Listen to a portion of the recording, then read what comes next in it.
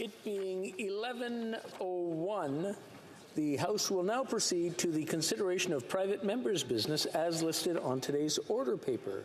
Orders of the day. Private members' business, resuming consideration at second reading of Bill C-281, the International Human Rights Act.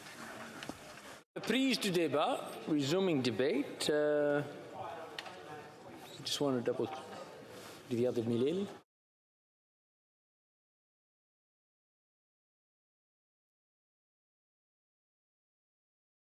Sure, we had it right and we weren't perfect. Good. Reprise du débat, l'honorable. Resuming debate.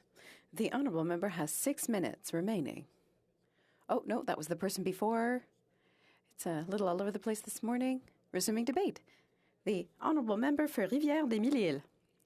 Thank you, Mr. Speaker. It's Monday for everyone. Now, Mr. Speaker, it's a pleasure for me to speak in this House on a subject of great importance, that of human rights, and that of the country's record and the government in this area. C-281 is a private member's bill proposed by the Conservative member for Northumberland Peterborough South. It is currently at second reading. Its full title, a little complex, is an act to amend the Department of Foreign Affairs Trade and Development Act, the Justice for Victims of Corrupt Foreign Officials Act, the Broadcasting Act, and the Prohibiting Cluster Munitions Act. With such a title, we see that Bill C-281 has distinct elements which substantially amend several bills. I want to say at the outset that the Bloc Québécois will support this bill. Its relevance is, in our eyes, beyond any doubt, especially when we talk about human rights. C-281 is intended to increase the transparency and accountability of the federal government with respect to human rights. To do so, it acts on several fronts. First, it proposes to impose certain reporting requirements on the Minister of Foreign Affairs with respect to international human rights. Second, it amends the Justice for Victims of Corrupt Foreign Officials Act, otherwise known as the Sergei Magnitsky Act. Third, it would prohibit granting, amending, or renewing a license for any broadcasting company influenced by an organization responsible for crimes against human beings, for example, genocide. Fourth, it amends the Cluster Munitions Prohibition Act to prohibit any investment in an entity that has violated certain provisions of that act. In this speech, given the scope of the bill, I would like to focus on the second point, which is amending the Victims of Corrupt Foreign Officials or Corrupt Foreign Leaders Act, known as the Magnitsky Act. The story behind this law is particularly tragic and interesting. Sergei Magnitsky was a lawyer from Moscow who uncovered the largest tax fraud in Russian history, a fraud which would have benefited President Putin personally. This whistleblower was imprisoned and tortured for nearly a year, and he died as a result of this abuse on November 16, 2009. No investigation worthy of the name was conducted by Russian authorities into the detention, torture, and death of Sergei Magnitsky. The individuals responsible have never been brought to justice. In what can only be described as a farcical development, the Russian state held a posthumous trial in which Magnitsky was found guilty of the fraud he had exposed to the entire world. In subsequent years, the United States, the European Parliament, the United Kingdom, the Netherlands, Italy, and Poland have passed laws and motions condemning the mistreatment of this Russian whistleblower. Canada followed suit in 2017 with its own Magnitsky Act. It essentially provides for restrictive measures to be taken against foreigners responsible for serious violations of internationally recognized human rights. Where SU T81 makes a relevant amendment to the Magnitsky Act is it requires the Minister of Foreign Affairs to respond within 40 days or any other period as established by a committee to any report submitted by a parliamentary committee recommending the imposition of sanctions against a foreign national under the Act. The minister's reply would be made public and respond to the committee's recommendations, including whether an order in council or a regulation will be made and the reasons for the decision. In short, C-281 will increase the transparency and accountability of government decisions regarding the Magnitsky Act. For example, imagine if we discovered the identity of Iranian officials directly involved in the arrest, torture, and murder of young Mahsa Amini. Imagine if we learned that some of these officials, these executioners, had assets in Canada, property, bank accounts, and so on. A parliamentary committee with this legislation would be able to recommend that these individuals' assets be frozen and ask the government to respond to this recommendation within, say, 2 weeks. This bill would require the Minister of Foreign Affairs to provide a full and public response to the recommendation within that time frame. In a case involving Iran, I have no doubt the government would take the necessary enforcement action. After all, elected members of this House have, on more than one occasion, shown their support for Mahsa Amini's relatives and condemned the Iranian government for this crime. So it flows completely logically, in my opinion. There are, however, instances where a government may not want to take a position on a human rights issue, might not want to make public a decision on an issue involving the Magnitsky Act. I have no doubt of this. I'm thinking of anything involving China and Saudi Arabia. For China, it could be out of fear or even weakness. For Saudi Arabia, it could be out of concern for preserving an alliance that benefits Canadian arms dealers. Both countries are rogue states. We know it when it comes to human rights. They deserve sanctions that Canada could impose on their nationals involved in serious human rights violations. We also need only think of the genocide being committed against the Uyghur minority in Xinjiang. We need only think of the terrible fate of Raif Badawi in Saudi Arabia, or even the journalist Jamal Khashoggi, brutally murdered in 2018, presumably on the orders of the Crown Prince. We also have only to think of what has been committed by Vladimir Putin's regime of terror against his opponents and critics time after time. In my view, C-281 is relevant because it gives more power to Parliament through its committees. Fundamentally, in my opinion, this bill would reinforce our democracy.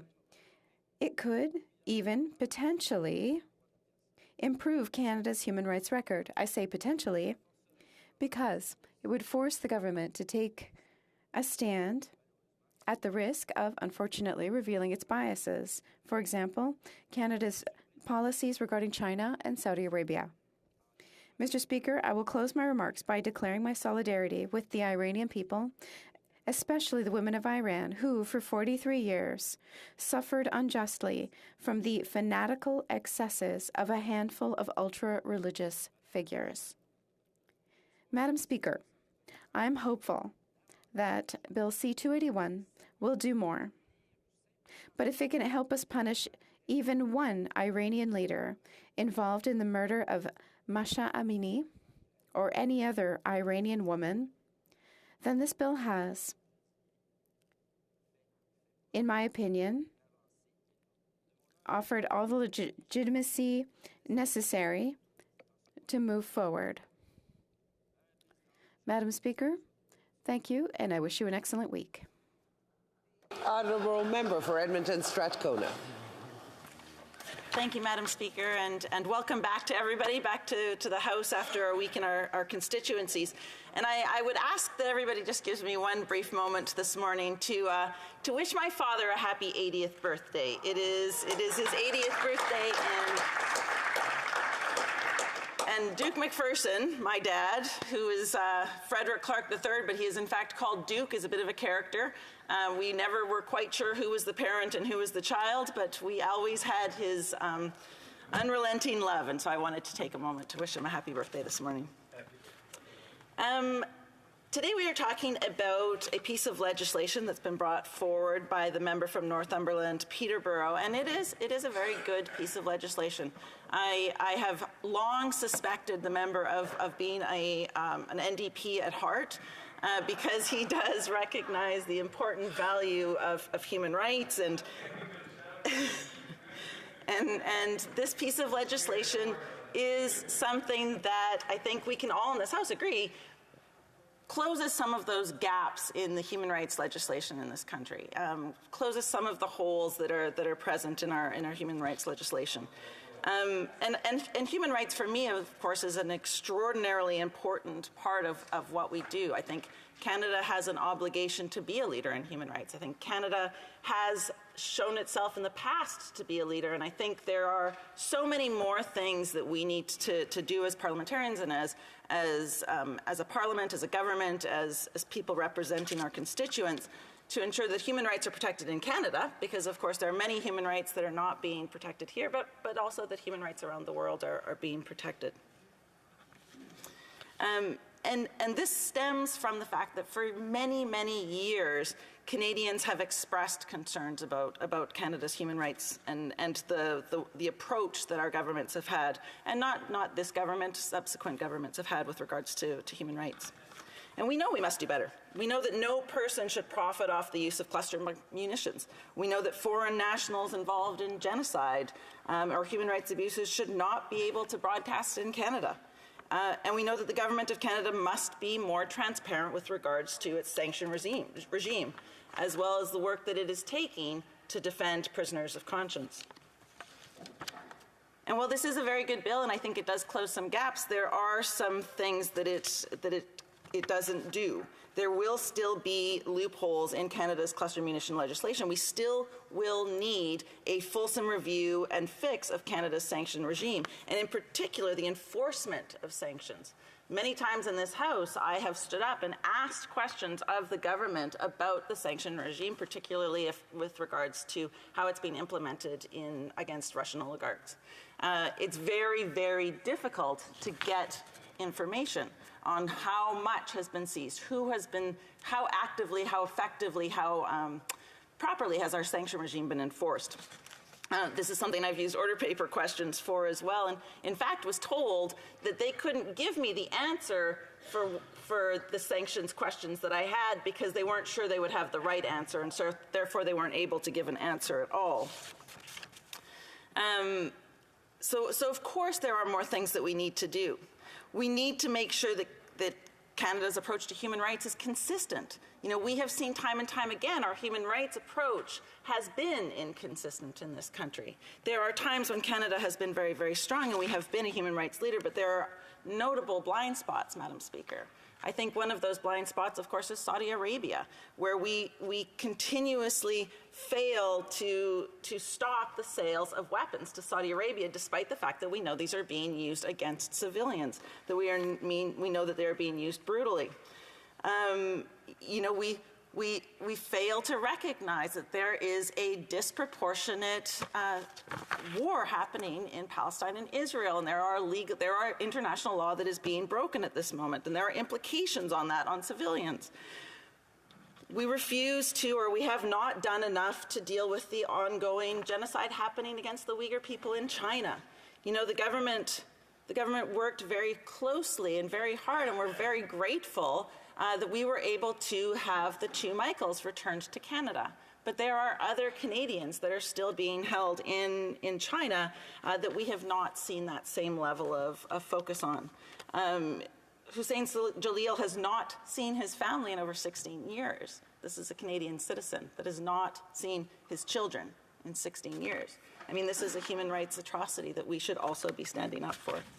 And of course, a personal issue that I've taken up with my Bill 263 is with regards to our Canadian mining and extractive industries around the world, and how they are very much, we are not applying that same human rights lens to mining companies around the world that we do to other industries that we do in other places. So I think, ensuring that people in Latin America, in South Asia, in Africa are protected from the environmental and human rights abuses caused by Canadian mining companies is very, very important.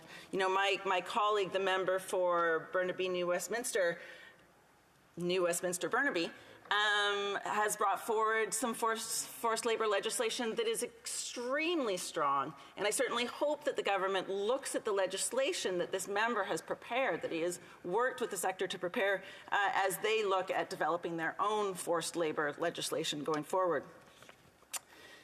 So those are some of those gaps that we see in our human rights response. Those are some of those gaps that we see in Canada's response that I think it's vital that we close. With regards to this bill, I think that, the idea of requiring the minister to publish an annual report that would outline the measures the minister has taken to advance human rights internationally as part of Canada's foreign policy is an excellent idea. We should probably already have that. It's an important step that will shed light on the government's priorities and give us more information about what we need to do to push them harder to do the right thing. However, I do have a couple concerns. One is that Canada needs an international human rights action strategy. If we had that, then there would be something clear and concrete against which we would measure this proposed report. We want to see this government produce an action plan that would then lead to an annual report. So what are you going to do? Have you done it? That response mechanism so that we can actually keep that in place. In addition, I think the bill requires that the government produce a list of prisoners of conscience for whose release the government of Canada is actively working. Of course, this is an excellent step, and I'm very thankful to the member for bringing this forward. It does give us some transparency and some accountability. However, there is no international legal definition of a prisoner of conscience, and this could also mean that some folks deserving of our attention would not be included on this list. So, for example, could we use a term such as prisoners detained in contravention of human rights legal standards or legislation standards? Even just recently we have seen, for example, there is an individual, Dong Guanping, who has, his family is Canadian. They are in Canada. They have no idea where he is. They have no idea. He went missing in Vietnam. We don't know where this gentleman is, and Canada can do more to be working on that and helping people like him find their way to Canada. Moreover, we do have a concern that the public list of this kind may not provide the needed nuance or subtlety that Canada needs to employ in delicate cases. So should a name not be on the list, does that mean that Canada is not working for that person? We would propose then that there would be a meaningful plan of action and a set of guidelines for prisoners that would ensure greater consistency and transparency and accountability to families and civil society. We need something more useful than the list. An actual change in behavior from the Canadian government is, I think, something that we would certainly be proposing.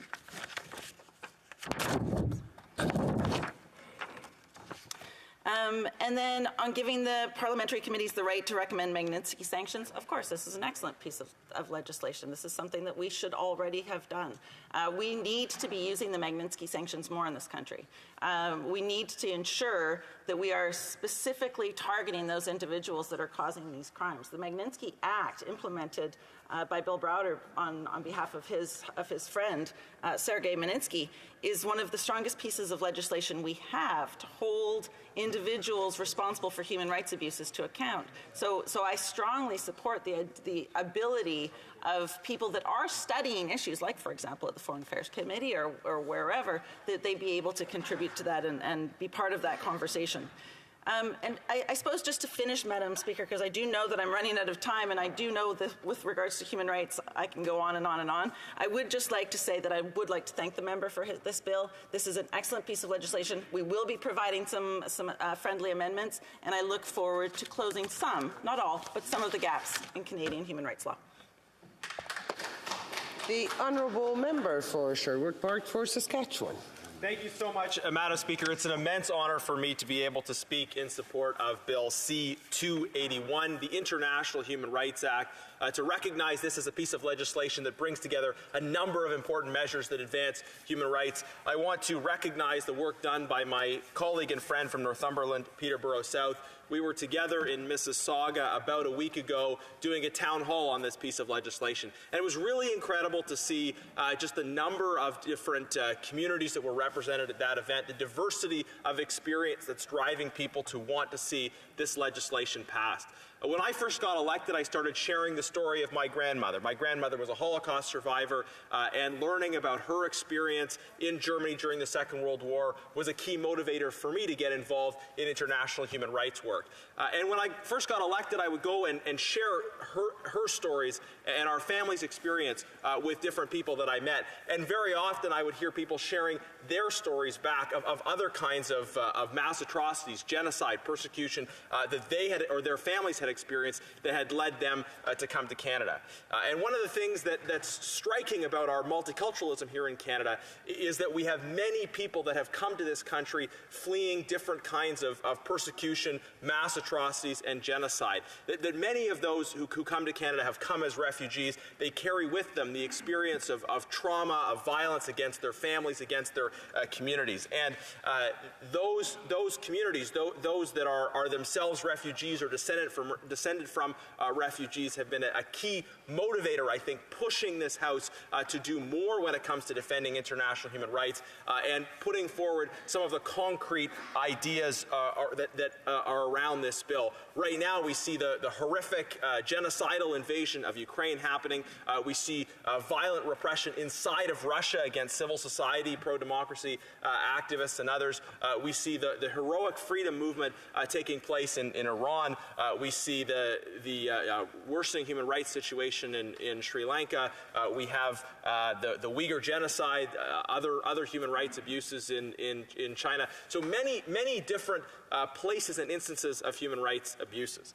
But this piece of legislation does not name specific countries. It's not about addressing individual human rights issues sort of as one-offs. It's rather about changing the framework in terms of the way the Government of Canada approaches human rights, putting in place a framework that will push the government always to be prioritizing human rights in its foreign policy, to do that not just today but into the future, and to do that not just in the relation to particular hotspots we see, but to do that in general in every case. This bill is called the International Human Rights Act.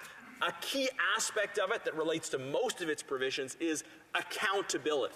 I would say this is legislation that establishes accountability around human rights, and in two principal ways. It forces the Government of Canada to be more accountable to Parliament and to parliamentary committees when it comes to human rights, and it also seeks to hold perpetrators of human rights violations accountable for those actions. So let's start by talking about the aspect of holding the government accountable. And do I have criticisms of this government today's approach to human rights? Yes, I do.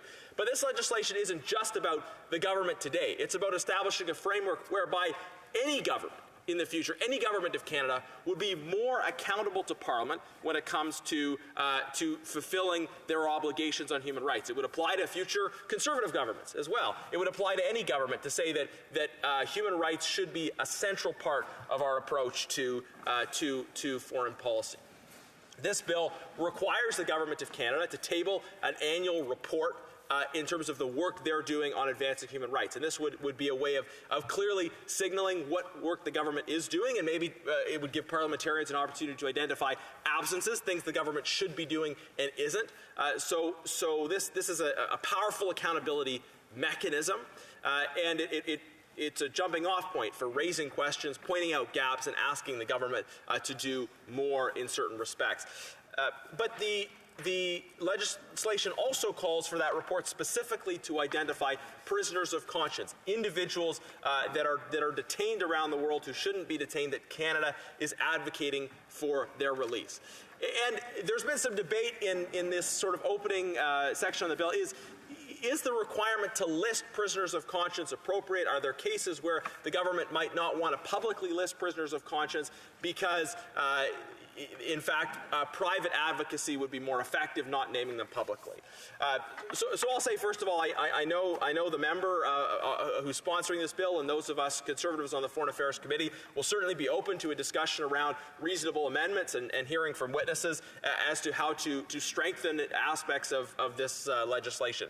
But I will say that any exception to the public naming of prisoners of conscience should be clearly circumscribed and sufficiently narrow, because what we hear overwhelmingly from people that have been detained, from their family members and advocates, is that bringing more attention to these cases is virtually always helpful. That when we say the names, when we talk about Hussein Khalil, for example, that when we bring more attention to these cases, that it is something that their families and their advocates want us to be doing, to highlight the fact that they're arbitrarily detained, to ensure that they aren't forgotten, and to put through saying their names, through speaking out about their cases, through calling for their releases, that we bring more attention and more pressure to that call for their relief. Now, may there be exceptions? Sure, and we should talk about as a committee how to refine those cases. But it shouldn't be carte blanche for the government just to not list names that maybe for some strategic foreign policy reason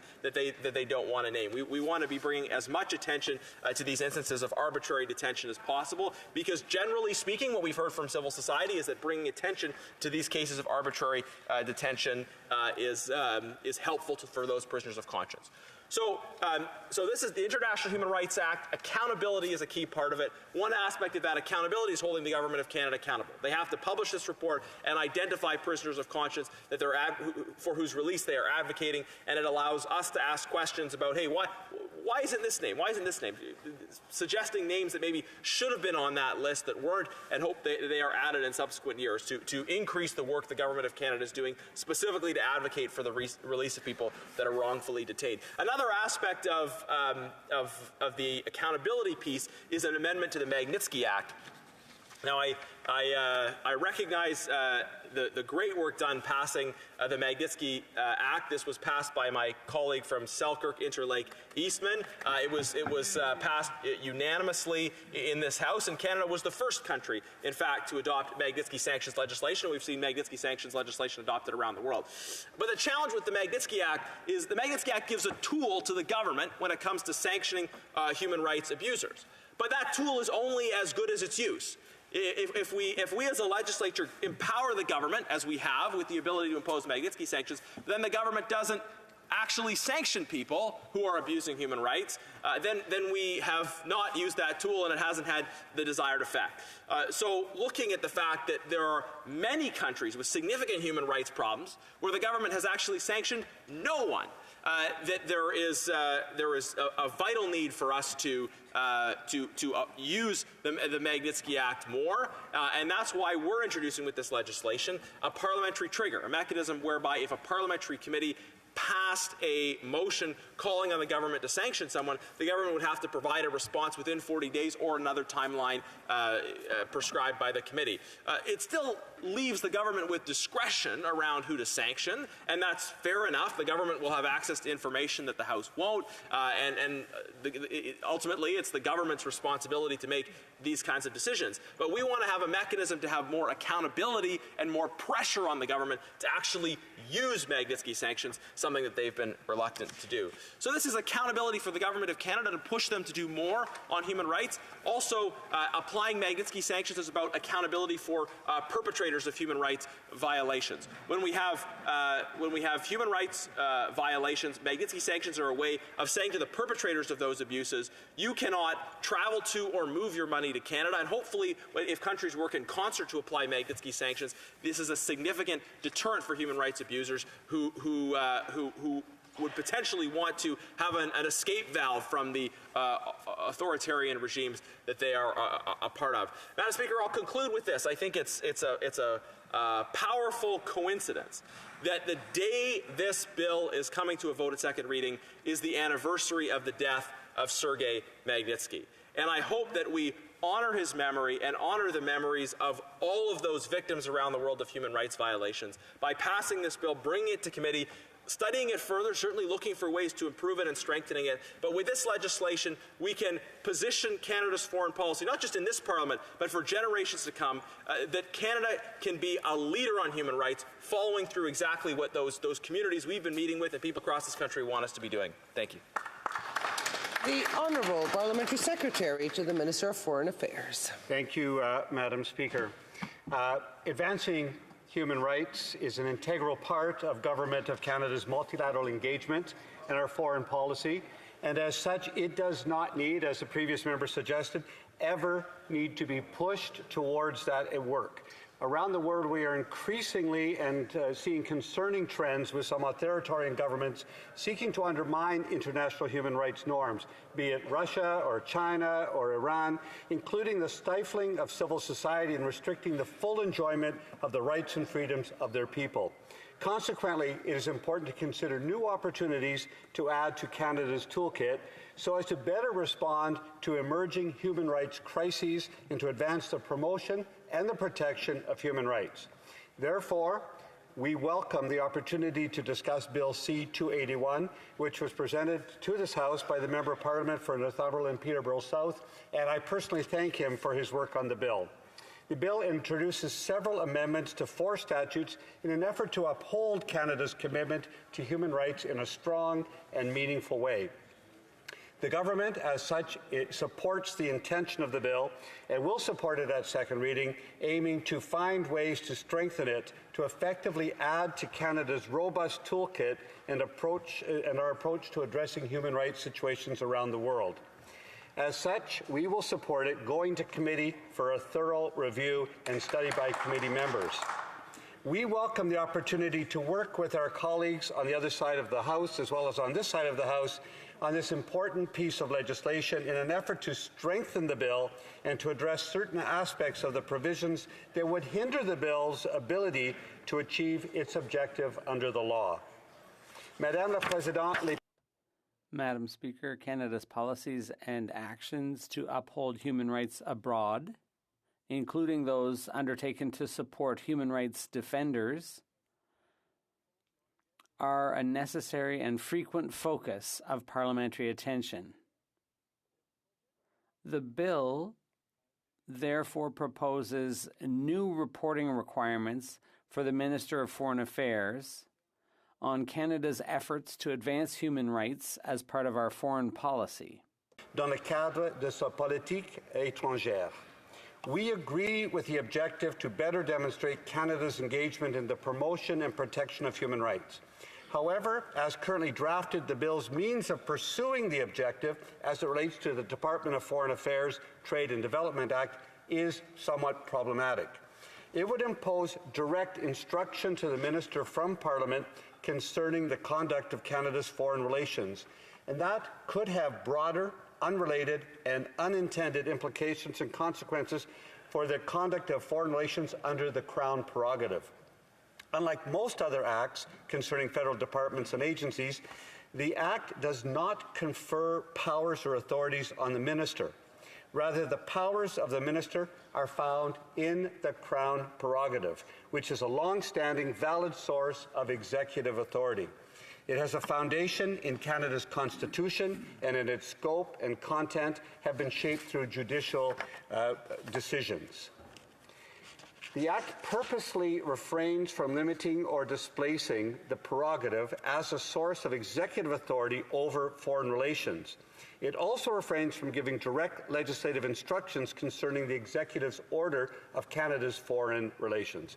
Over the years, this approach has maintained the flexibility needed by the government, no matter which party is in power, to adequately manage and balance the complexities of foreign relations in an evolving world.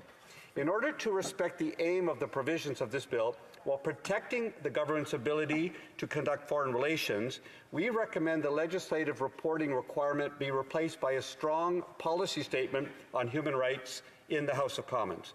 This statement could commit to the development of a human rights report that speaks to the ways Canada advances respect for human rights abroad, including our efforts to support the vital work of human rights defenders.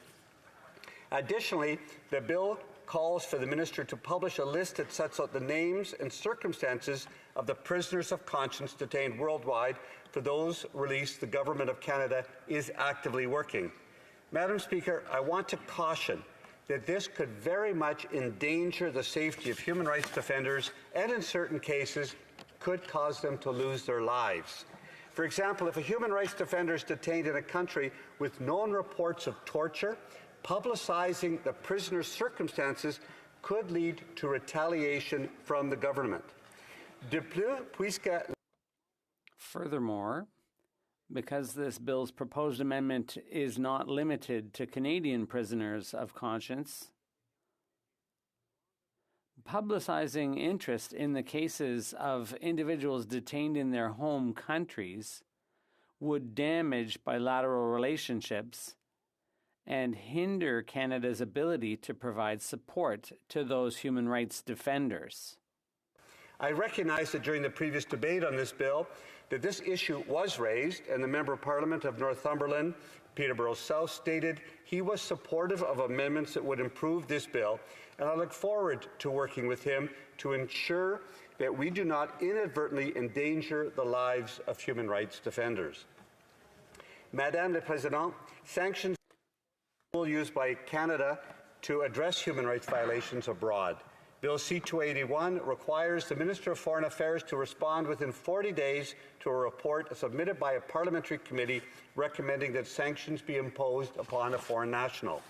The Government of Canada takes the imposition of sanctions very seriously and has used the Magnitsky Act and the other acts for sanctions extremely judiciously but proactively. Evaluating the feasibility and appropriateness of pursuing sanctions in response to a specific situation requires thorough and significant due diligence under the acts which govern them, including consultation, policy, and legal analysis. The bill's proposed 40-day response period would be an entirely new reporting requirement for the minister, and it conflicts with standard practices for government responses to standing committees, which are 120 days for the House of Commons, 150 days for the Senate. Furthermore, I would presuppose Cabinet and Governor and Council approval and risk them. It would presuppose Cabinet and Governor and Council approval and risk the measures being made ineffective. Madam Speaker, publicly announcing sanctions before they enter into force would effectively notify the targeted individual and, by result, allow them to rapidly move their assets outside of Canada, which no one in this House would want to do. Finally, a public announcement of this nature would make it more difficult for Canada to coordinate our sanctions with our allies.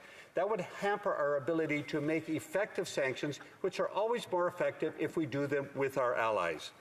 We therefore recommend adjusting the minister's response so that it acknowledges the committee's recommendation and commits to its consideration while ensuring that it aligns with current standard parliamentary response practices, protects Canada's judicious approach towards the imposition of sanctions, and meets the objective and intention set out in the bill. Madam Speaker, with respect to cluster munitions, they pose an immediate threat to individuals around the world who live in conflict and post-conflict zones. In 2015, Canada ratified the Convention on Cluster Munitions and is fully compliant with the treaty. Canada implements its obligations to the treaty through the Prohibiting Cluster Munitions Act. We welcome the prohibitions to direct investment introduced in this bill, which would make it explicitly clear that it is illegal for Canadians to invest in cluster munitions. However, the bill's prohibitions to indirect investments pose challenges to enforcement, as it would potentially criminalize indirect investors, such as mutual fund holders, who may be unaware of what investments they hold. Lastly, Madame la Présidente, les médias constituent une véhicule. The media serves as an important vehicle for the transmission of ideas, including the promotion of human rights. Bill C-281 recognizes this important role by prohibiting the issuance, amendment, or renewal of broadcasting licenses to broadcasters that are vulnerable to influence by particular foreign nationals or entities of concern. This includes those who have committed genocide as recognized by the House of Commons or the Senate, or who are identified under the Sergei Magnitsky Law or the Special Economic Measures Act. And we welcome the opportunity to add clarity through a thorough discussion at committee of this bill. In closing, Madam Speaker, this bill is a forward-looking effort, and we thank the member, to strengthen Canada's engagement on human rights both at home and abroad. We thank the member for Northumberland, Peterborough, South Peterborough for his work, and we look forward to working with him at committee to strengthen it. Oui, on doit reprendre le débat, l'honorable député David. Resuming debate, the honourable member for Avignon-Matisse-Matin.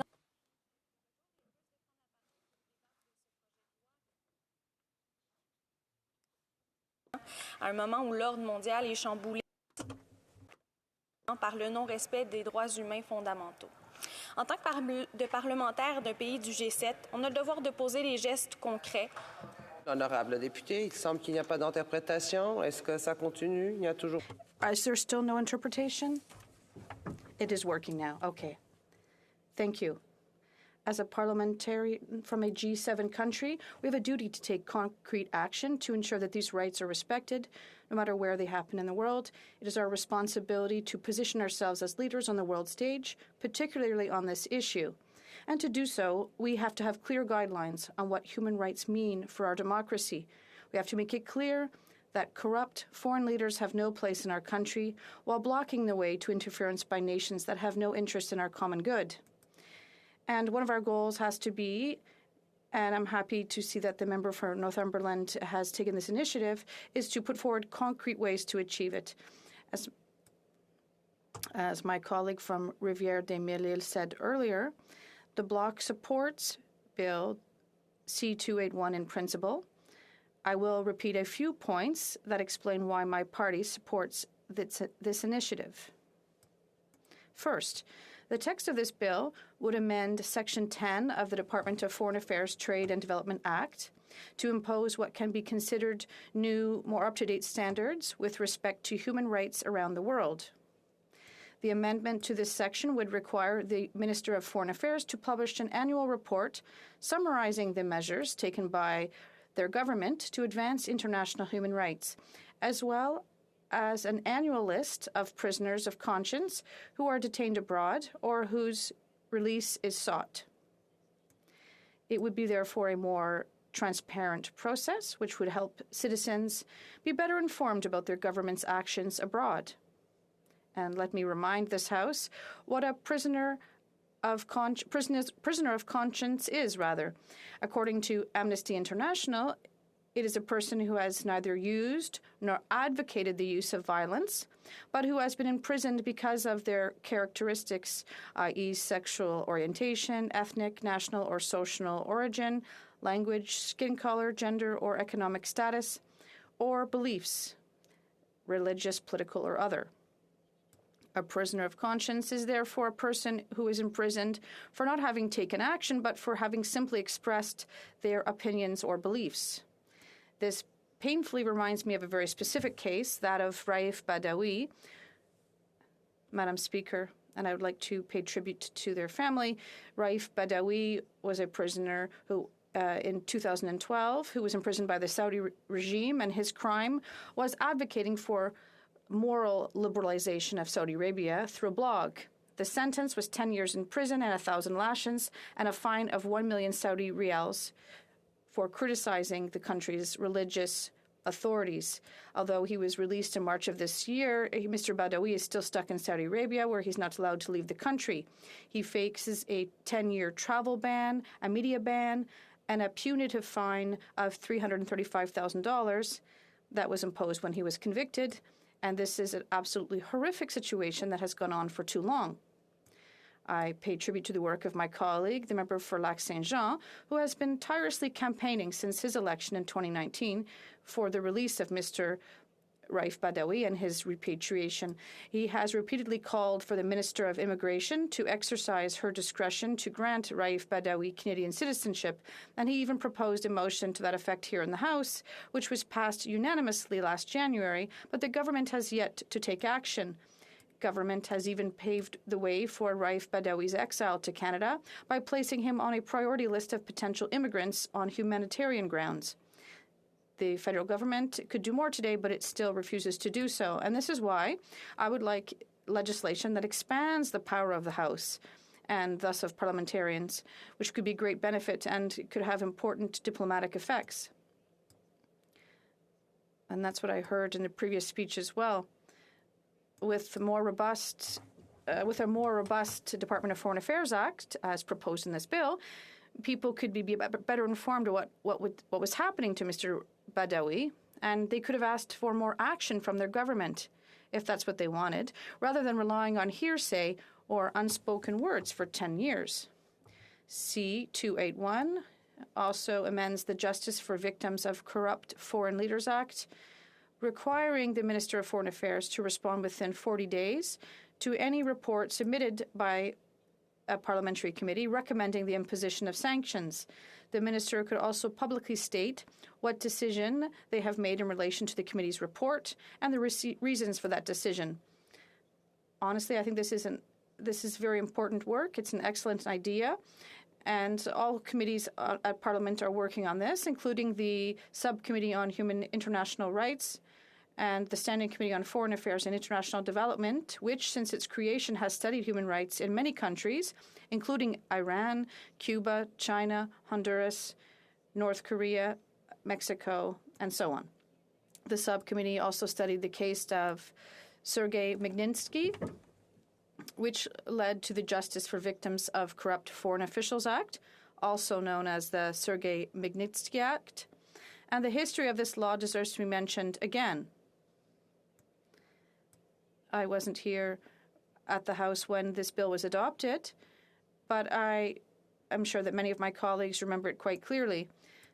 British-American multi-millionaire Bill Browder was the head of a major foreign investment fund in Russia until his company was the target of one of the biggest frauds in Russian history. Expelled from Russia for criticizing corruption, Mr. Browder handed over the reins of his company to his lawyer, Magnitsky. Shortly after his departure, however, police seized everything in his office and the financier was stripped of his company.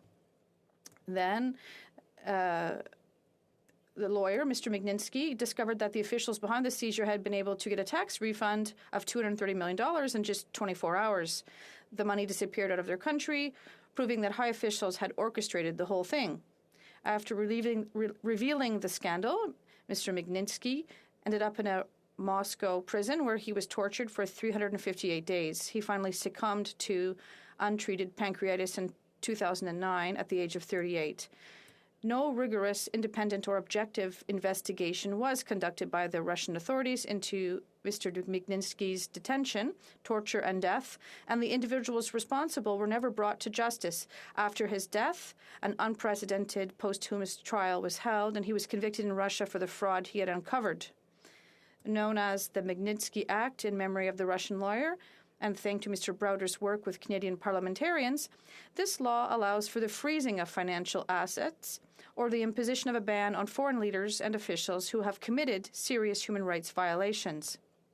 Strengthening this law, as C-281 has just done, and holding the Minister of Foreign Affairs more accountable, is of the utmost importance for people who often feel that they're merely half-informed spectators about foreign affairs issues that affect us in some way. Therefore, this would be a step forward that I welcome. The Broadcasting Act would also be amended to prohibit the granting, amendment, or renewal of a license to any broadcasting body that is vulnerable to the influence of a foreign entity that has committed wrongdoing in the eyes of the House, the Senate, or both houses, including potential genocidal acts. And this is an important change, one that would give a lot of power to parliamentarians again, but one that could make a real difference in the way some of us fight for human rights. As my colleague from Lac Saint Jean. I'm thinking again of him. He's leading a fierce fight to have Canada recognize the genocide of the Uyghur people that is taking place in China right now. He has campaigned in vain to have the Beijing Olympics cancelled out of respect for those who are being subject to such atrocities. And finally, I'd like to say a word about the amendment to the Cluster Munitions Prohibition Act proposed in Bill C-281, which would broaden the group of people covered by the restrictions of this act to include any person or company that has a financial interest in a group or person that has committed, aided, or abetted a third party in committing an act that is reprehensible under the current law. And to say this, I would like to say that finally Canada is party to the 2018 Dublin Convention on Cluster Munitions, but not all countries are. The U.S., Russia, and China are amongst the few countries that have not yet ratified this agreement. So I think this is a step in the right direction for a safer world, like the whole bill. The principle is clearly supported by my political party. Thank you very much, Madam Speaker. The honourable member for Selkirk Interlake Eastman. Thank you, Madam Chair and Madam Speaker. And I'm proud to be able to stand today and speak to Bill C-281, the International Human Rights Act. I want to thank the member from Northumberland, Peterborough South, for bringing forward this important piece of legislation. That actually amends legislation that I introduced in the House here back in 2018, Bill S-226, and of course my partner in crime over in the Senate was at that time Senator Raynell Andrechuk, who worked very hard on this bill. Her and I had numerous meetings with the government to the point where we had unanimous consent on this bill. And this legislation that we're debating today actually reintroduces some of the changes that we tried to have in the earlier iterations of Bill S-226. Now, we have to make sure that everybody understands that why we use Magnitsky sanctions is to move in lockstep with our allies. And so when the parliamentary secretary says that we want to have a coordinated response with our allies, well, guess what? Our allies, whether it's the European Union, the United Kingdom, the United States, or Australia, all are sanctioning using Magnitsky sanctions. Unfortunately, this government hasn't used Magnitsky sanctions since 2018. All the sanctions that we've seen that have been brought against some of the corrupt foreign officials and gross human rights violators that we're seeing today in the war in Ukraine and what Russia has been doing with their kleptocracy has all been under the Special Economic Measures Act. And we know, Madam Speaker, that that doesn't have the same teeth or the accountability built into it as the Magnitsky Law itself. So having Parliament provide a mechanism to put names on a list to present to the government through parliamentary committees at either the Senate or the House Foreign Affairs Committees provides more accountability, more debate, and more discussion why certain names should be added to the list. And I can tell you this, Madam Speaker, that, I've been working with numerous communities for years on trying to get more of these gross human rights violators and corrupt foreign officials on the list. We've submitted names to the Department of Foreign Affairs and Department of Justice, and we have not seen any of those names end up on any sanctions list, either CIMA or Magnitsky Law. And I can tell you that the Vietnamese community, the Cambodian community, Falun Gong practitioners have dozens of names of people where they have proven that they have committed gross human rights violations against citizens in those countries, and yet the government sits idle.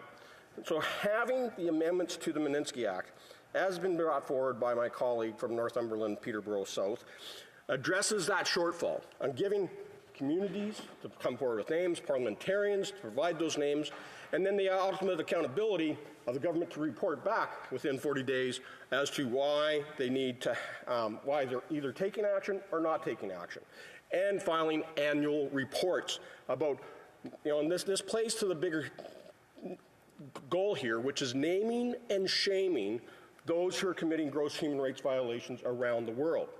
So, Madam Speaker, we have to make sure we move forward with this legislation. And I'm glad to see that we are getting to the point of probably unanimous consent and seeing this get to committee.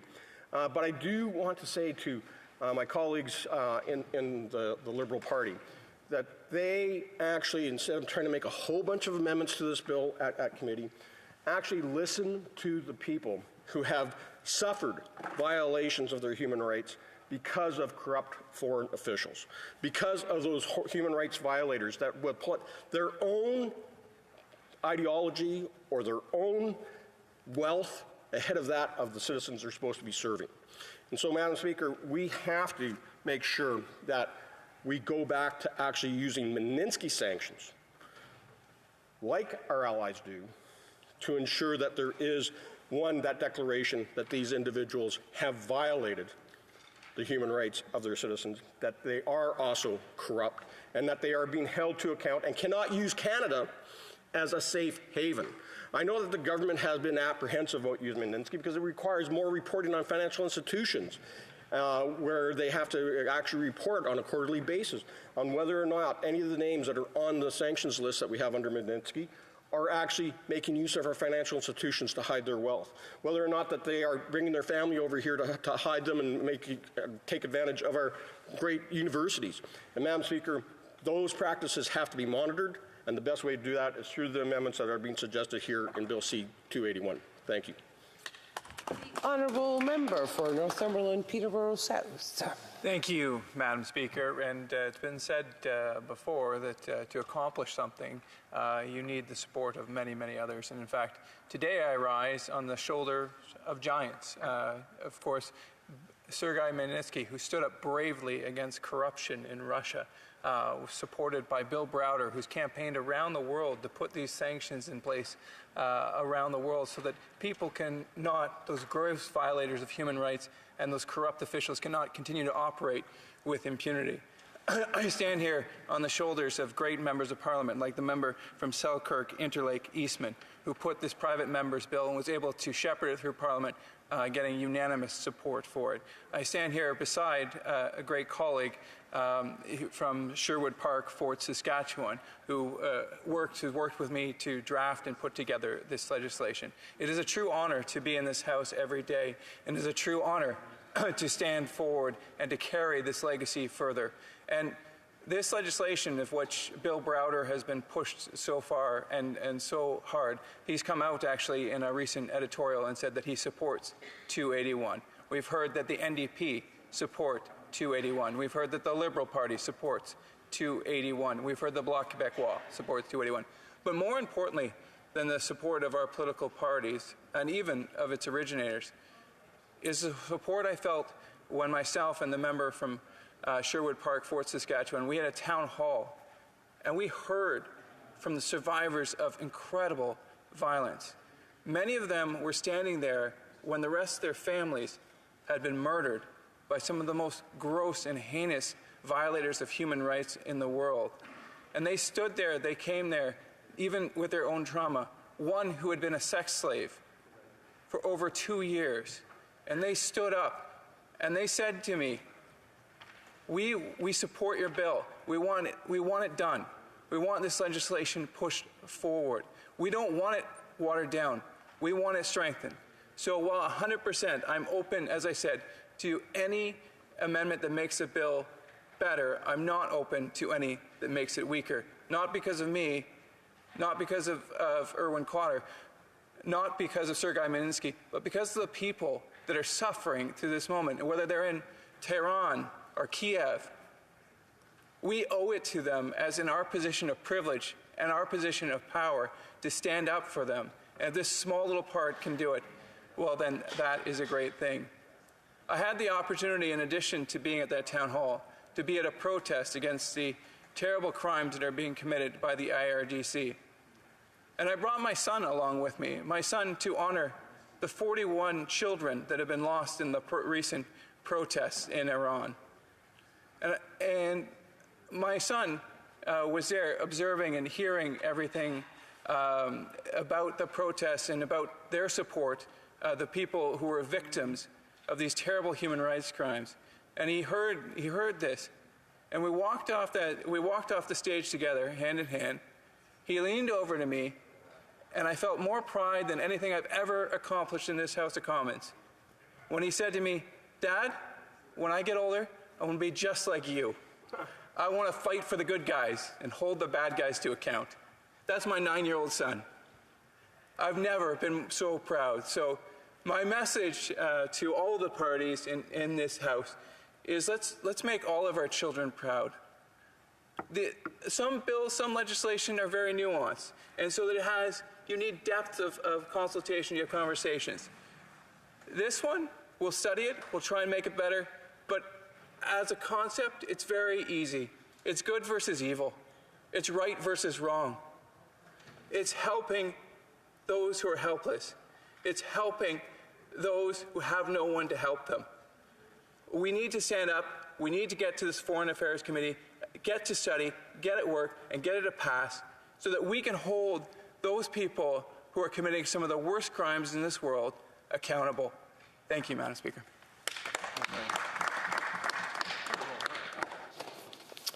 The question is as follows. Mr. Lawrence, seconded by Mr. Ruff, moved that Bill C-281, an act to amend the Department of Foreign Affairs Trade and Development Act, the Justice for Victims of Corrupt Foreign Officials Act, Sergei Magnitsky Law, the Broadcasting Act, and the Prohibiting Cluster Munitions Act be now read a second time and referred to the Standing Committee on Foreign Affairs and International Development. Si un député d'en part- If a member of a recognized party present in the House wishes to request a recorded division, or that the motion be adopted on division, I would invite them to rise and indicate it to the chair.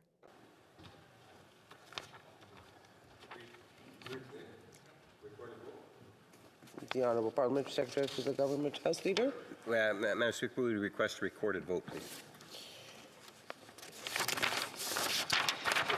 Pursuant to order made on Thursday, June 23, 2022, the division stands deferred until Wednesday, November 16, 2022, at the expiry of the time provided for oral questions. Orders of the day. Government business, consideration of motion 22, extension of sitting hours and conduct of extended proceedings, first time debated.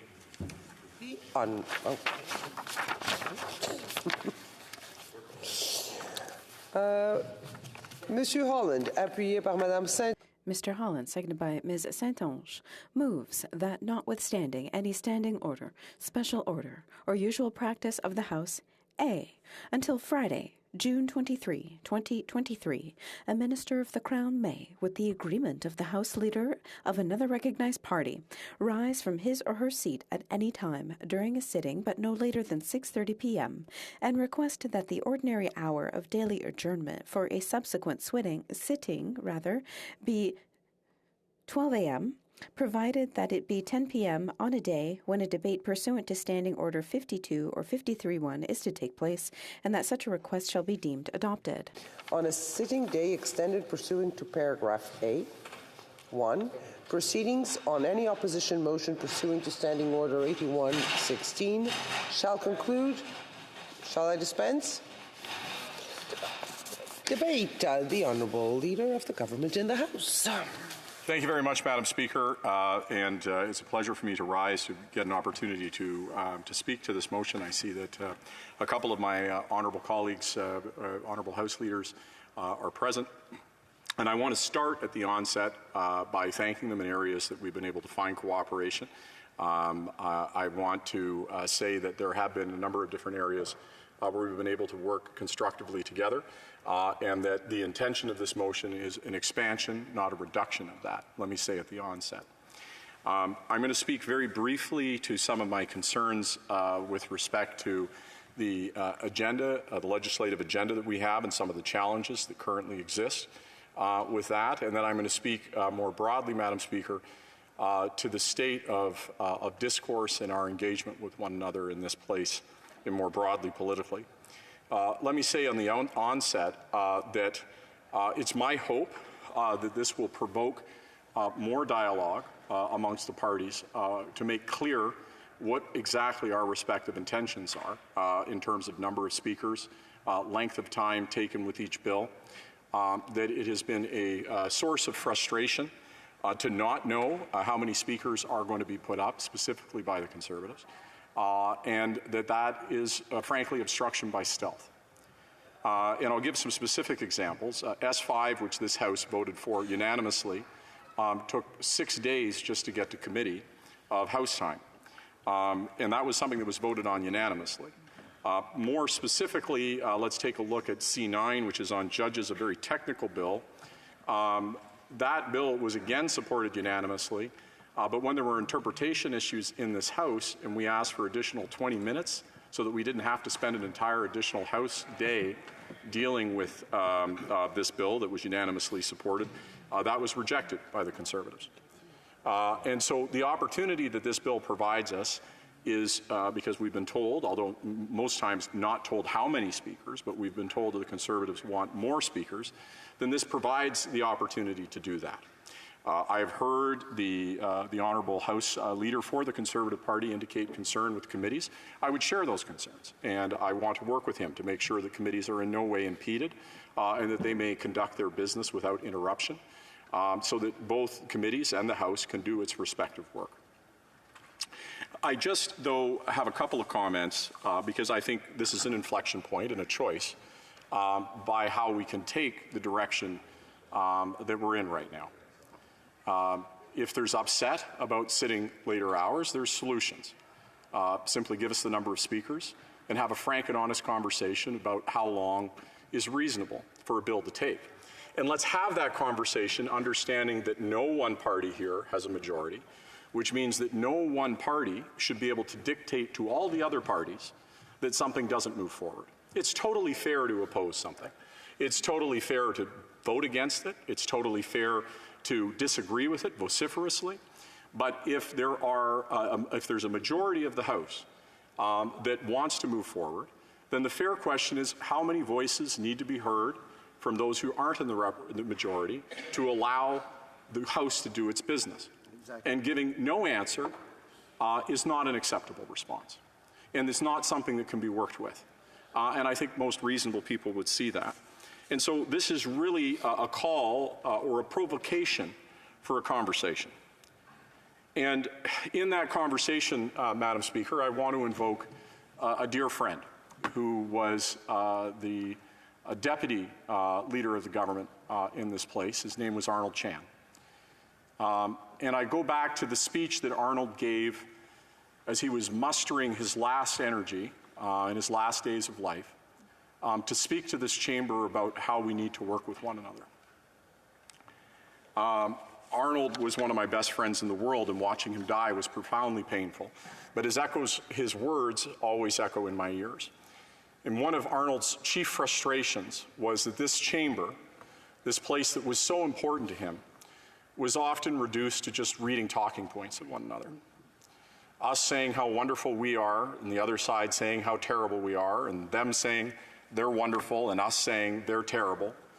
And of course, in that back and forth, the truth of the situation and the difficulty of what we're going through is lost.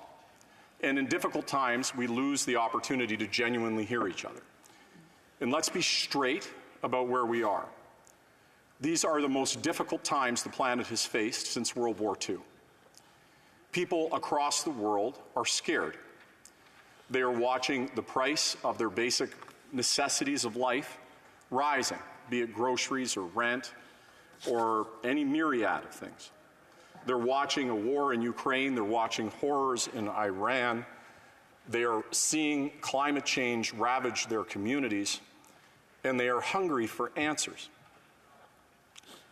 And the truth is, in really hard times, that often we don't know all the answers. In fact, if any one of us was to stand in this House and say we know what the world is going to be in 6 months, we would be lying. We live in incredibly turbulent times. It used to be that revolutions and changes, and I'm looking forward to hearing the Honourable House Leader's speech soon. We live in a time where I think we have to be straight with each other about what those hard things are and what the solutions are. I really love New Orleans, Madam Speaker. I had the opportunity to go down there, and sometimes it's easier in another country to reflect on the state of their politics than it is on your own. But when I had an opportunity to talk to a young lady in a store about who was black, about the state of being black in America, and how unjust it was, and how hopeless she felt, she didn't think that anybody was really speaking truthfully about the situation that she was facing and that her community was facing. And it makes me think of the people that are suffering that we represent on both sides of the aisle, who are suffering in so many different ways, suffering that we don't always have the answer to. Whether or not it's somebody who walks into our office who's finding that they can't afford to pay rent, or somebody who walks into our office who is facing a horror of some unimaginable terror that's happening in another part of the world. And when we look at them and try to give them compassion and answers, too often, I think we all, and I will own this, have been prone to exaggeration, have been prone to having more solutions than we actually have. But what we do in that exaggeration on both sides is allow them to think that we don't really see the picture for what it is. And I'll give you a very specific example. On that same trip, when I walked into Studio B, it's an art gallery of black artists who are talking about, again, the experience of being black and the terrors they've faced. It was a deeply uncomfortable experience for me. It's not my country, and a lot of the horrors that were being written about are not happening to our citizens. But the injustice that's been visited upon black people in our own country is very hard to look at. And it's very hard to have a response to. But that place met all of that injustice with such love and compassion and truth and forgiveness that I think it calls all of us to do the same. We can yell at each other. We can deride each other. But there are old lessons that are being forgotten in that. You know, when we look at old wisdom from something like the Lord's Prayer, something that all of us have said so many times. Forgive us our trespasses as we forgive those who trespass against us. And let's think about that as a covenant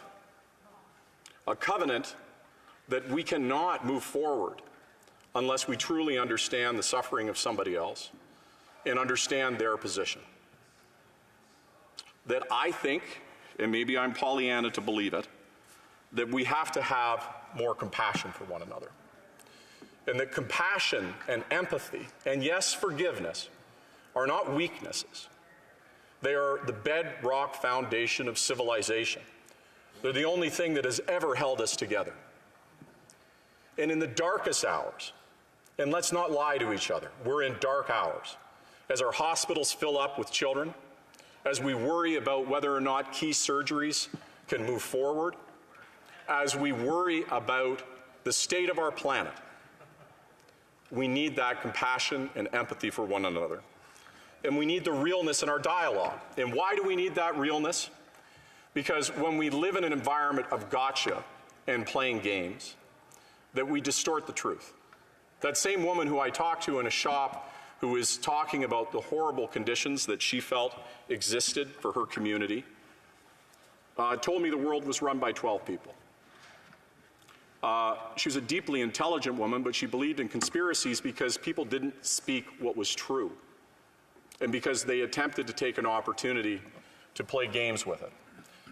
And I look at the Honourable House Leader for the Conservatives, who is laughing right now, and I say to him, exactly, I proclaim I have been a hypocrite. And I say it that when I was in opposition, the tone that I used and the way that I asked questions could have been different. I think often I ask the right questions in the wrong way.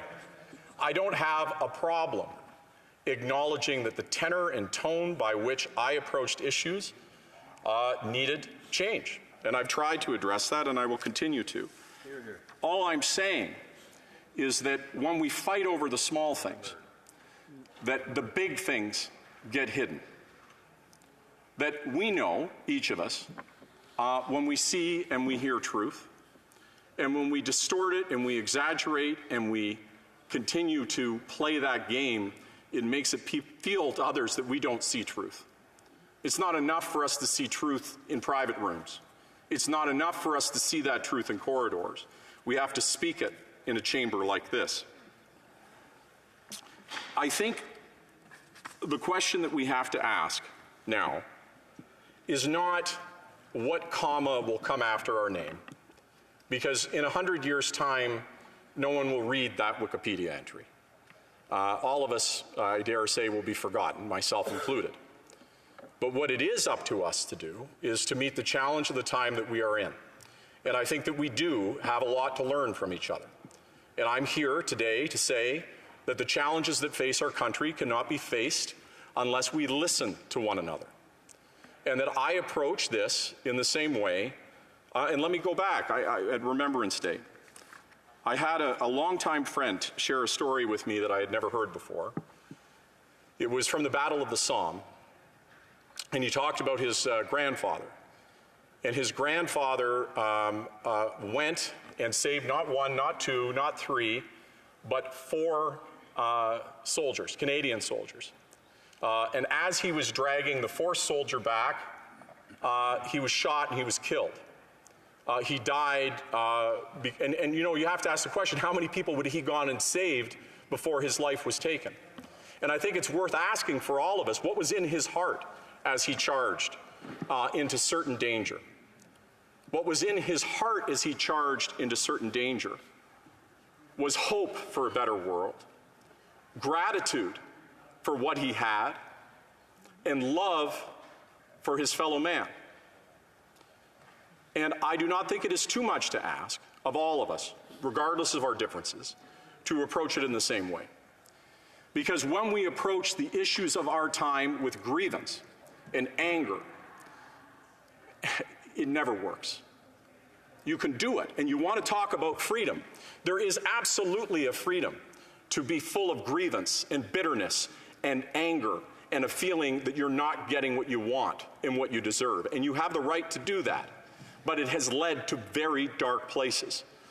I would submit that true freedom, actual freedom, is the ability to speak truth, yes, but also to hear truth, to be truly as you are. Because evil does not hide in self-expression. Evil hides in the denial of truth. And we are facing forces that would rip apart our democracies. And that is no exaggeration. If we are serious about saving liberal democracy, then I think it's time we return to the principles of the Enlightenment. And in the Enlightenment, the key insight, the key and most powerful insight, was the acknowledgement of what we do not know and the courage to use science and data to find out what is true. So I think in this chamber, if we can come to the problems of our day, meeting the enormous difficulties that we have, being honest about the challenges that are in front of us, and being truthful about what the solutions might be, that we can be worthy of the incredible honor we have of putting us in this chamber. And that I would submit the only way forward in this time is for us to figure it out. Because if we can't figure it out in this chamber, if we can't build a bridge to one another in our differences here in this chamber, then how can we expect the country to heal? How can we expect that our neighbors are going to be able to find that bridge? And I'll end on this note, which is that, you know, as we think of Remembrance Day and we think of battles fought against Nazis and other evil regimes, that the battle that we fight today is not across a trench or an ocean. It is not through barbed wire. It is in our own hearts. I had a conversation with a wonderful fellow. It didn't have anything to do with politics. I met him out in Kitchener. He runs a grocery store called Dutchie's. His name is Mike. And he has the courage. He said, you know, a $7 head of lettuce, it used to be that when you'd see something that ridiculous, that you would go out and you create a new business and you can make a huge profit selling it at $5 or $4. But he says people are tired.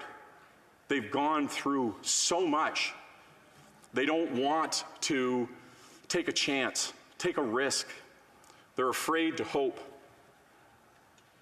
Humanity has gone through much darker hours. We have stood. When you look at what happened in World War I and when you're dealing with the Spanish flu, They longed to go back to the Victorian age, to the time of corsets and dinner parties. But they could not have imagined the prosperity that lay for them in the 1920s. In the 1920s, when they were celebrating, they were rocked by a Great Depression and then a World War in great darkness. They longed to go back to the 1920s, to, a period of flapper girls and prohibition parties. And of course, they could not have imagined the prosperity that was about to greet them in the 1950s and 1960s. So it's true, again, with a period of great inflation and energy shortages at the end of the 1970s and leading into the early 1980s, that people wanted to go back to the glory of the 50s and the 60s. We always talk about going back, but we forget that if we do hard things and we continue to move forward, lies a prosperity that we cannot imagine. And that prosperity, I think, is going to be rooted in very different motivations than what we've seen before. Yes, people will still want to put food on the table. Yes, people will still want a roof over their head. Yes, people will still want nice things. But they want purpose. They want to wake up in the morning and believe they're part of something bigger than just their lives. I think that's our goal, not just as a government, but as a parliament. To dream with them, to hear their dreams, to hear somebody like Mike who's imagining a different future, who's trying to change the way the grocery industry works, who's trying to upend convention, who's taking chances and taking risks for us, each of us, regardless of our political party, to say, you got it right. Taking a bet on our universe, taking a bet on good, taking a bet on the moral arc of history is what we should all be doing. Not stoking fear, not amplifying grievance, but lifting up every person that we see who's trying in these hard times. What does that have to do with extending hours? It has to do with what kind of debate we have in this chamber. It has to do with what kind of conversation we have with each other about the times that we're in. Yeah, we can be cynical. Yeah, we can call each other names. Yeah, we can write each other off. But if we can't figure it out, who is supposed to? Thank you, Madam Speaker. The Honourable Leader of the Official Opposition, House Thank Leader. you very much, Madam Speaker. I just want to assure the Honourable Member that my sarcastic laughter was not directed at him personally, but at the party and government that he represents. And I appreciate the quotation of the Lord's Prayer, something that we try to remember to say in our household on a daily basis. But when he talks about forgiving trespasses, I'd like to refer him to another part of Christian scriptures, and that is the number of times that people ask for forgiveness in the Gospels. And of course, Jesus, being the source of forgiveness and mercy, always does. But he always includes a very important phrase after granting that forgiveness. Go and sin no more. And that's the part that this government House Leader is missing. It's the sinning no more after asking for that forgiveness. We can all forgive him for his hypocrisy. I grant him that he's a much different colleague today than when we first served together, as was I. I remember my first few years in this House and the hyper-partisanship that many new MPs have when they come to this place, and many do over time appreciate their colleagues on a personal level. But when we're talking about all the things that the House Leader talked about, disinformation, about hatred, about divisiveness. The reason why I point out the hypocrisy of his own parliament is look at his own side of the House. The Prime Minister, who openly questions whether or not certain Canadians should be tolerated. The lies that were told about the invocation of the Emergencies Act now being proven at the hearing. All the statements we heard about who is asking for the Emergencies Act, Madam Speaker, all being proven to be false. Remember the famous expression that we heard when the Prime Minister said that the allegations in the Globe and Mail article regarding the SNC-Lavalin scandal were false. All of those were proven to be untrue. And that's where the role of the opposition comes in. We use the House's time to draw out those untruths, those falsehoods. We use the House's time in a variety of ways to expose to Canadians the the misinformation that they are being given from their own government. You know, there's a wonderful thing that happens often in this place, Madam Speaker, when the government tables legislation or public accounts. It's every opposition party ruthlessly scrutinizes that, and the time in this House is part of that. And by the government, all right. Leader will have time to make a speech. I would like to give the House Leader the opportunity to comment. Thank you very much, Madam Speaker. I completely agree. I have made mistakes. I am not without sin. And I try to talk directly about those things. And I would disagree with something very important, though, that the member opposite said. I'm yet to meet a man or a woman who stops making errors and sinning. And if he is that person in front of me, well, I don't think that's what he's saying. But I do think the fundamental lesson is, do we learn? It's not whether or not you make a mistake. It's whether or not you atone for that mistake, whether or not you're truthful about that mistake, and whether or not you move forward. Nothing exists other than the moment that we're in right now and the conversation that I'm having. I don't believe you're hearing me come across with grievance. And if we want me to be more specific, let me go to Bill 281. The member from Peterborough, who was just speaking, from Peterborough South, talked about his son, talked about the type of world he wanted to have, about why he was supporting the bill. I do not deny that those are his motivations. I do not deny that that is what he's trying to do. I would say to the member opposite, he can vociferously disagree with my approach, but surely he cannot disagree that, like him, I'm a person of character trying to make a difference in the world and in this country. And that I know how hard it is to get elected. I know how difficult it is to be an MP. And that when we don't talk with compassion with one another, then people don't treat us with compassion. And if they don't think that we're honorable members, they won't listen to what we have to say. Questions et commentaires à l'honorable député de Salaberry. The honourable member for Salaberry-sur-Roi. Thank you, Madam Speaker. I'm a bit surprised at the turn this conversation has taken. The government House Leader gave a very philosophical, spiritual speech about his way of seeing the world. I see this as some of his personal growth that he's sharing with us. The opposition House Leader is making some biblical references. It's all well and good to exchange, but we mustn't forget what this debate is about here today. This debate is about a motion which ultimately runs roughshod over the opposition. There was talk about the truth. Well, who holds the keys to the truth? I'm not saying that my sense of the truth is any better than anyone else's, but I'm just looking for a guarantee of the exercise of democracy, and that requires debate. You need to have a strong opposition in order to keep the government to account and make it even better. I missed the first couple of minutes of my colleague's speech, but I'd like him to explain to me why we need this motion today, Motion 22, to extend sitting hours. Because the fact is, and this is where I'd like us to really focus, there is a fact, and that fact is that there are 36 bills that have been tabled, 19 went through all stages in the House. That's 52% of the bills. 3 are at the Senate. Some are waiting for royal assent. Some are in committee. 10 are at second reading. I thought things weren't going so badly so far. So I really don't understand this obsession with extending hours and claiming that we need that because the Parliament is paralyzed. On the contrary, I would like to see some facts. I'd like the government to explain to me, justify why we're debating this motion here today. The Honourable Parliamentary Secretary. Thank you very much, Madam Speaker. And I'd like to thank the member opposite for her question. My honourable colleague opposite is a person who's eminently reasonable.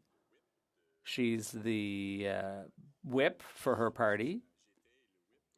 And I used to be the whip for the Liberal Party. And at that time, it was a great privilege to be able to work with her. I found her to be so reasonable And it was the same approach that I'm taking today. That's where my mind is at. But unfortunately, with the Conservative Party, on many occasions, it's been absolutely impossible to get clear, simple information. For example, how many hours, how many people are going to speak to this bill? How long does the party need to debate this bill? And when the information is not forthcoming, it's totally impossible for me to manage our legislative agenda. So it requires a majority vote to approve these extended hours, and failing that, I don't need to extend the hours at all if we can have a reasonable conversation. And I do understand that there are concerns on committees about what our administration is doing, and I do understand that. I get it, and I do want to work with all parties on these issues. Westminster Burnaby. Merci beaucoup, Madame la Présidente. Thank you, Madam Speaker. Are living through exceptional, difficult times. They're having difficulty putting food on the table, difficulty keeping a roof over their head. We have the challenges of climate change. We have war in Europe. These are troubling times. And as members of Parliament, we have a responsibility to step up for our constituents and to step up for Canadians. Now, Madam Speaker, as you're well aware, what the member from Burnaby South and what the NDP caucus has done is pushed for doubling of the GST credit, ensuring rental supports for those who are struggling to keep a roof over their head, to put in place a national dental care plan for those families that want to make sure that their children have access to dental care. These have been our contributions in the House of Commons to making sure that Canadians are being supported during these very, very difficult times. But the reality is, Madam Speaker, we have to work longer and we have to work harder because the job is not done. Canadians need those supports. This Parliament has to step up, and that means we have to work longer and harder. And that is the reality, Madam Speaker. And I am a bit troubled by some of the comments from my Conservative colleagues and the Bloc colleagues that seem to indicate that they're not in support of working longer and harder hours at a time when Canadians are working longer and harder. My question simply through you, Madam Speaker, to my colleague, the Government House Leader, is simply why would any Member of Parliament object to working longer hours, working harder on behalf of constituents at this difficult time? A brief answer from the Honourable Government House Leader. Thank you, Madam Speaker, and it's an excellent question, and I think we do have to be sensitive to the additional strain that we're asking members to take on. But it is a time that we're in, and it's one of the reasons why the virtual provisions are so important. But let me say, as a call to members, that I have an instinct about how people make decisions, and it isn't about who tears somebody down the most effectively, but who has the best ideas and who is coming forward with the greatest spirit of trying to make transformation and change. And I has extended. I apologize. Resuming debate, the Honourable House Leader for His Majesty's official opposition. Well, thank you very much, Madam Speaker. And I'll just use the first few moments of my remarks to continue the point I was making, because it really is astounding, and to hear this member who, you know, on a personal level, as House leaders, we all get to know each other a little bit. We have extra meetings throughout the week to talk about the House's business, things like the Board of Internal Economy, other aspects about the place. And I've always found that my counterpart in the government bench has always been decent to work with. I just want to say that off the bat. We all come from different political perspectives. We're all human beings once we get here. And I do appreciate that about him. But to listen to a representative from the government talk about misinformation, talk about divisiveness, talk about the battle for the heart and soul of Canadians. I mean, this is a government that has been caught telling blatant falsehoods time and time again. And I want to assure the honourable member, but by no means when I reference the scriptural part about the "will go and sin no more," would I ever presume to hold myself up to that standard. I can assure him of that. I make no pretensions whatsoever. But listening to a member from a party who, on a daily basis, I mean, I'm going to let the member in on a little secret here. In a couple hours, we're going to have question period. And we're going to hear misinformation and falsehoods coming from the government side. We're going to hear the Prime Minister deny that he has a role in inflation. You know, we have a Prime Minister who has directly caused, the worst inflation Canadians have had in 40 years. And on a daily basis, he gets up and he denies that. He gets up and he tries to say, oh, it's all these external factors. It's kind of like the weather. You know, inflation's just happening to us, so better bundle up, add another layer, shove some 20s in your pocket as those prices will just get you if you're not looking carefully. That's just nonsense. We know that his money printing and deficits that caused the Bank of Canada to bankroll his out-of-control spending, most of which, a good chunk of which had nothing to do with COVID. That's why we have inflation. But you don't hear that. Instead, you hear misinformation and falsehoods with the government trying to blame everybody else for the inflation that we're seeing. Madam Speaker, there's an expression many people are probably very aware of. It goes something along the lines of, your poor planning does not constitute an emergency on my part. And the government House Leader referenced a couple of examples of pieces of legislation that his own government is responsible for the delay. He talked about C9. C9 sat on the order paper for 6 months before the government called it. And then they call it, and then they're surprised that members want to speak to it or point out some of the deficiencies. They don't like that, Madam Speaker. On S5, he talked about S5 needing 6 days of debate, as if 6 days is a long time. S5 is a comprehensive piece of legislation that amends several acts, has a whole bunch of new regulations as it relates to the chemical industry and all kinds of interrelated aspects.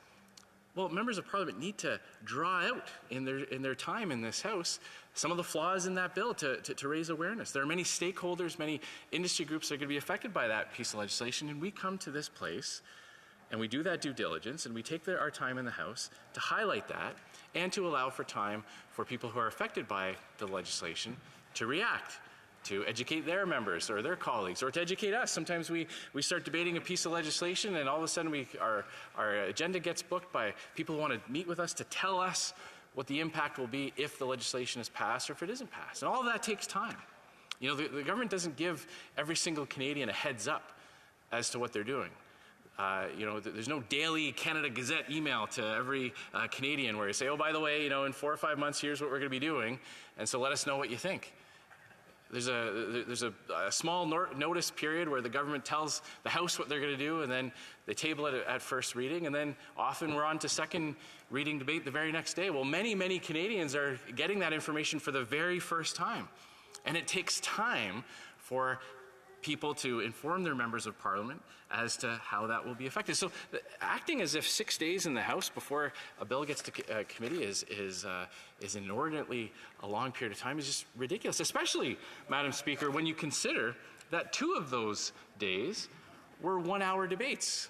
The government called the debate for second reading on short days. In fact, I believe, if I'm not mistaken, that the NDP critic for the legislation on S5 had to wait till the 3rd day to conclude their remarks because of that. So, hey, look, if the government is saying they don't want to listen to the NDP give speeches, I mean, I'd have some affinity for that and some sympathy.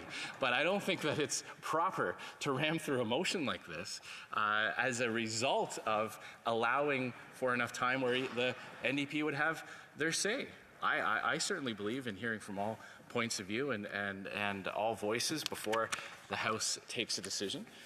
So this is just a completely false and bogus argument altogether. There's just nothing to it. There's no justification for this. And what is this akin to? You know, the government House Leader did speak a lot about the need for the government to, or for the House to get things done. I think a lot of Canadians would agree on that. You know, Canadians, they see us in this chamber, we know the issues that are affecting them on a daily basis, and they want some action. They want their elected representatives to tackle the issues that are affecting them. But they also don't want the government to have a completely unfettered hand. Now, every democracy tries to put in place mechanisms for decisions to be made, but also mechanisms for those who oppose those decisions to, at the very least, have an impact, at the very least to limit the unfettered power that the executive branch may have. So in Canada, we have some checks and balances. Other countries have more. Other countries make a feature of their system the inability to get things done. You know, many people might look to the United States and see a very complicated process that takes a lot of time and really requiring a political party to have control in all three branches of the government, with in terms of both houses in Congress and the presidency, to really make ambitious changes. They might look at that and say, well, that's a flaw, and it may very well be many times. That system may very well have been designed to make it difficult to get things done. The Canadian system was designed to make it easier for a government to implement its agenda, but it is not without checks and balances in and of itself. We do have a second chamber in our Parliament, the Senate, where they have many of the same rights and privileges that members of Parliament have, and they go through the same process. Once a bill leaves this House and goes to the Senate, they have their 3 readings, they have committee study. And there have been occasions in Canadian history where the Senate has held up government legislation, acting as that kind of check. Well, the calendar and the daily program is also a check on the government's power.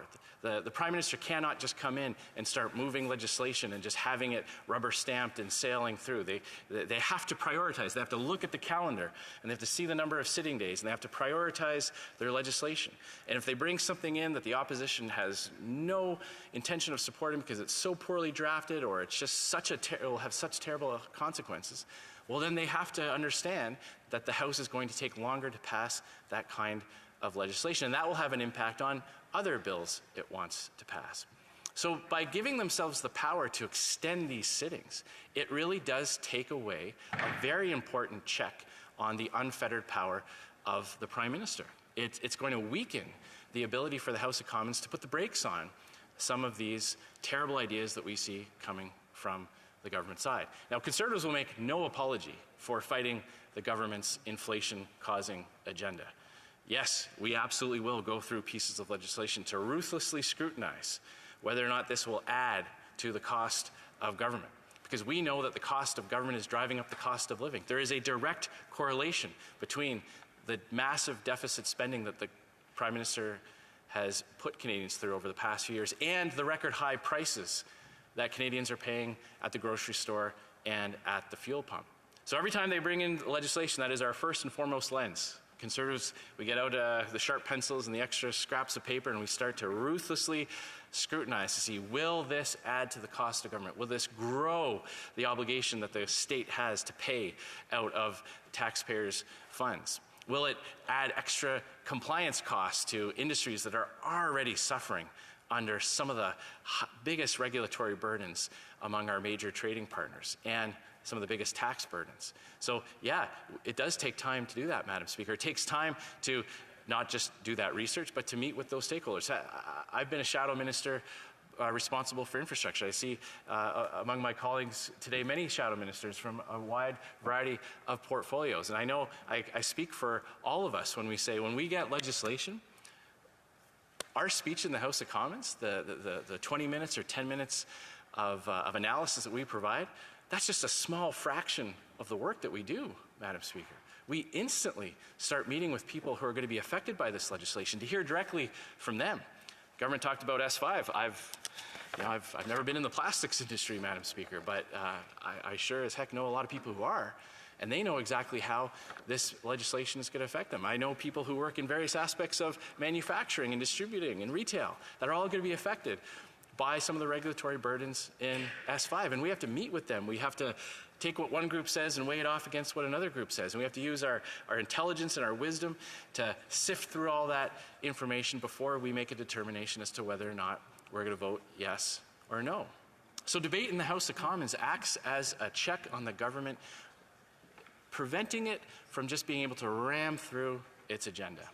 And that's really important in today's context, Madam Speaker, because the Canadian people have refused to give the Liberal government, the Liberal Party, a majority government for 2 elections right now. Now, we all know that's very disappointing to the Prime Minister. He was hoping that an election might have cleansed his reputation after it came to light the corruption that his government was involved in with the SNC-Lavalin scandal, his own personal acts of racism, when he committed racist acts by putting on blackface so many times that he's lost count.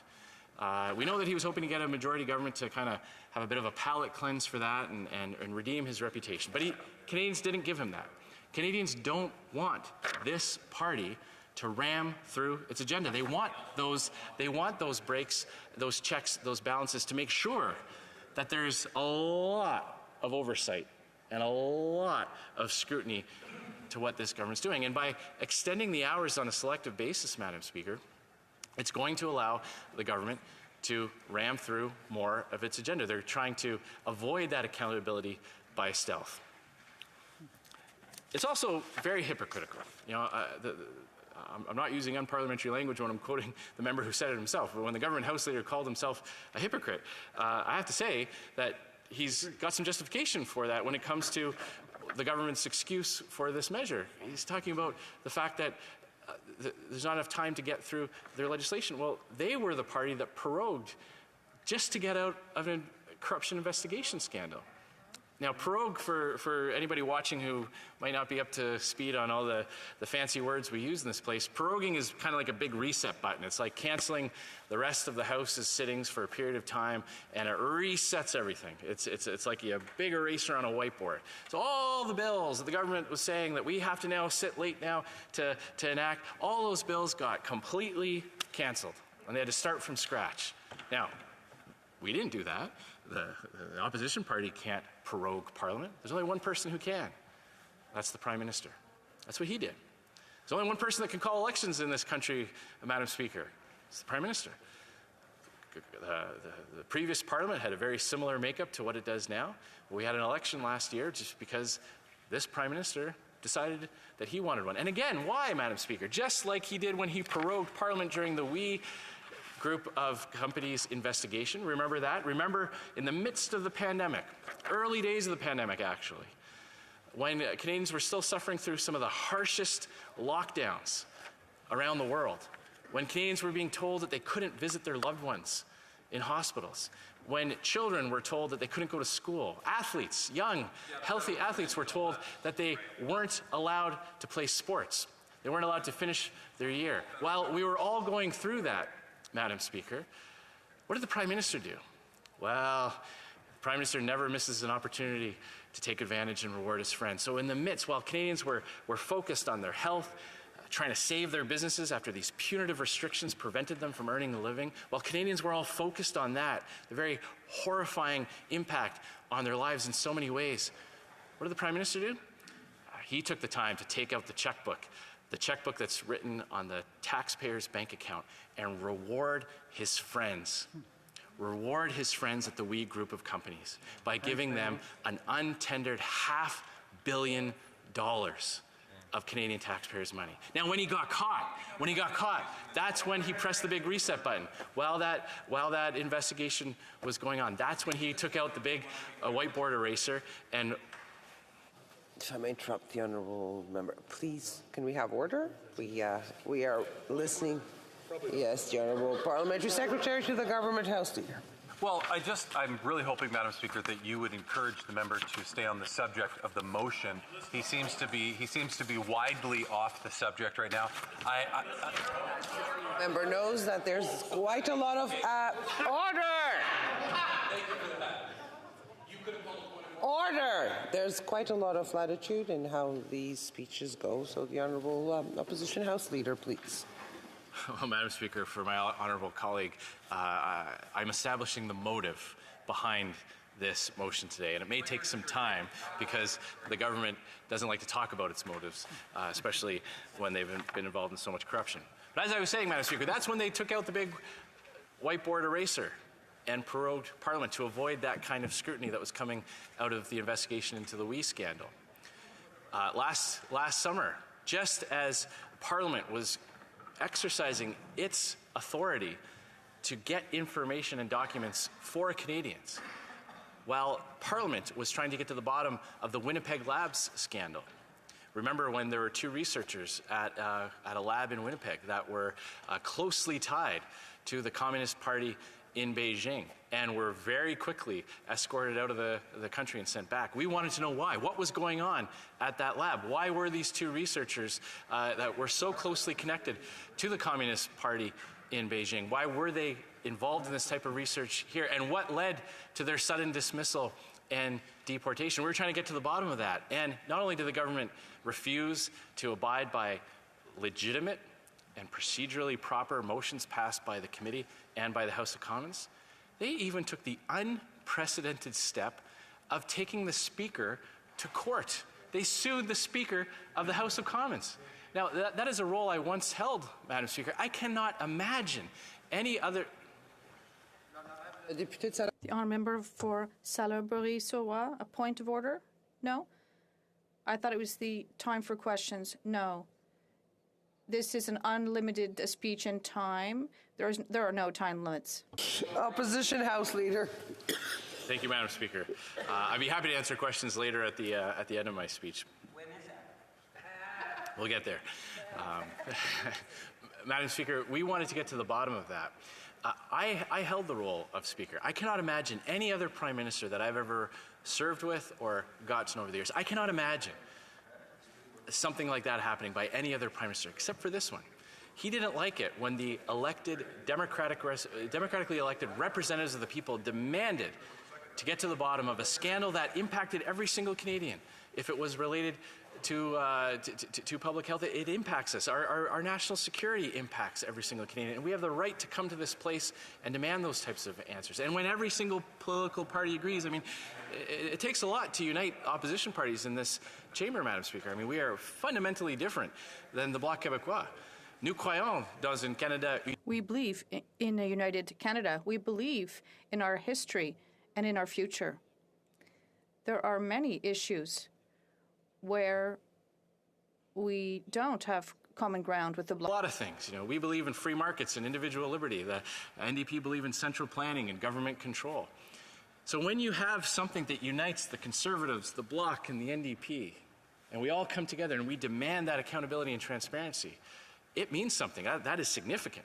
And rather than provide Canadians with that openness and transparency, that disinfectant that the Prime Minister used to like to talk about. If you don't hear him say that a lot, you know, he used to like to say sunshine is the best disinfectant, and many Canadians took him at his word, but you don't hear him say that too often because he's drawn the blinds and closed the drapes and, you know, gone into the darkest corners of the House to avoid that openness and transparency. So rather than have that big, long, drawn-out court fight, taking that as he started to feel the pain, the political pain from suing the Speaker of the House of Commons, he called an election. Well, do you know what happens to government legislation when you call an election, Madam Speaker? Kills it all. So here we are today, halfway through November, where now the government has suddenly realized that it's got a time issue on its hand, and it wants to get more and more of its agenda rammed through. So this is the motivation behind this move. There's one other piece when it comes to motivation, Madam Speaker, that we must make sure the Canadians are aware of, and that is the real reason behind this move. You see, something's been going on since September that the government really doesn't enjoy, and that's what's happening at committees. Because at committees, the opposition parties have just developed a working relationship where we can expose liberal corruption and mismanagement. And that's very unpleasant for the government, Mr. Speaker, because at committee, we've been getting to the bottom of these kinds of scandals. At committee, we've found out that the government spent $54 million on an app that experts say could have been done for $250,000 over the course of a weekend. Somebody got rich. Then we found out, when they told us who got paid, when we found out who got paid, they had companies on that itemized list. So we did what many people would do. They call the companies and say, so did you get paid for the work that they did? Now, some of those companies are saying they never even got paid. They never did the work. They never got paid. Yet the government put their name on a list, trying to justify the spending. We're finding that out at committee, and they don't like it. We're finding out at committee, again, some of the information as it relates to some of these scandals I've already mentioned, Winnipeg Labs being one of them. The point being, Mr. Speaker, that at committee, members of Parliament are drawing out, exposing that Liberal corruption and that scandal. Now, how does work at committees relate to this motion today? Well, Mr. Speaker, as you know, the House of Commons gets first dibs on parliamentary resources. So when the House of Commons sits late, the translators, the IT workers have to serve the House of Commons. This is the primary chamber of Canada's parliamentary democracy. And when they extend hours, they take resources away from committee. That's what this is actually all about, killing accountability by stealth, using this bogus excuse of time management as a rationale for diverting resources away from committee. I'm looking right now, Mr. Speaker, don't take my word for it. The best indication of future behavior is past behavior. And the outcomes of this very similar motion that we're debating here today, for a little bit of context, the government did this back in May of last year. They brought forward a very similar motion. I'll just read a headline. This is from the Hill Times. Stretched thin, resources to support committees strained amid virtual format late night sittings. A total of 13 parliamentary committee meetings were cancelled last week, with MPs citing limited support resources as the main cause. This is the last time they moved this same motion. It had a direct and devastating impact on the ability for committees to get to the bottom of Liberal corruption and Liberal scandals. That's what this is actually about, using this type of excuse to draw resources away from where the Liberals don't control the agenda to where they do in the House. The government gets to set the agenda. They get to call government business. Other than on opposition days, the government gets to tell members of Parliament every day what we debate. If we'd like to debate something else, we have to wait till one of our precious few days to do it. We can't propose government legislation. We're not the government. So they control all of that here, but they don't control that at committees. Because at committees, members of Parliament, committees are masters of their own domain. And even though the government would like the Ethics Committee and the Public Accounts Committee to just rubber stamp all their decisions, hard-working Conservative MPs are using those valuable resources and those opportunities to expose the Liberal corruption and the mismanagement. That's why they're bringing forward this motion today, Mr. Speaker. So again, rigging the rules of the clock. Rigging the rules on the parliamentary calendar and the parliamentary sitting, it would be a little bit like in a sports contest. If one team was worried that they might not get to score enough points, they just unilaterally decide that when they have the ball, the clock doesn't run. You can imagine a football, the Grey Cup's coming up in Regina. Mr. Speaker, I hope you'll be able to make it out. It's going to be a fantastic, oh geez. I could put up with all the other heckling, Mr. Speaker, but when the member for Winnipeg North says go Bombers, I have to react to that and ask if that's parliamentary, Mr. Speaker. I'm pretty sure that should get him ejected from the chamber. But it's, in a football context, you can imagine that if when the Bombers got the ball, they tried to unilaterally just tell the refs that we're not going to run the clock while we have the ball. Well, it's not fair. It's not part of the game. It's not part of how the dynamic works. And so to have a situation mid-session where all of a sudden they're going to rig the clock, they're going to rig the calendar to help them ram through more of their legislation, hoping to exhaust Conservative MPs from using our time in the House to make these points. And it's not just about time, when the government counts the number of hours or days where the debate is actually going on. That's just part of the picture, Mr. Speaker. We can think of many examples where, thanks to the debate taking some time, flaws in the bills were exposed. I can think of the medical assistance in dying bill that this chamber has debated in several parliaments now.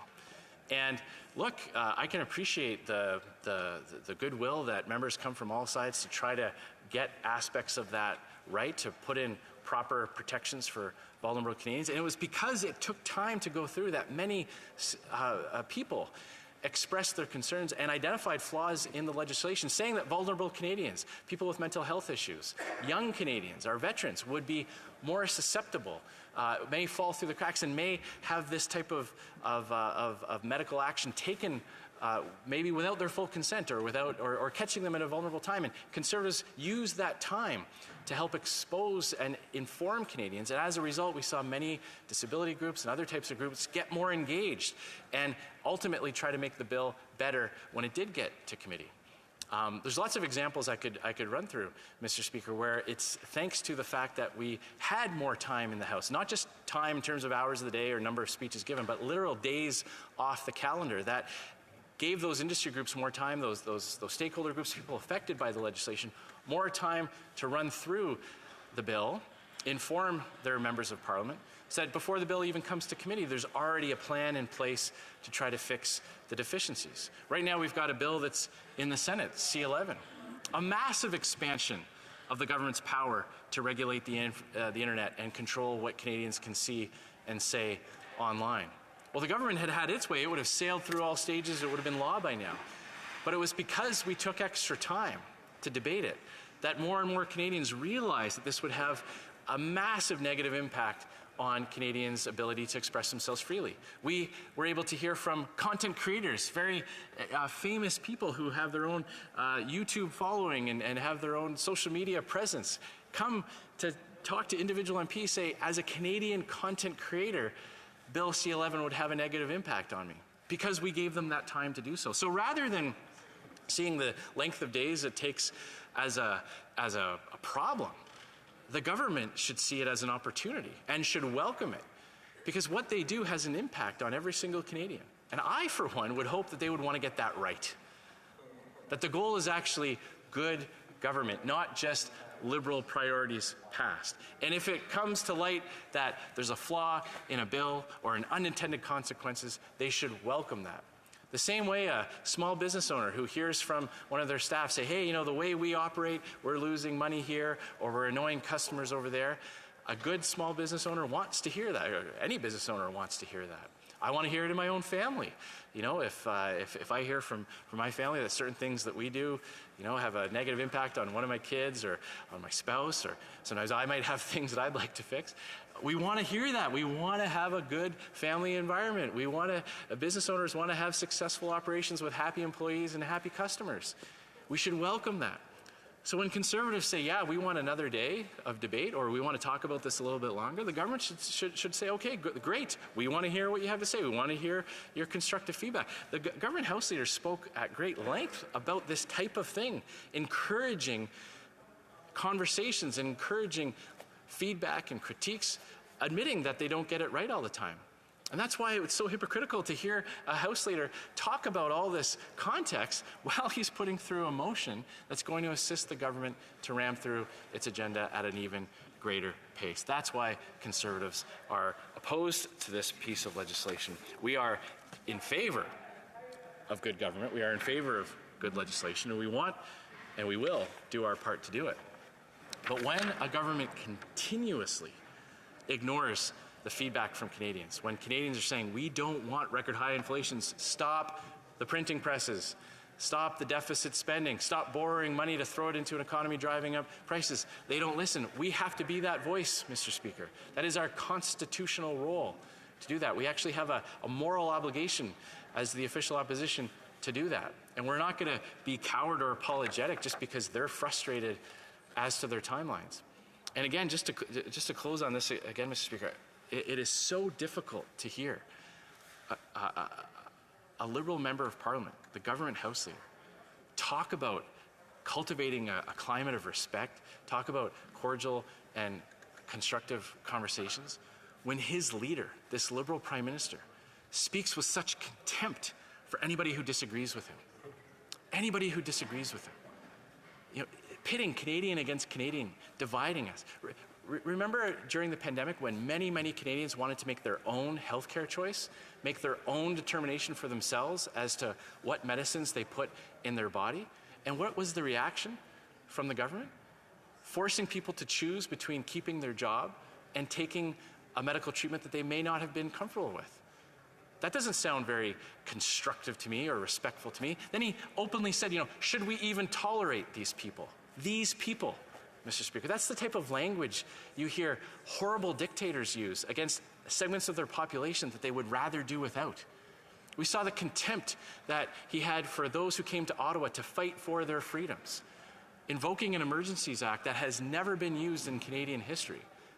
And now, by the way, it's coming out how flimsy the excuse was for doing that, as police entity after police entity, from the Ottawa Police to the Ontario Provincial Police, all saying now that they did not ask for it and that existing laws were sufficient to do the work that they were asked to do. So when you've got a Prime Minister who insults and demonizes and bullies, the government House Leader talks about the impact that the type of toxic environment has had on his own family, Mr. Speaker. And yet he sits in a caucus where many members on this side witnessed the Prime Minister get up out of his seat and walk over and bully a former member of Parliament, a black female member of Parliament who was forced to leave politics, who she herself said that one of the reasons why she was leaving politics when she did was because of the personal treatment that the Prime Minister inflicted upon her. When the Prime Minister fired the first Indigenous Justice Minister, female Indigenous Justice Minister, and what did he fire her for? Because she would not go along with his corruption. She had the audacity to stand in her place and say, no, as the Minister of Justice and the Attorney General, I have a higher obligation to the law than to my political master. He fired her. And the government House Leader has no problem sitting right beside the Prime Minister and supporting the Prime Minister in all he does. So it's a bit rich, Mr. Speaker, and the reason why the opposition party doesn't, we just don't put a lot of stock in the words is because he's clearly quite comfortable with the toxic behavior that his own Liberal leader has put his own colleagues through. So because it's a massive undermining of a very important check on the government's ability to ram through its agenda, because of the hypocrisy of a government that has so much mismanaged its own timetable, its own calendar, and because of the direct impact that this motion will have on committees, Conservatives cannot support this motion. But because we are hopeful that some of what the government House Leader said may have been sincere, we are hoping that they may support an amendment to specifically protect the very important work that committees are doing. And so, Mr. Speaker, I move, seconded by the member for Selkirk-Interlake, that the motion be amended in paragraph A by replacing the words, and that such a request shall be deemed adopted, with the words, and provided that if the Clerk of the House personally guarantees that there would be no consequential cancellation or reduction of the regularly scheduled committee meeting resources for that day, the request shall be deemed adopted. Thank you, Mr. Speaker.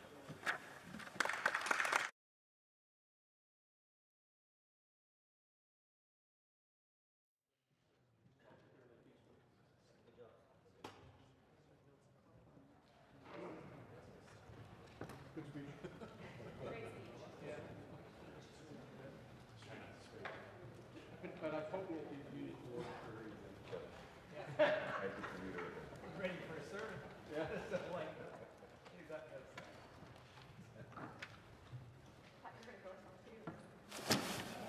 Yeah. We have an amendment from the Honourable Member for Regina Capel. Mr. Scheer, seconded by Mr. Bazan, moves that the motion be amended in paragraph A by replacing the words, quote, and that such a request shall be deemed adopted, unquote, with words, quote, provided that if the Clerk of the House personally guarantees that there will be no consequential cancellation or reduction of the regularly scheduled committee meeting resources for that day, the request shall be deemed adopted, end of quote. And the motion is in order.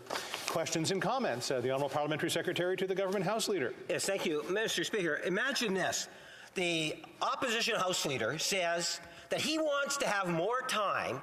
He doesn't want the government to stop members from being able to debate bills. Mr. Speaker, the very motion that we're talking about gives more hours of debate inside the House of Commons. Think about that. The reason why the Conservatives don't want to support this motion is because they don't want to sit later in the evening, Madam Speaker. They're lazy. New Democrats and Liberals have made the commitment that we're prepared to sit additional hours so MPs would have more time to debate legislation. Shame. When the member talks about hypocrisy, he might want to reflect on what it is I just finished saying and maybe explain to his caucus colleagues that if they are in favor of additional time to debate legislation, you should be voting in favor of this legislation. Don't be scared to sit late at night. Many of our constituents work till midnight and beyond. That's right. I would encourage members to revisit their tactical decision to prevent MPs from having more time to debate on government legislation. Honourable House Leader for the Official Opposition. Mr. Speaker, it's clear that the honourable member had no clue as to what the actual point was behind the more time to debate legislation, because time does not just occur in this chamber. And yeah, you could run speeches every day till midnight and you could say, well, you know, there's lots of time for debate. But what we're talking about is days on the calendar to allow the time for people affected by the legislation that the government's bringing in, people are affected by the runaway inflation that they've caused, people affected by the curtailment on their speech, to organize, to prepare their briefing materials, to book their meetings with MPs. If you had every member of Parliament speak till midnight for a few days and get the bill through in 2 or 3 calendar days, that's not enough time in the world outside this place. That's the point that we're making, that yeah, if the honourable member stops working at 6 o'clock when the House adjourns, well, then maybe he should let his constituents know that. We don't. When the House adjourns, we go back to our offices, we answer correspondence, we answer phone calls, we do the research on the bills that we're debating. That's when all that occurs. So the days off the calendar are just as important as the number of hours that we spend in this place debating legislation. Questions et commentaires, questions and comments. L'honorable député de Salaberry-sur-Roi. Merci, Monsieur le Président. Thank you, Mr. Speaker. I was listening to the Deputy Leader of the Government, who should take inspiration from his leader who says we must be reasonable and calm, offer forgiveness. I think there's a lot of lessons to be learned. Because when we yell in the House, I'm not sure who we're honoring when we're shouting and raising our voices as though the person who just spoke doesn't know anything. I think there are limits that should not be passed. My question for the Leader of the Opposition is, the government, or rather, they're framing the opposition to this motion as us being lazy and not wanting to work hard. We know that that's completely false because we work hard. We're not afraid to sit late at night. But I would ask the Leader of the Opposition to say the government knows full well that every time the Parliament sits until midnight, what happens with parliamentary committees? How many parliamentary committees will not be able to sit because hours in the House are extended, and work at committee is the extension of the work here in this House, and the Leader of the Government knows this. Can the Leader of the Official Opposition explain the impact of extending House of Commons hours and the impact it's going to have on committee hours? The Leader of the Official Opposition. My honourable colleague raises a very good point. The impact on committees will be extreme. I have it here in English.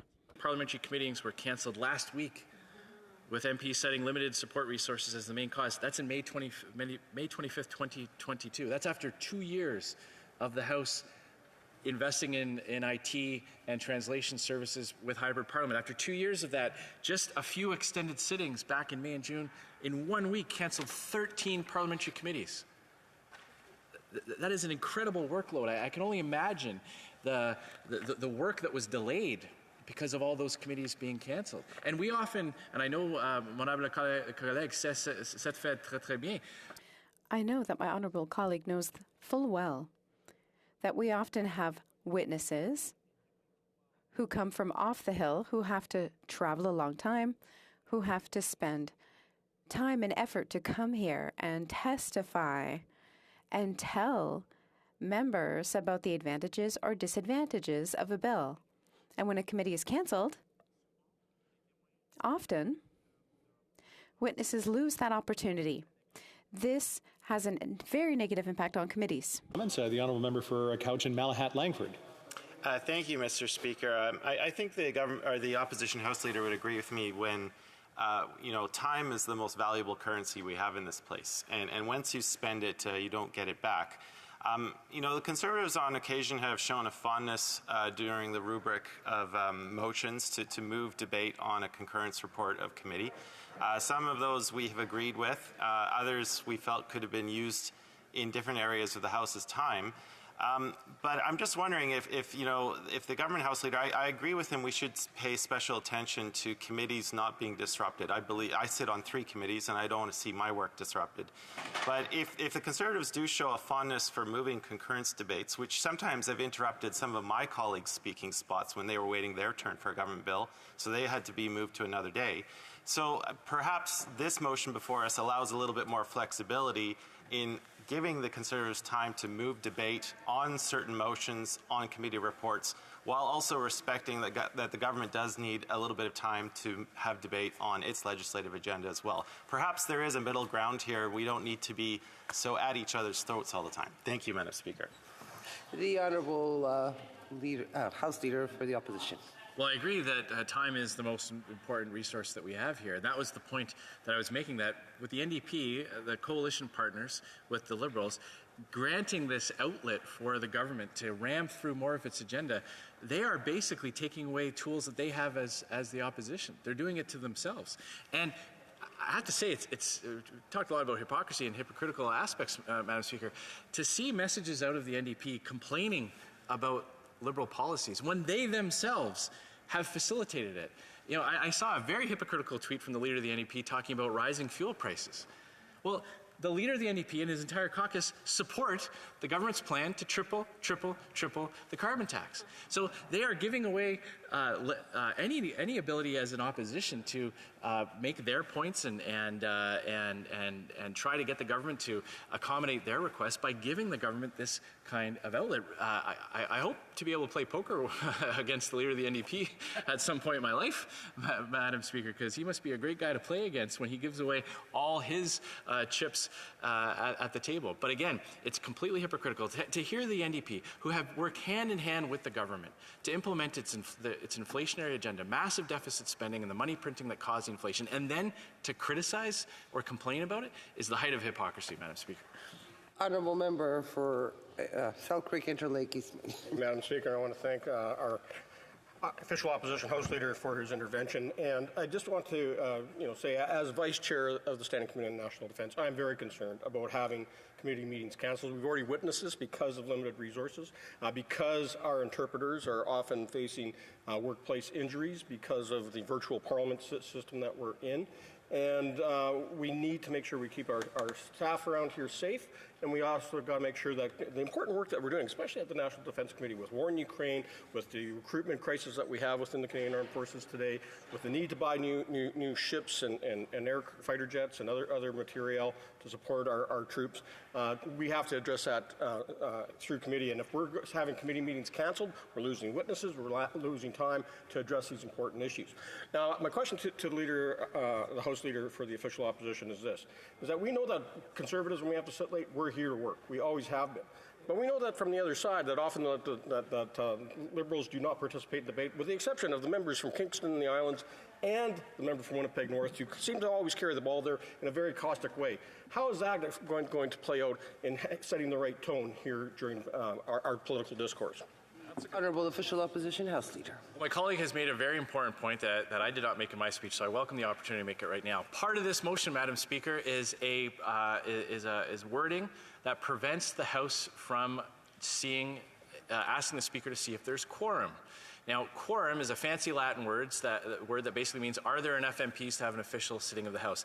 They specifically wrote into this motion that they don't have to keep quorum, which means that they don't have to be here late in the night to work, Madam Speaker. Député de Salaberry-sur-Roi. Merci, Madame la Présidente. Ça me fait plaisir. Thank you, Madam Speaker. Thank you, Madam Speaker. It's a pleasure for me to take the floor to speak to this motion. It's a motion, for those listening,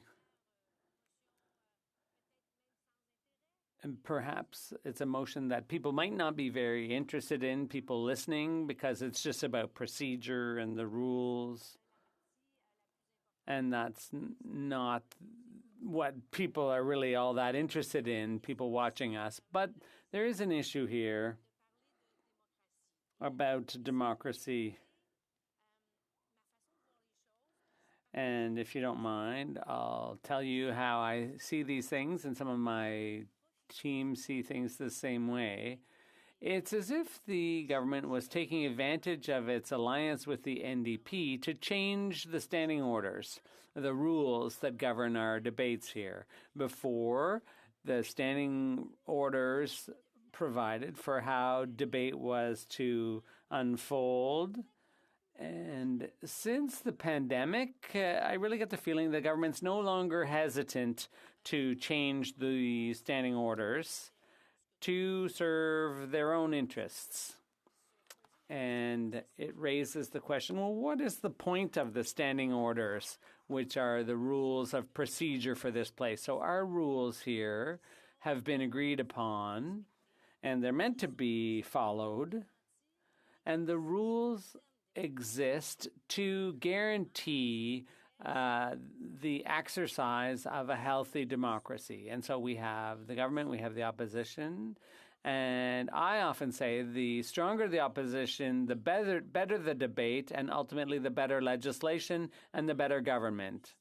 A government that seeks to silence the opposition by using the rules is a government that is basically depriving itself of the expertise and the knowledge of opposition members that could be used to improve legislation. So the motion we're talking about today, Madam Speaker, basically would extend the hours of debate into the late evening, but the parliamentary calendar already provides for a certain number of days of debate for legislation. So the idea is if you're managing your legislative agenda properly, the Standing Order in Standing Order 27.1 sets out a calendar, and that's a calendar that's negotiated at the beginning of a parliament between the House leaders and the whips of the various parties. So we sit down and agree on a calendar, and those are the ground rules we set for ourselves at the outset of a parliament. So that calendar appeared in 1982 for the first time. So this has been the way of proceeding for quite some time now. It's a way of providing for transparency in the exercise of a democracy. So we agree on a calendar, we set a calendar, and we know full well when the government can extend sittings, and that's the last 10 days of a session. There's a provision already made for extended sitting hours for the 2 weeks in June. And last year, we have our national holiday in Quebec on the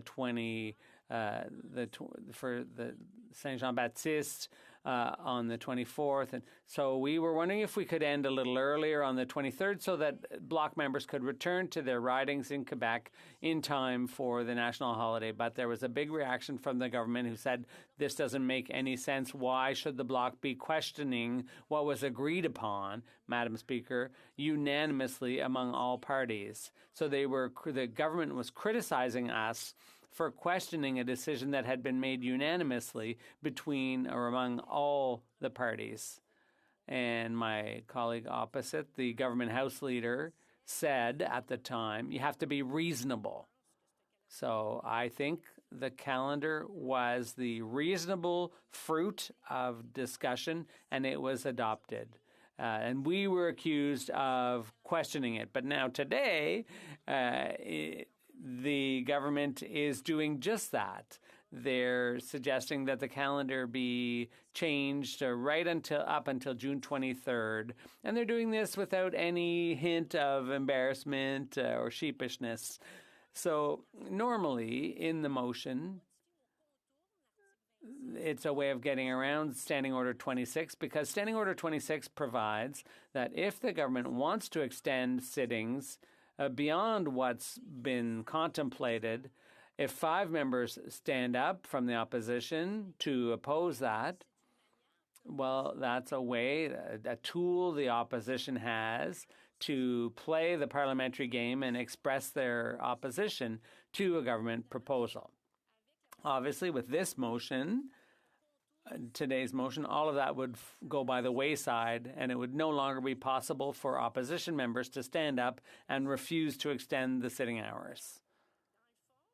Basically, it makes me really sad to have to say this. I'm surprised to hear that my NDP colleagues are approving this, and to hear them suggesting this will give us more time to debate, and how could we be against that? And they say it won't cause any problems, and that's totally false, and they know that. And they know it full well. We have Standing Order 1064, and in the beginning of a parliament, members can sign an application, and then that can be an issue that committee that will be debated at committee. So we agreed. We didn't want the opposition to be able to play games with that. So we came to a reasonable agreement. We asked, does it have to be different parties in order for this to be passed? For example, if the opposition members wanted someone called as a witness, it would require the support of another party for that to be considered a priority for the committee. But today, that's being shunted aside, the idea that it just takes one other House leader to support this. Seems to me that this could have been more transparent or more democratic or more beneficial to say, okay, if the hours are to be changed, it requires two House leaders. But no, this motion would make do with just one House leader. And so, once again, you have to ask, what's the purpose?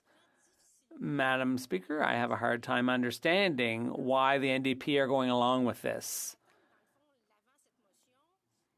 This motion would limit, without preventing the use of time allocation. That's because in the past year there's been a lot of time allocation, a lot of closure, and I guess it's getting a bit embarrassing for the government to manage that. So what they're trying to do here is they're trying to do indirectly what they don't want to do directly. And even once this motion is passed, it won't prevent the government, with the NDP's complicity, it won't prevent the government from using time allocation or closure. So why have they tabled this motion? We think things are going well. The House is operating smoothly. Committees are operating smoothly. For the past year, there have been 29 bills that were debatable and were tabled in the House. And Madam Speaker, 18 bills were passed by the House. 15 got royal assent. 6 bills are now at committee. 5 bills are at second reading. And so, when you tell me that Parliament's not working, okay, I have 1 minute left, but I don't think it makes any sense. I think it's working fine. So, at first blush, Madam Speaker, the feeling we get is that the government wants to reduce. Oh, I have 10 minutes left? Okay, thank you. Sorry, I was a bit confused about how much time I had left. So, what the government would have us believe is that Parliament's not working, and that's totally false. As I said, a lot of bills have been passed, and they're either at the Senate now or they've received royal assent. And I did a little bit of research, and in 2015, the Liberal government had a majority. And in their first year of office, 13 of their 37 bills had been introduced. So this minority government is actually performing better when you compare it to the first year of the Liberals' majority government. And if you look at C31, basically by unanimous consent in the House on October 5th, the debate was extended for that bill, because we negotiated, we discussed, we talked, and we agreed piecemeal as a one-off, rather than having a democratic bulldozer, i.e. time allocation or closure, used. So Now we're being told, well, we're asking ourselves, how is it that the government wants to increase the hours of sitting, but how is this being used to reduce debate in the House? Madam Speaker, you know, I really care about the work that's done at committee, whether it's studies or examining legislation.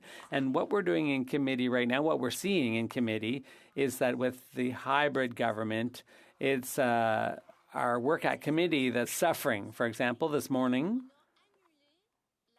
the Veterans Affairs Committee meeting was canceled because there was a motion tabled under 106.4 at the Procedure and House Affairs Committee. So Veterans Affairs was canceled to make room for PROC. One committee caused another committee's meeting to get canceled. And why is that? Because there's a lack of interpreters, there's a lack of technical support, and we have to agree which committee meetings are going to be canceled. And I have to say it was very upsetting today to cancel Veterans Affairs just 2 days after Remembrance Day to say, look, we're giving PROC priority over Veterans Affairs. And that's the way it's going to be every day. Each time the minister stands up to ask for extended sitting hours, the whips are going to have to agree on which committee meetings should be canceled. And that, Madam Speaker, it's not just affecting one committee. When you sit until midnight, in general, 2 committees get canceled. 2 committees won't be able to make any progress and will have to cancel their witnesses, send them home. So this government's first knee-jerk reaction is to say that this is to be expected. It's perfectly normal now. Given the limits of hybrid parliament, it's perfectly normal for committee meetings to be canceled. Madam Speaker, I don't mind sitting till midnight. I have no problem with that, as long as committee meetings don't get canceled as a result. So I don't want anyone to accuse me of being lazy because I don't want to sit till midnight. What it is that I really want committee work to get done. And so we're very conscientiously, what we're seeing here is the NDP and the Liberals getting together and canceling committees. I would say that partisanship has taken over where common sense used to be, because you cannot simultaneously call for better democracy and more debate in the House, and then behind the scenes, without anyone really noticing, you cut important debate at committee. So Thursday, we have to decide which committees are going to get scrapped because we might sit late, and the Board of Internal Economy will be sitting in the afternoon. So once again, we'll have to cancel another committee. But no one on the government side is talking about this. Nobody in the NDP is talking about this situation. And what bothers me the most, Madam Speaker, is that I paid very close attention to the work of the Procedure Committee, PROC, on hybrid sittings. There was a lot of talk about work-life balance, a lot of talk. The government House Leader gave a very moving and personal account of the importance of avoiding burnout, of having a family life, to having balance. And today, he's the champion of sitting till midnight and past 12:30 at night. And can you explain to me, Madam Speaker, how this makes any sense? How is this consistent with work-life balance? And the same thing for the NDP. They defend hybrid parliament, and one of the main reasons is to allow for work-life balance. Well, I have kids, and if I have to sit here, if I had to be here till 12:30, am I going to be a very good mother the next day? Am I going to be able to have a good work-life balance? No, of course there's going to be an impact on that. I'm going to pay a price. So it's important to have a climate of cooperation here in the House. We have to have discussion. We need to be able to set priorities together around what legislation is important. We need to be able to agree on a process for legislation. that is as much as possible that enjoys consensus or even unanimity, rather than having something forced on us, imposed on us through this deal with the NDP. Personally, I don't understand this insensitivity, Madam Speaker, from my colleagues, both in government and in the NDP, when it comes to this very fundamental issue. And I didn't even talk about interpreters yet, but we know, it's well known, there are interpreters who are off work because many of them have been injured during the pandemic, and they're still getting injured by acoustic shock. So we have a shortage of interpreters, and now the government is deciding with the NDP in cahoots to make interpreters work till 12:30 at night. I really don't understand the NDP and the government's position on this. Where's the concern about burnout? Where did that go? Now, witnesses and members are supposed to wear required equipment, their headsets and so on. It seems like they're less, the Liberals and the NDP are less worried about guaranteeing safe work conditions for the interpreters, and they're more concerned about silencing the opposition to get their bills through more easily. Sincerely, I am dumbfounded. I am shocked. I'm completely astounded. I'm so saddened by the lack of sincerity, the lack of genuinity from government members and NDP members when it comes to the overall issue of the way Parliament is operating in this context, the current context where we have a hybrid Parliament and a shortage of interpreters. We have technical limitations, and despite all of that, and this is a very well-known situation, I don't know how many hours we've been already spent talking about the precarious situation for our interpreters at the Board of Internal Economy, of which I'm a member. And today, I feel like the government and the NDP are abandoning interpreters, turning their backs on them and on their workplace safety. And they're saying loud and clear how little they care about the work of parliamentary committees and the role that committees play in the overall process. It's sad, Madam Speaker. So, as you may have guessed, we'll be voting against this motion, not because we're not hardworking, not because we don't want to work till midnight and past. It's because we're against the idea of the government not wanting to hear from the opposition, not wanting to debate with us, not wanting to agree to an agenda with the opposition. They're acting like a majority government here. Quebecers and Canadians gave them a minority mandate, and that requires them to work with the opposition. So, Madam Speaker, I will be tabling a sub-amendment to the amendment proposed by the member for Regina Capel, and I will read it to you now, that the amendment be amended in paragraph A by adding after the words on condition that, adding the following, that the a House leader of a recognized party must also rise and support or verbally and officially indicate to the House that he or she supports the motion. Is that okay? Do I need to submit this? So, Madam Speaker, I am tabling this sub-amendment, which reflects the importance for the Bloc Québécois of transparency. On a point of order?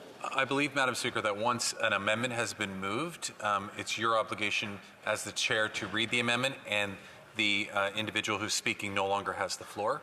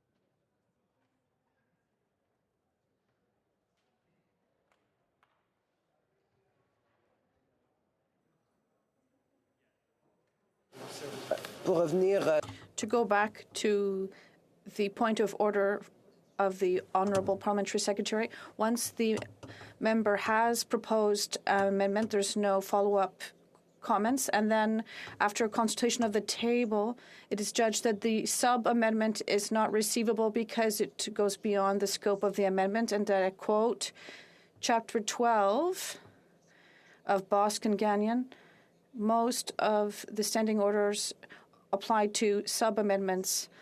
They must strictly cover the corresponding amendment and not go outside the scope or modify the amendment and not the original question. So I hope that I have answered the question. And now we are moving to comments and questions. The Honourable Parliamentary Secretary to the Government House Leader. Speaker, and I think that the concern from this side of the House doesn't stem from the fact that debate wants to be had. The member said that we're trying to silence members. On the contrary, we're trying to open up more time to allow for more discussion to take place. But I would ask her for her thoughts on Bill S5 that came before this House. Bill S5 was on environmental protections. We had, and I realize that there are different members in this House that have passions about different issues. So some people really want to talk about the environment, some people want to talk about certain social programs. Let me just recap on S5. 6 Liberals got up to speak, 4 NDP got up to speak, 5 Bloc members got up to speak, 1 Green member got up to speak. You know how many Conservatives got up to speak on S5? 27. No. 27. So, Madam Speaker, it becomes very clear to me, and if you listen to the debate on S5, which I did, none of their speeches even talked about environmental protections, and then at the end, they ended up voting in favor of it anyways. It becomes very clear to me that the objective of the Conservatives in this House is not about this scrutiny and oversight, as the member from Regina Capel talks about. It's about obstructing at every possible impasse the ability to do anything for Canadians. Can the member from the Bloc just reflect on whether she thinks it's peculiar that 27 Conservatives spoke to S5 that they voted in favor of, meanwhile the rest of the parties only had 4 or 5 speakers? The Honourable Member for Salaberry-sur-Roi. Thank you, Madam Speaker. Listen, 5 Bloc members did debate S5 and many Conservatives. Well, I think we could say that if we did the math, it's kind of the same proportion, but I can't complain or denounce the fact that members want to speak on a bill, Madam Speaker. And I think that the argument of my colleague is very weak. All bills that the government wants were adopted. They have a very positive track record in terms of legislation passed. And this bill is not necessary to move forward with their legislative agenda because until now, the facts reveal that things are going well. It's not because a bill had more speakers than another that the Parliament is fully blocked, Madam Speaker. On the contrary, I think that the government should be proud that in a minority setting, it was able to have so much support and was able to adopt so many bills and to have royal assent for so many of its bills. Honourable Member for Yorkton Millville. Thank you, Madam Speaker, and I deeply appreciate the speech that my colleague gave us today, especially around committees and her concern for Veterans Affairs. I share that concern in the fact that we've had 2 meetings cancelled at a time when we want the minister and the deputy minister to return to give a clearer understanding of their testimony versus what came forward from our veterans. So it's very disconcerting that that's happening. I would like her to speak, though, just momentarily on the fact that I'm hearing they're upset that we want to speak on this side of the House, and yet now they're giving us more time so that we can speak more on this side of the House, but removing themselves from that equation with an opportunity to not have to meet quorum. So how does she feel about that? The Honourable Member for Salaberry-sur-Roi. I'd like to thank my colleague for her question. It's true. I'm not sure if it's a coincidence or what, but the NDP member also sits on Veterans Affairs, and this morning at PROC we were saying, should we cancel committees because of this. Yes, Veterans Affairs is an important committee, and my colleague said this. There's a major issue with respect to the integrity of veterans who are Francophone and who do not receive the services they have a right to. And it's important to hear from the minister and their officials justify that situation. And we have to have corrective measures. And so by halting the work of committees, we are preventing the opposition and witnesses and experts from documenting a problem so we can find solutions together. And every day, well, as soon as we sit later, there'll be one or two committees that will be cancelled. How can we justify this? Questions and comments. The honourable member for New Westminster Burnaby.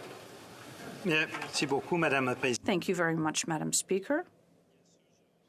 Of course, I see there's a contradiction between the comments from the Bloc and the Bloc's whip, who I have great esteem for, but there's a contradiction between work-life balance and the fact that the Bloc did not make any suggestions to improve work-life balance, particularly in terms of hybrid parliament, which did a lot of work for members in the Greater Northern Region. And the Bloc opposed the hybrid parliament. And it's hard to understand how you talk about work-life balance, which is so important, and then you do that. So the Bloc's whip is spreading misinformation with respect to the interpreters, which is a serious issue. We do, of course, have to deal with it, and it's an issue that she knows full well. The NDP also supports measures. It's a work security issue. It has to be improved.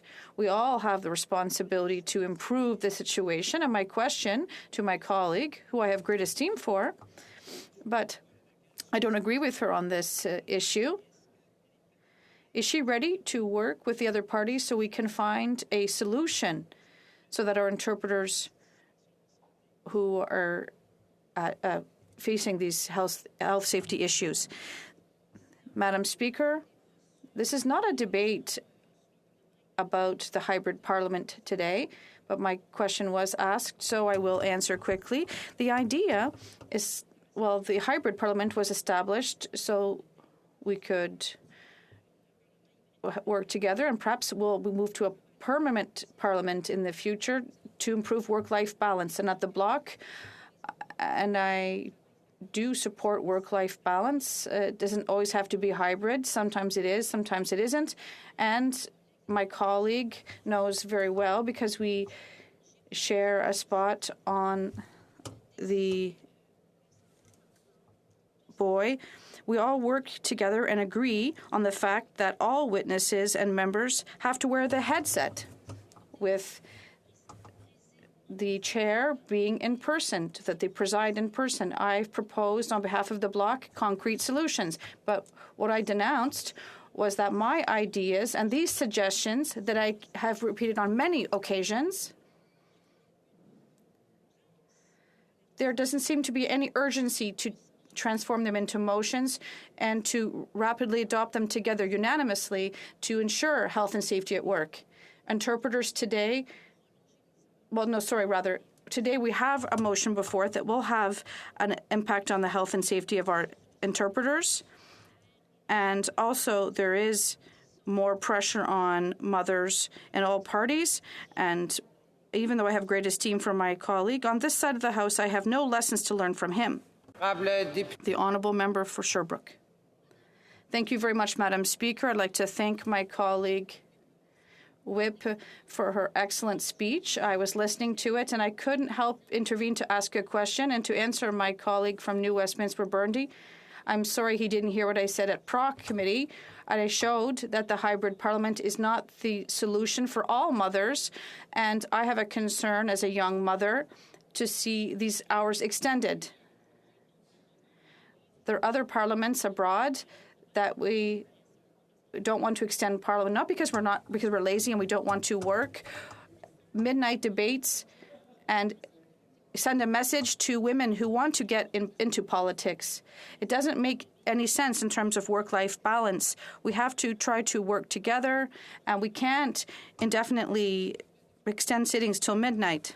The Honourable Member for Salaberry-sur-Loire, 40 seconds. Madam Speaker, I think my colleague's question says a lot. Today, it's an attempt to skirt the issue and do things indirectly. They want to dictate agenda to the opposition, and I think the Government House leader, even though he does have great professional qualities, he could have put more effort into this to seek the cooperation of all House leaders, and we could have had an adapted negotiation which would have reflected the importance that he gives to democracy and to dialogue and negotiation and to the parliamentary work. The Honourable Member for New Westminster Burnaby.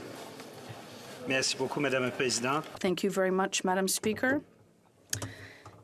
I would like to say from the onset that the NDP supports this motion, like we've always supported the idea of working harder for our constituents across the country. Madam Speaker, this is the NDP's tradition. We've often said that we're kind of like the worker bees in this House, and it's true.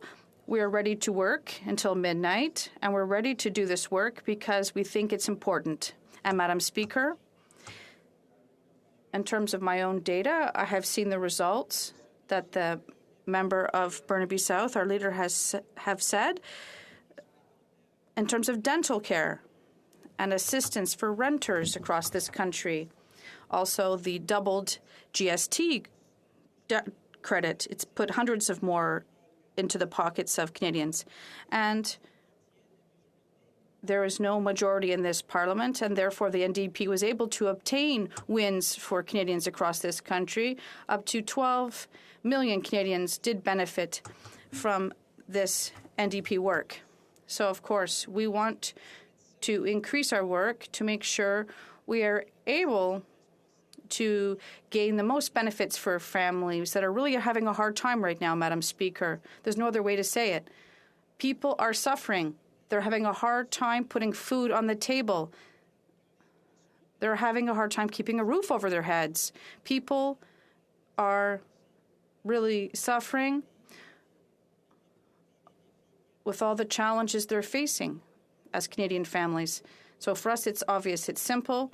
We have to work harder to help more people during these tough times. And this is why that we support this motion, of course, Madam Speaker.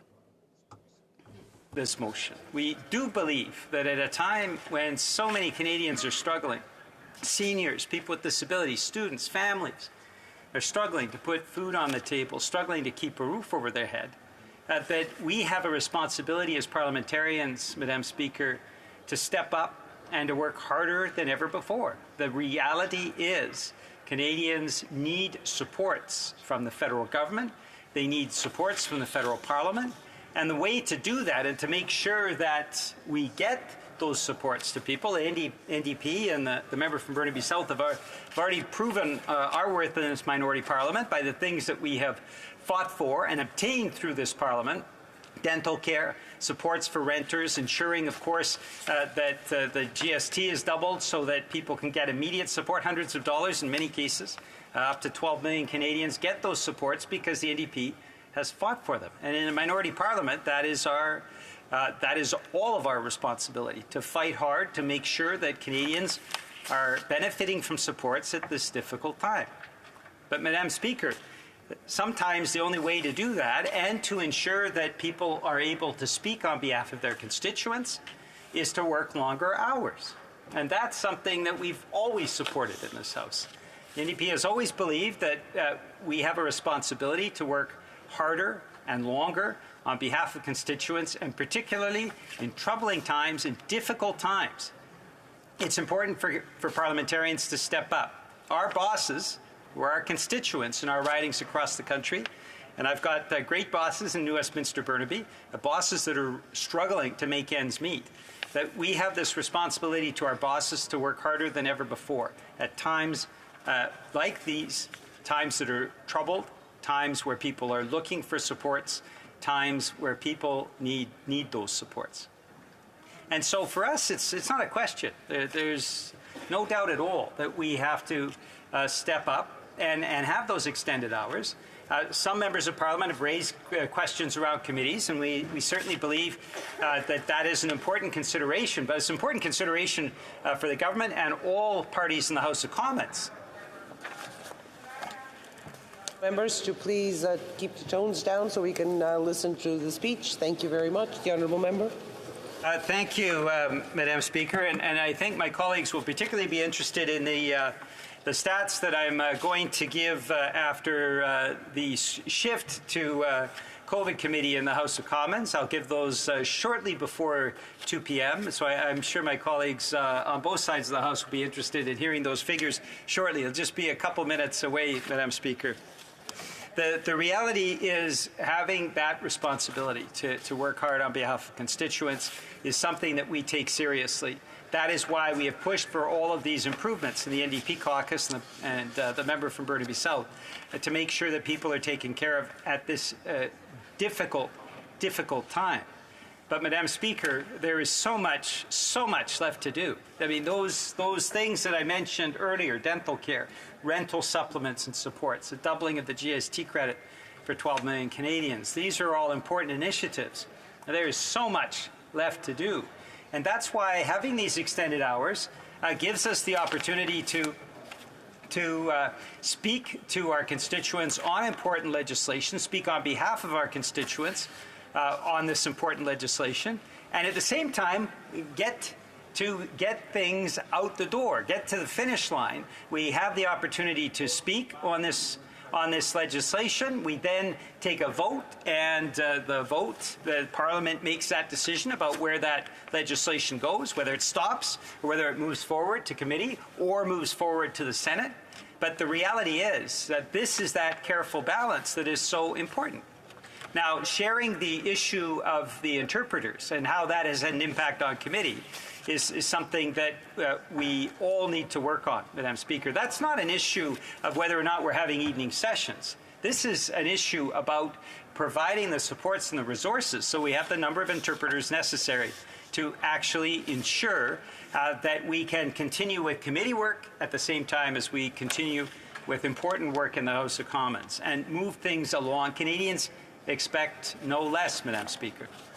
I mentioned earlier the issue of attendance at sittings, and I think it's important to note. I'm going to quote a news article, Merricky Welsh in the Globe and Mail.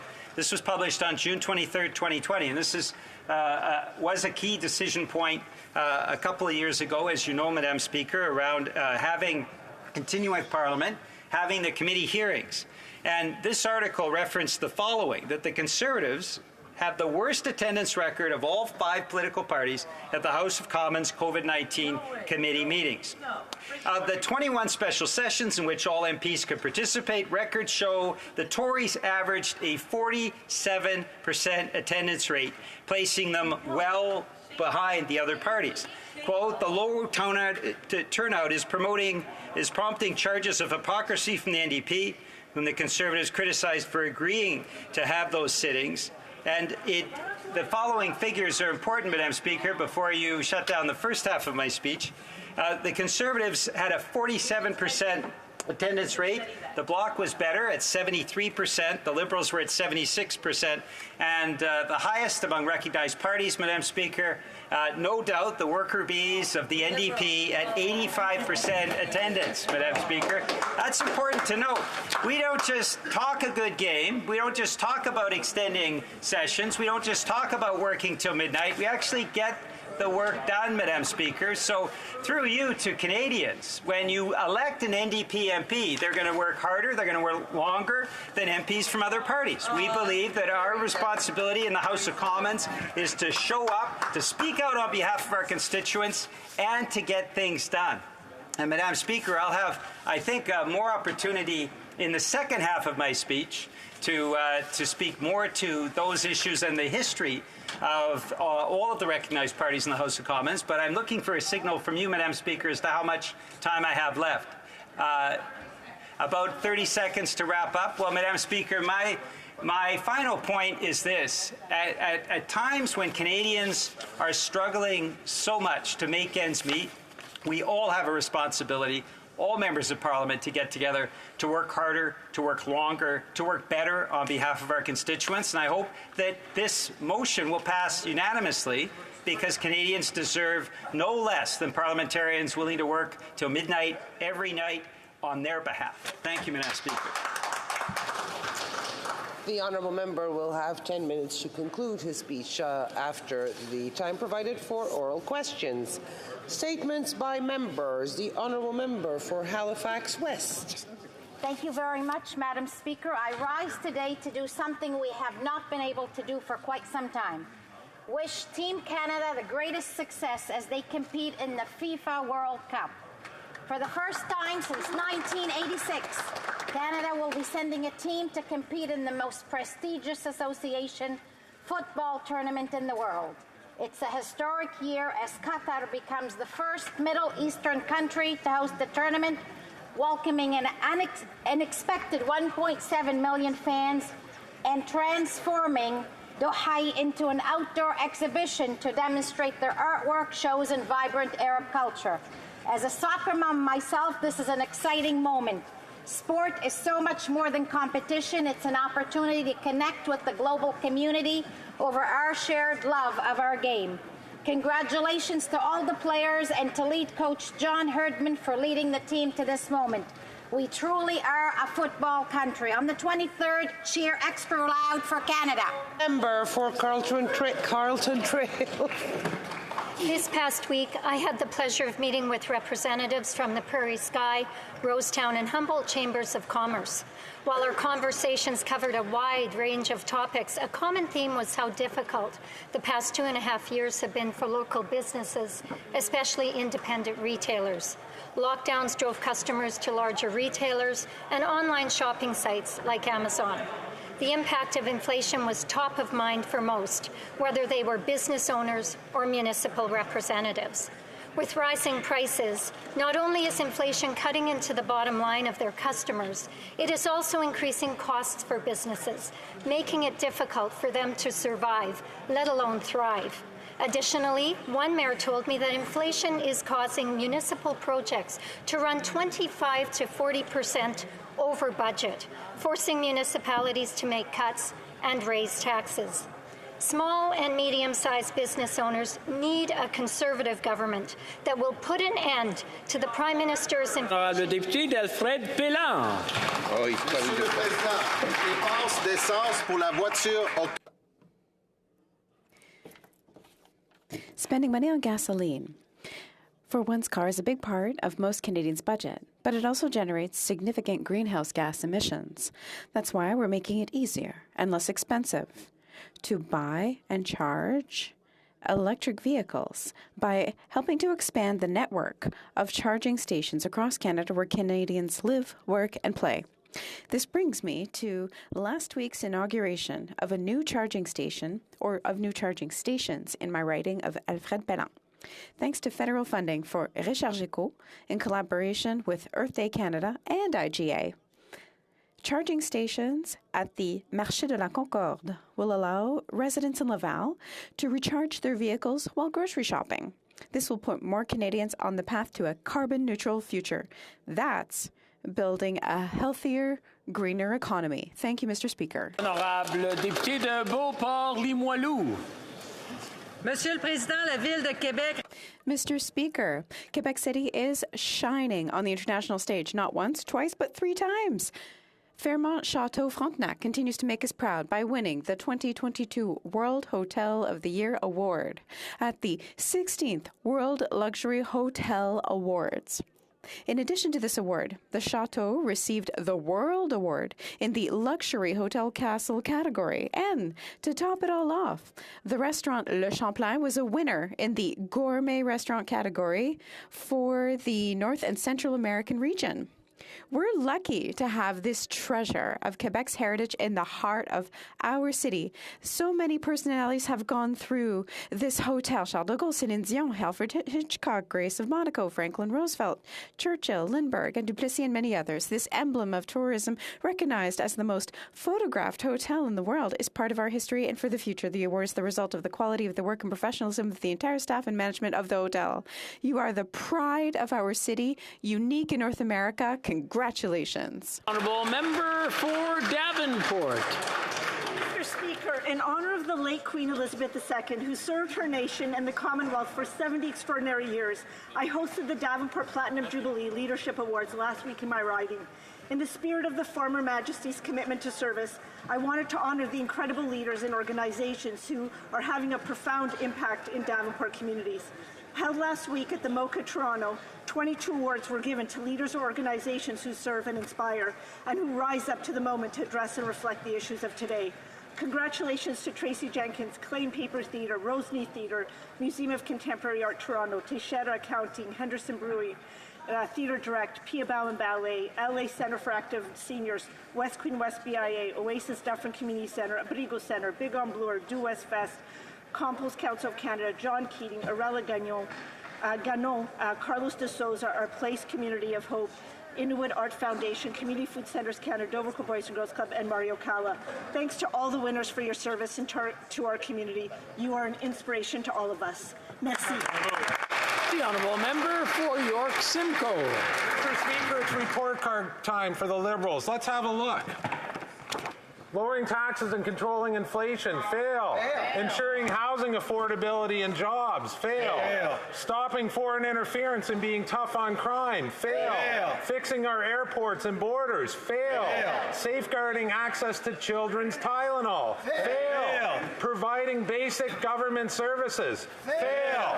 Right across the board, everything feels broken, everyone is worse off, and no one gets ahead. But instead of providing solutions, the Liberals' fall economic statement confirmed. They are out of ideas and out of money. This Liberal government has been in power for 7 years. Ask anybody on the street and they will tell you they were a lot better off 7 years ago than they are today. Most Canadians look around and see what our country has become. The only real change is there's no change left in Canadians' pockets. The Honourable Member for Ottawa West Nepean. Thank you, Mr. Speaker. Last week, I attended Rise Up Ottawa, where we heard from students as young as 12 years old about unacceptable acts of hatred just because they are Jewish. Many of them said they are hiding their Jewish identity to avoid being targeted. A brave teacher, Lisa Levitan, coordinated the event to give these youth a voice. Nobody should feel scared to go to school because of their religion. No child should hide who they are in fear of Nazi symbols and rhetoric that should be so anathema in our society that they would be shunned instantaneously. Yet they are not. We need to teach all young people about the Holocaust so that they learn the danger of indifference to oppression. The member for Ottawa Centre and I were among the only non-Jewish participants. We all have an obligation to speak out. To be silent is to cause harm. I ask the House to join me in calling for an end to Jew hatred. Thank you, Mr. Speaker. L'honorable député d'Orléans. Mr. Speaker, November 14 marks World Diabetes Day. Throughout 2021 to 2023, the theme of World Diabetes Day is access to diabetic cares. For more than 95% of the time, people living with diabetes are looking after themselves. Mais pour s'assurer que les personnes atteintes de diabète ont accès aux ressources médicales, to ensure that they have access to the resources that they need and better access to high-quality education on diabetes will protect health. Recognize this year's Kids for a Cure delegation from JDRF that are here meeting with parliamentarians today. And happening tonight from 5 till 8 in the Sir John A. Macdonald, I invite all of you to attend and hear from our youth delegates about their struggle and journey of living with type 1 diabetes. Education, Mr. Speaker, is key to understanding the issues facing people with diabetes. Thank you very much. Merci. Le député de Louis Saint-Laurent. Monsieur le Président, en matière d'environnement, ce gouvernement libéral... Mr. Speaker, when it comes to the environment, they talk a lot but don't do much. According to a report made public today in COP27, is that out of 63 countries, Canada is 58th. Instead of taxing everyone, we want to reduce our carbon footprint, where the emissions come from. We don't want to tell businesses what to do, but help them to actually reduce their pollution through research and development. We want to reduce bureaucracy to allow developing our lithium mines and hydroelectricity options. We are the best in the world when it comes to carbon capture, nuclear power, electric power. We need to turn towards green energy instead of sending billions of dollars abroad. This will truly ensure prosperity the world needs more than ever. Canadians know how, and let's be proud of Canada. L'honorable député de Sackville-Preston, Chesapeake. Mr. Speaker, as always, both across the country and in my riding of Sackville-Preston, Chesapeake, Canadians stirred out in large numbers at a variety of commemoration events to recognize our veterans during Veterans Week. I myself had the opportunity to attend a number of events, both here at home as well as across the country. These included joining the veterans at Camp Hale Veterans Hospital for a moving candlelight tribute to remember the fallen comrades, and the unveiling of the statue of the Highway of Heroes that marked the planting of 2.5 million trees as part of the Tree for Life campaign, as well as several visits to different memorials, legion, and classrooms. It was quite moving to see how many Canadians of all ages and of all walks of life took the time to show our veterans how grateful they are for keeping us safe and free. Let's continue taking the opportunities to value and recognize the amazing contribution and sacrifices of our veterans all year round. Lest we forget, nous nous souviendrons. Thank you. The honourable member for South Shore St. Margaret's. I just met with Melody and Jack Horton and their two boys, Lucas and Jesse. They had the same hope as all young families to own a home. This was out of reach for them in Ontario, so they left and bought their dream home on a lake in Nova Scotia. They quickly found jobs, and the family loves swimming in the lake in the summer and skating on it in the winter. Life was everything they hoped it would be, until this year. The rapid cost increases for gas to heat their home and for food for the family was too much. Melody and Jack sold their dream house in September. They moved into a house half the size, and they are still struggling to pay the bills. The Hortons don't understand why these Liberals don't know how tough it is for families. The new Conservative leader will always put people first. He will always work every single day to make paychecks bigger and government smaller for families like the Hortons. Hear, hear. The honourable member for Wellington, Halton Hills. Recent reports that Beijing interfered in our democracy are deeply troubling. It's clear Beijing spread disinformation through proxies in the last 2021 election campaign. It's also clear in recently unsealed indictments in U.S. court that Beijing's agents are operating freely here on Canadian soil, coercing members of the Chinese community. Recent reports have also revealed the presence of 3 illegal People's Republic of China police stations operating in the Toronto region. And now we find out that Beijing illegally funneled hundreds of thousands of dollars to at least 11 election candidates in the 2019 general election. Despite the government knowing about this for at least 10 months, no one has been expelled, no one has been criminally charged, and no action has been taken. The biggest victims of this interference is the Chinese community itself.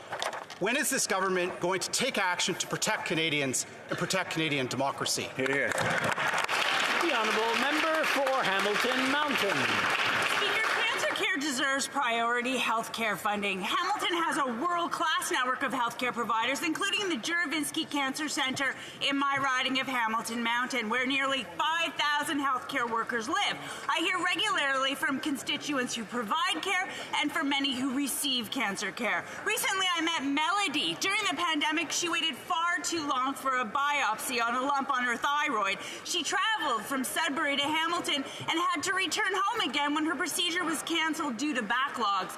Melody says she's grateful our government's targeted investments will help provinces and territories remedy these problems. Cancer is still the leading cause of death for Canadians, and last week a report from Canadian Cancer Society showed us cancer cases are on the rise. We need more investment and to make cancer care a priority at every level of government. I want to thank the Canadian Cancer Society for encouraging us to make cancer care even better. The honourable member for Vancouver East. According to the UN, to limit warming to 1.5 degrees, global emissions have to drop 7.6% every year. To save our planet, Canada must reduce its emissions by 60% by 2030 compared to 2005 levels. Addressing oil and gas emissions is critical if Canada is to reach its share of that target. Instead of subsidizing the oil and gas industry, who, by the way, made $147 billion in profits this year alone, Canada should be reinvesting in the green tech sector and supporting communities in building climate resilience. Canada also needs just transition legislation, a clean jobs secretariat, and training center for workers. The adoption of a clean jobs industrial strategy that echoes the calls from CANRAC, EcoJustice, CLC, Unifor, and Blue Green Canada is a must. Interprovincial electricity grid connection, massive transit expansion, and the acceleration of retrofits with a big focus on energy poverty and low and medium income households must be prioritized. We have no time to waste. L'honorable député de Berthier-Masquinongé. Monsieur le Président, il me fait plaisir. Mr. Speaker, I'm pleased to highlight today Lavaltrie's 350th anniversary. It's a beautiful municipality in Berthier-Masquinongé. Lavaltrie owes its name to Séraphin Margan, sire of Lavaltrie and lieutenant in the Carignan-Salière regiment, to whom Intendant Talon granted a seigneury in 1672. A magnificent church was built according to the plans of architect Victor Bourgeot, a native of the town. A sculpture of him by artist Claude Desrosiers was recently unveiled on the church grounds. As the author Honoré Beaugrand made Lavaltrie the center of a story, the city is also closely linked to the legend of La Chasse-Galerie. To conclude, I would like to thank the Historical Society and its volunteers, and I invite you to take a historical tour completing the traditional rally held for many years by the city, in which I had the great privilege of participating. Laval-Trois et Laval-Trois. Happy birthday to the people of Laval. Member for South Surrey White Rock. The NDP and Liberal Party have launched an attack on parliamentary committees. Today, they brought a motion to strip committees of their already scarce resources. This means cancelled meetings and interrupting important investigations. The Government Operations Committee is digging into the $54 million ArriveCan app, including the false reports that contractors were paid millions but didn't receive a dime. Where is the money and who got rich? The Heritage Committee is investigating the Minister of Diversity and Inclusion for providing funding to known racist and anti-Semite Laith Maruth. The Procedure and House Affairs Committee has an investigation into foreign interference in our elections. The Prime Minister knew since January and has failed to act. This important work of all House committees will be restricted by today's motion. Conservatives continue to fight against just inflation and higher taxes. The government needs more accountability, not less. This motion shields the Liberals from criticism, and Conservatives won't stand for it. The honourable member for Parkdale High Park. Mr. Speaker, in August of 1972, President Idi Amin ordered everyone of South Asian descent out of Uganda. Given 90 days to leave or face military internment, thousands suddenly became stateless, triggering an international call to accept these refugees. Canada answered that call. This was a huge step. To that point, this country had never attempted to resettle a group of non-white, non-Christian people from outside of Europe. Among the 8,000 people that would settle here were me, my sister, and my parents. A family like so many others that came here seeking one thing, Mr. Speaker, safety. But what we found was so much more. A cold climate, yes, Mr. Speaker, but a warm and welcoming people who helped us settle and helped us integrate. Ugandan Asian refugees have emerged as leaders in business, the professions, even as parliamentarians, Mr. Speaker, but all have made a point of giving back. On this 50th anniversary, I can only say thank you to my mother and father for having the courage to cross the planet and start over, and to this country, Canada, for giving my family and all Ugandan Asians not just safety, but opportunity.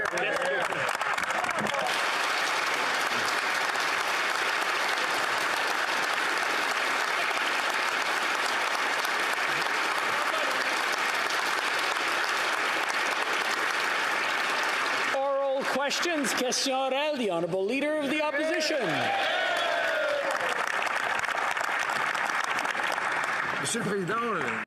Mr. Speaker, Canadian kids are suffering without medication. The president of a pharmaceutical company that represents, that distributes to 19 countries, he reports that only Canada is lacking essential drugs. Canadians have to go to the U.S. even to buy some of these medications, which are abundant south of the border. But here in Canada, we don't have any. Why are kids in other countries getting these drugs when ours aren't? The Honourable Minister of Health. Thank you, Mr. Speaker.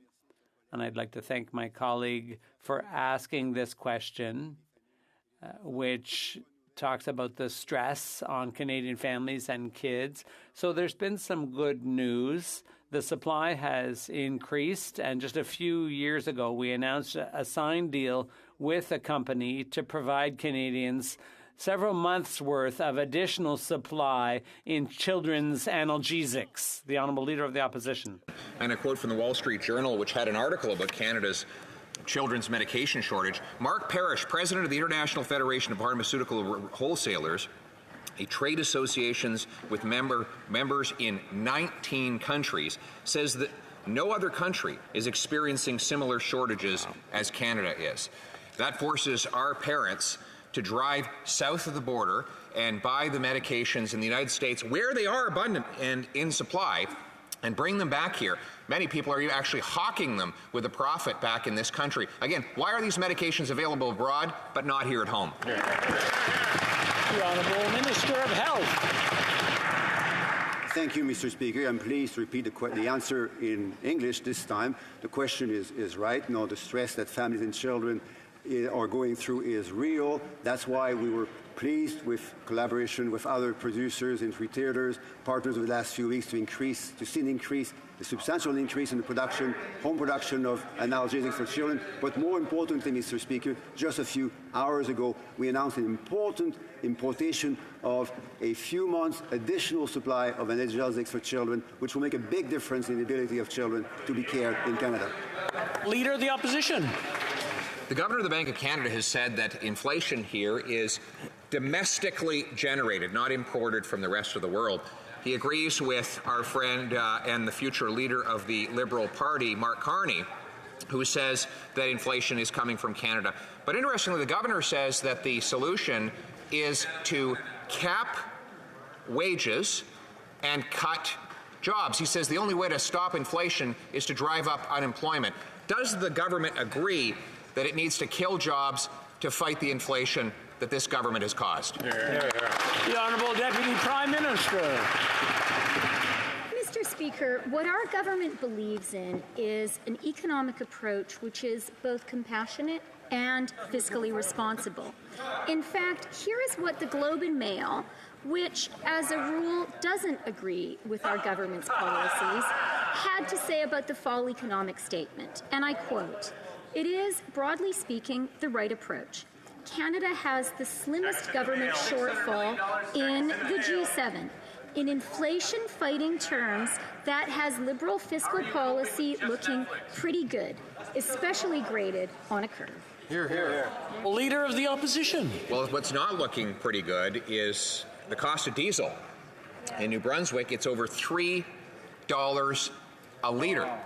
Diesel is not a luxury, it's a necessity when you live in the country and drive a big truck. It's a necessity for the truckers that bring us our goods to our grocery stores. No wonder we have 11% food price inflation. And home heating bills are not looking any better. They're going to double this winter.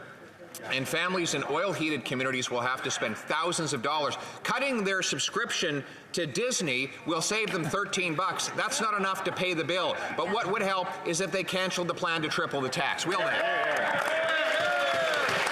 The Honourable Deputy Prime Minister. Mr. Speaker, every single member of Parliament who sits in this House is privileged. We all earn good salaries, and we have hard-working staffers who support us well. I absolutely recognize how privileged my family and I are. And that's why in the Fall Economic Statement, tabled earlier this month, we focused our government's finite resources on helping the Canadians who need it the most. We did that by doubling the GST credit, providing a $500 top-up to Canadians struggling to pay their rent, and providing dental care for Canadian kids. Leader of the Opposition. Well, if she really wanted to empathize with the low-income people who are struggling, then she and her NDP coalition partners would cancel their plan to triple the carbon tax. They want to do it at a time when home heating bills are expected to double, costing thousands of dollars for families in oil-heated communities, when diesel prices are over $3 a litre. Mr. Speaker, Canadians cannot afford it, nor can they afford to spend $6,000 on the Prime Minister's hotel rooms, nor do they need lectures about cancelling Disney Plus. Will they cancel the carbon tax instead? The Honourable Minister of Immigration. I come from a region of the country that's recently seen the most severe weather event over the course of my entire life. But what really upsets me is that we know there is more to come. We know since the time I was born until the turn of the century, the average insured losses in this country were between $250 and $450 million a year for severe weather. Now it's almost $2 billion annually. A few years...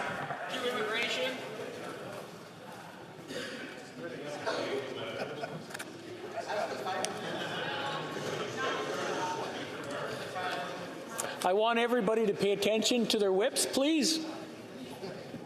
Thank you. The Honourable Minister for Immigration, from the top, please. Mr. Speaker, I have a better solution than people listening to their whips. Turn the microphones on in the background so you can hear members on that side denying climate change is a real threat to Canadian communities.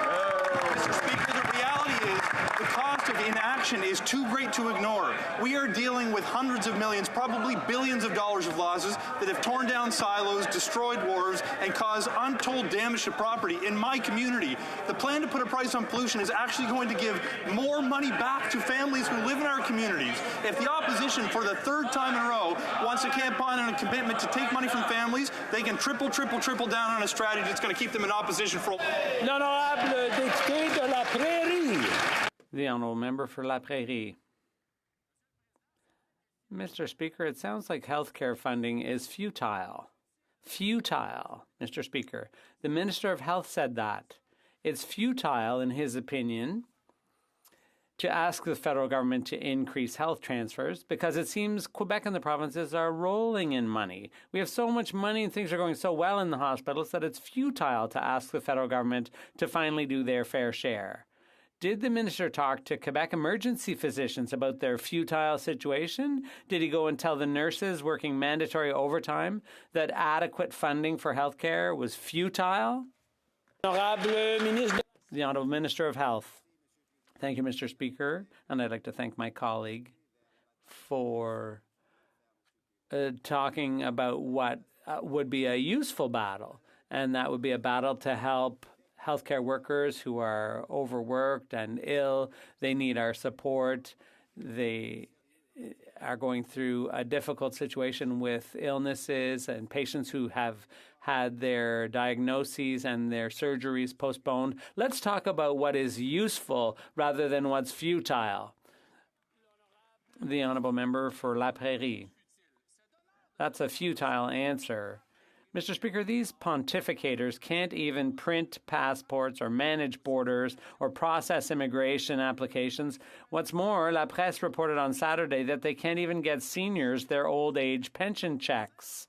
You can't make this stuff up. 70,000 new retirees last year alone had to wait months for their pensions.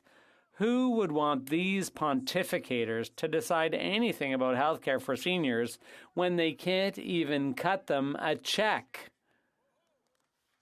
The Honourable Minister of Canadian Heritage.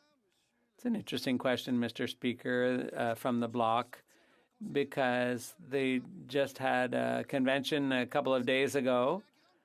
And the big conclusion of the Bloc's convention was to use all fora to convince Quebecers of their idea of forming their own country. And when the Bloc says that they're for Quebecers, it would be nice if for once they really were. The Honourable Member for New Westminster Burnaby. All across the country, there are more and more kids in emergency rooms. Everywhere, hospitals are running out of beds for them, and winter isn't even here yet. Parents worry that if their kids get sick, they might be denied care. Instead of bickering, when are the Liberals going to take this situation seriously and do something to protect our kids? The Honourable Minister of Health. Thank you, Mr. Speaker. Obviously, we're very grateful for that question. The first thing is that our children and seniors and families are going through tough times. There are viruses cutting through the population at an alarming pace. We're not done with COVID yet. The hospitals are still dealing with COVID and RSV and flu. It's going to be a bad year for those things. So we do have a responsibility and a duty to take care of one another, and that requires mass vaccination and other public health measures. They want to know their kids will be taken care of when they get sick. Across Canada, there is a children's Tylenol and Advil shortage. And now hospitals are dealing with a lack of pediatric antibiotics. Mr. Speaker, it's a scary time to be a parent, and there are things this government can do now. Instead of vague promises and pointing fingers, the Liberals must ensure our kids get the medicine they need. Parents are desperate for help. Where is the plan to care for our children? The Honourable Minister for Health. Thank you, Mr. Speaker. Families and children are indeed living through stressful times today, and that's why we were pleased to announce just a few hours ago that there will be a special importation of additional analgesics, the equivalent of several months of normal supply, in addition to the increased domestic production of these analgesics, so that children and their families can have access to those drugs in the very short time, and therefore we'll keep working on a longer-term solution to these shortages. Thank you, Mr. Speaker. The Honourable Member for Calgary Forest Lawn. Temperatures are dropping across Canada, and Canadians are needing to heat their homes. Home heating prices are doubling this winter, and Liberals will add to the pain by increasing the carbon tax. The Finance Minister's advice to families, though, cancel their Disney Plus. $14.99 a month won't do anything for the 1 in 5 Canadians skipping meals. This minister is out of touch, and Canadians are out of money. Why won't the Liberals give Canadians actual relief and cancel their plans to triple taxes on gas, home heating, and groceries? The Honourable Deputy Prime Minister. Mr. Speaker, why don't we talk about some really terrible advice that was offered to Canadians in the spring by the Conservative leader? He urged Canadians to invest in crypto as a way to opt out of inflation. Now, Bitcoin has crashed by 21% over the past week, and by more than 65% since the Conservative leader first gave Canadians that reckless advice. The Conservatives should apologize today for this reckless policy and admit that investing in crypto would have bankrupted Canadians. Honourable member for Calgary Forest Lawn. A delusional response from the Minister of Netflix. Maybe instead of advising Canadians to cancel their $14.99 a month Disney Plus subscriptions, the minister can do the right thing and cancel their government greed instead. The government told us the whole point of the carbon tax was to lower emissions. They spent over $100 billion since 2015 on the environment. And despite what the Prime Minister says, emissions are up and Canadians are out of money. Why won't the Liberals give Canadians some relief and cancel their inflation tax? The Honourable Deputy Prime Minister. You know, Mr. Speaker, what should be cancelled is the reckless advice that the Conservatives offered to Canadians and for which they have never apologized, which was to invest in crypto. If a Canadian had invested $10,000 in crypto when the Conservative leader told them that was a good idea, today they would have less than $3,500. Wow. If they had invested in a crypto exchange platform, they would be totally wiped out. What should happen, Mr. Speaker, is that the Conservatives should apologize and withdraw that reckless advice. Honourable member for Thornhill. The private jets have landed and the limousines are idling in Egypt for a UN climate change conference where the minister is claiming to save the planet. Meanwhile, in Canada, struggling Canadians are paying record high prices for their costly plan that hasn't even reduced emissions. Private jets and limousines for these Liberals and higher prices on gas, groceries and home heating for Canadians. When will they admit their plan isn't working, park the jets, and scrap the carbon tax they plan to triple? The Honourable Parliamentary Secretary to the Minister of the Environment. Thank you, Mr. Speaker. The Honourable Member knows that 8 out of 10 families will be better off under our price on pollution and the climate action incentive. And Mr. Speaker, the Honourable Opposition never talks about the costs of climate change. There are many members from British Columbia on the other side. Mr. Speaker, a $9 billion impact from the floods, fires, and droughts experienced last year. 600 people died under the heat dome, Mr. Speaker. Mr. Speaker, we have a moral imperative and an economic imperative to do something about climate change. The honourable members of the opposition have no plan, never did, never will. The honourable member for Thornhill. That's misinformation from the member opposite. 1.5 million Canadians used food banks in 1 month. The response from the finance minister was to tell struggling Canadians that she was cutting her Disney Plus subscription. $14 a month is not going to put food on the table. It's insulting. Canadians are out of money. This government's out of touch. When will they stop their out of control spending and stop raising taxes on Canadians? The Honourable Deputy Prime Minister. Mr. Speaker, let me tell you what really is out of touch. It is an economic plan which would eviscerate the EI system, which would endanger seniors' pensions, which would make pollution free again, which would claw back climate checks from Canadian families, which would leave Canadian children without dental care and deprive low-income renters of the support they urgently need.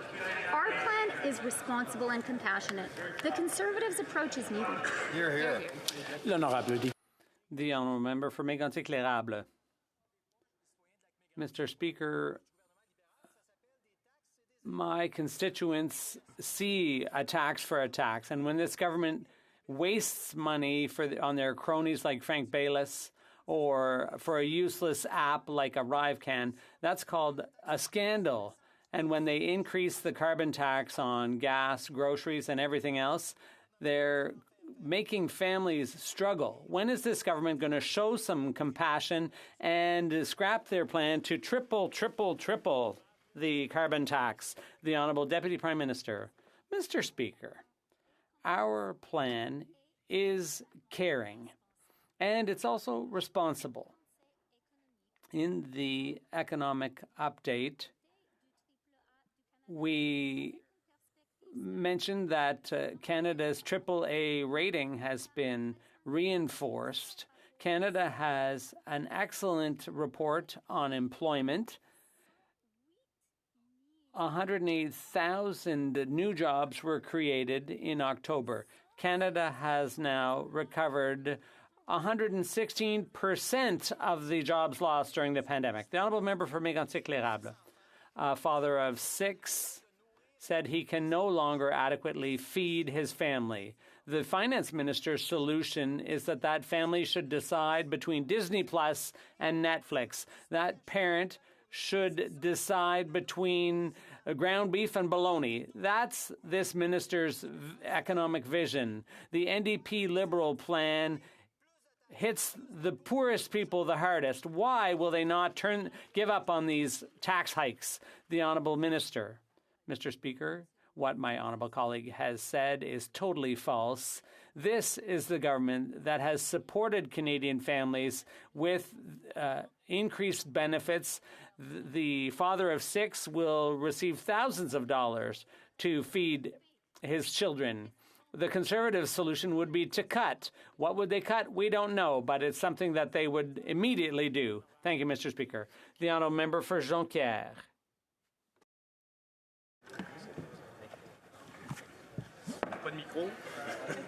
I need my mic. Oh, okay. Mr. Speaker, the Minister of Health insulted Quebec and the provinces by saying that their call for increased health transfers was futile. Wow, that says a lot. Quebec spends 40% of its budget on health. That's not futile, 40% of the budget. Above all, it's not futile when, even with 40% of the budget, our network is exhausted and out of resources because his government isn't pulling its weight. When will the minister finally realize the only thing that's futile is his battle to deny funding for our hospitals? The Honourable Health Minister. Mr. Speaker, I'm very pleased that the member is talking about spending. Spending is what we've been doing for years. With the COVID pandemic, we spent $72 billion, and we will keep up the funding because, unfortunately, COVID is still around, and we've provided funding for surgeries, for diagnosis, for mental health, for home care. And I know I don't have long, but if the member wants to ask another question about funding, that would be useful. The honourable member for Jonquière. Mr. Speaker, all they need to do is increase health transfers to 35%. At the meeting on health transfers, the minister said, my job isn't to send money to the ministers of finance. My job is to make sure I help my fellow ministers of health do their difficult work. Well, that's right, Mr. Speaker. All his fellow ministers of health have made it clear that the way to help them do their hard work is to send them money.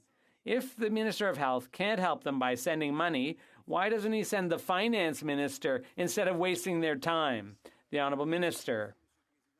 Thank you, Mr. Speaker, and I'd like to congratulate the member on another excellent question. My responsibility as Health Minister is not to just send money without conditions. I like the other finance ministers, but I deal with the health ministers. So I'm even if I send money to the finance ministers, that might please them, but it won't help with health care. So my concern is to make sure that the health ministers can do their job together. The honourable member for Jonquière. You know, Mr. Speaker, the health minister's fight against health care funding comes at a price. It's not just patients who pay, it's all Quebecers. Quebec spends 40% of its budget on health care, and even that's not enough anymore because the costs keep going up and quickly. All this is money that's not going into overcrowded classrooms or social services for the less fortunate or new child care spaces. Mr. Speaker, there is a huge hole in Quebec's social safety net. Does the minister realize he's the one causing it? The Honourable Minister. Thank you, Mr. Speaker. And I'd like to congratulate the member because he's focusing more and more on results and what really needs to be done, reducing delays for diagnoses and surgery, increasing funding for rural health care, increasing funding for health, mental health care, for long-term care, for home care, and supporting healthcare workers who need so much support. They need us to help them to take care of themselves as well as others. Colchester. Mr. Speaker, last week we heard this Liberal government has been strong-arming the government of Nova Scotia to prevent them from reducing provincial fuel taxes. With the cost of living at an all-time high, Canadians could use any help. But thanks to this Liberal government, absolutely none is forthcoming. Why is the minister pulling out all the stops in a concerted effort to hurt Canadians more and more by tripling the carbon tax? The Honourable Parliamentary Secretary. Mr. Speaker, and it's beyond disappointing to hear from the honourable member many weeks after Hurricane Fiona, the honourable member wants to take an important measure off the table that will help reduce pollution, but also put more money in people's pockets. And, Mr. Speaker, we are there with $300 million to help Atlantic Canadians rebuild, Mr. Speaker. We are there with $120 million to help them transition to cleaner forms of energy, Mr. Speaker. We will be there for Atlantic Canadians, Mr. Speaker, ever and always. The Honourable Member for Cumberland Colchester. Speaker, let's be clear. The majority of Atlantic Canadians still have not seen a penny for the cleanup of Fiona, and the mess is still there. I also want to quote further, Mr. Speaker. Provinces and territories must not implement measures that directly offset, reduce, or negate the price signals sent by the carbon price. They want Canadians to pay more at the pumps. And shame on any provincial minister of finance who would dare to try and reduce the tax. This is an attitude that we're dealing with, Mr. Speaker. Why does the Liberal government refuse to allow provincial governments to reduce taxes on gas and groceries and home heatings, Mr. Speaker, the essentials? Yeah. The Honourable Minister for Immigration. Mr. Speaker, with great respect to my honourable friend, colleague and neighbour in Nova Scotia, I'd point out to him that governments from Newfoundland to Ontario of different partisan persuasion have done exactly what he has just declared not possible. The facts tell a very different story. But what's most important, Mr. Speaker, is we actually address climate change. The cost to my community, talk to any dairy farmer and find one who's lost less than $100,000 in crops. I bet you can't. I've spent time on the ground to actually talk to them about what their losses are. I've viewed my neighbors' fences be turned into splinters, and I continue to want to support our community by putting more money in their pockets by making sure this price will do the right thing. Member for King Vaughan. Mr. Speaker, Canada's seniors are struggling to survive. Denise, a senior living in Halifax, Nova Scotia, has been employed since she was 16 years old. Denise's income includes a job, old age security, and her Canada pension. Yet, Denise is forced to live in her car as she is unable to afford housing. When will this Liberal government show some compassion and give our seniors some relief and cancel their plans to triple the taxes on gas, groceries, and home heating? The Honourable Deputy Prime Minister. Mr. Speaker, for Denise's sake, I really hope she didn't follow the Conservative leader's advice and invest in crypto as a way to avoid inflation. If she had done that, at best, she would have lost 65% of her savings. She may well have been entirely wiped out had she listened to the Conservatives and invested in a crypto platform. Mr. Speaker, it is time for the Conservative leader to take responsibility for this reckless advice and to apologize. The Honourable Member for Elmwood Transcona. Well, thank you, Mr. Speaker. In the last year, Canadian family wages rose less than half as fast as inflation. And yet the Liberals recently had the gall to say that higher wage pressures are causing inflation, all while major grocery chains made huge profits and paid millions of dollars in compensation to their shareholders and CEOs. Just like the Conservative leader, the Deputy Prime Minister refuses to acknowledge the full extent to which corporate greed and profit-seeking is driving inflationary pressure on Canadian household budgets. So my question is simple. When are the Liberals going to stop blaming workers and tackle the real causes of inflation by forcing CEOs and their corporations to pay their fair share? Deputy Prime Minister. Mr. Speaker, our government is absolutely committed to ensuring everyone in Canada pays their fair share. Let me give you just a few examples. We have permanently raised corporate income tax by 1.5% on Canada's largest and most profitable banks and insurance companies. We have introduced a Canada Recovery Dividend of 15% on banks and insurance companies to help pay for the cost of fighting COVID. And, Mr. Speaker, we have now introduced a luxury tax on planes and cars and yachts. Planes and cars worth over 100,000, yachts worth over 250,000, Mr. Speaker. Well, member for Vancouver East. Canada has put thousands of refugee claimants and migrants in immigration detention in provincial jails, even though they have not committed any crimes. Human Rights Watch and Amnesty International are calling on the Prime Minister to end this abusive practice. BC, Nova Scotia, Alberta, and Manitoba have proactively canceled their immigration detention contracts with CBSA. But this shouldn't just be on provinces. Refugees and migrants are not criminals. Will the Liberals put an end to this odious immigration detention practice and stop putting migrants and asylum seekers in provincial jails? The Honourable Parliamentary Secretary. Mr. Speaker, Canada has a robust and fair refugee system, and immigration detention is a measure of last resort. While we've made significant progress, there's more work to do. We thank the Honourable Lloyd Axworthy and Honourable Alan Rock, as well as Human Rights Watch and Amnesty International for their efforts on this issue, and I look forward to continuing to work with them on this important issue. The Honourable Member for Etobicoke Centre. The Ukrainian people have been fighting bravely against Russia's brutal and unjustifiable invasion of Ukraine, and they've been making incredible progress, retaking territory, while also defending the values that we all share of peace, democracy, and human rights. Mr. Speaker, Canada's military aid has been integral to Ukraine's counteroffensive. As NATO Secretary General has said on many occasions, Canada is a leader in supporting Ukraine. And today, Mr. Speaker, the Prime Minister of Canada made an announcement of additional military support for the people of Ukraine. Could the Minister of National Defence please share with this House and with Canadians about this announcement? The Honourable Minister of National Defence. Mr. Speaker, I thank the member from Etobicoke Centre for this question. This morning, the Prime Minister announced an additional $500 million of military aid, bringing the total committed by the Government of Canada to over $1 billion. Bravo. Bravo.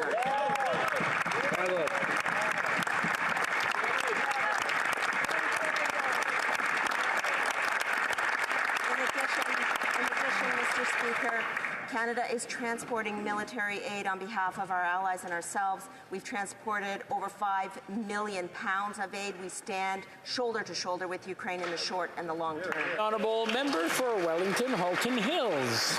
Mr. Speaker, it's clear Beijing interfered in last year's 2021 election. Beijing's ambassador to Canada commented critically and publicly during that election campaign, and Beijing spread disinformation through proxies on Chinese-language social media platforms. And last week, we find out that Beijing also interfered in the 2019 election. We find out that the Prime Minister was told 10 months ago in January about hundreds of thousands of dollars that were illegally funneled to at least 11 election candidates. My question is simple. Who are these 11 election candidates? The Honourable Parliamentary Secretary. Speaker, it's good to see the Conservatives actually taking foreign interference seriously for once. We saw in the last Parliament how Conservative members didn't care about protecting our national security. They removed their members from NSICOP that would provide the information that the member opposite is looking for. The member from Durham, when he was leader, he took his toys and went home, took Conservative members off that committee, which actually provides the very information the member opposite is looking for. We have taken our democratic institutions seriously and implemented many measures to ensure that foreign interference. Member for Wellington Halton Hills. Mr. Speaker, that is an appalling answer. It's this government that allowed People's Liberation Army scientists of the People's Republic of China into a top-level lab in this country against the government's own security protocols and in threat to the Five Eyes Alliance. We're talking about payments of hundreds of thousands of dollars to election candidates. We're talking about Beijing putting agents in MPs' offices. We're talking about an increasingly aggressive campaign to silence Canadian MPs. My question again to the government is very simple. Who are these 11 candidates? The Honourable Parliamentary Secretary. Speaker, the risk of foreign interference is something we've taken seriously since forming government.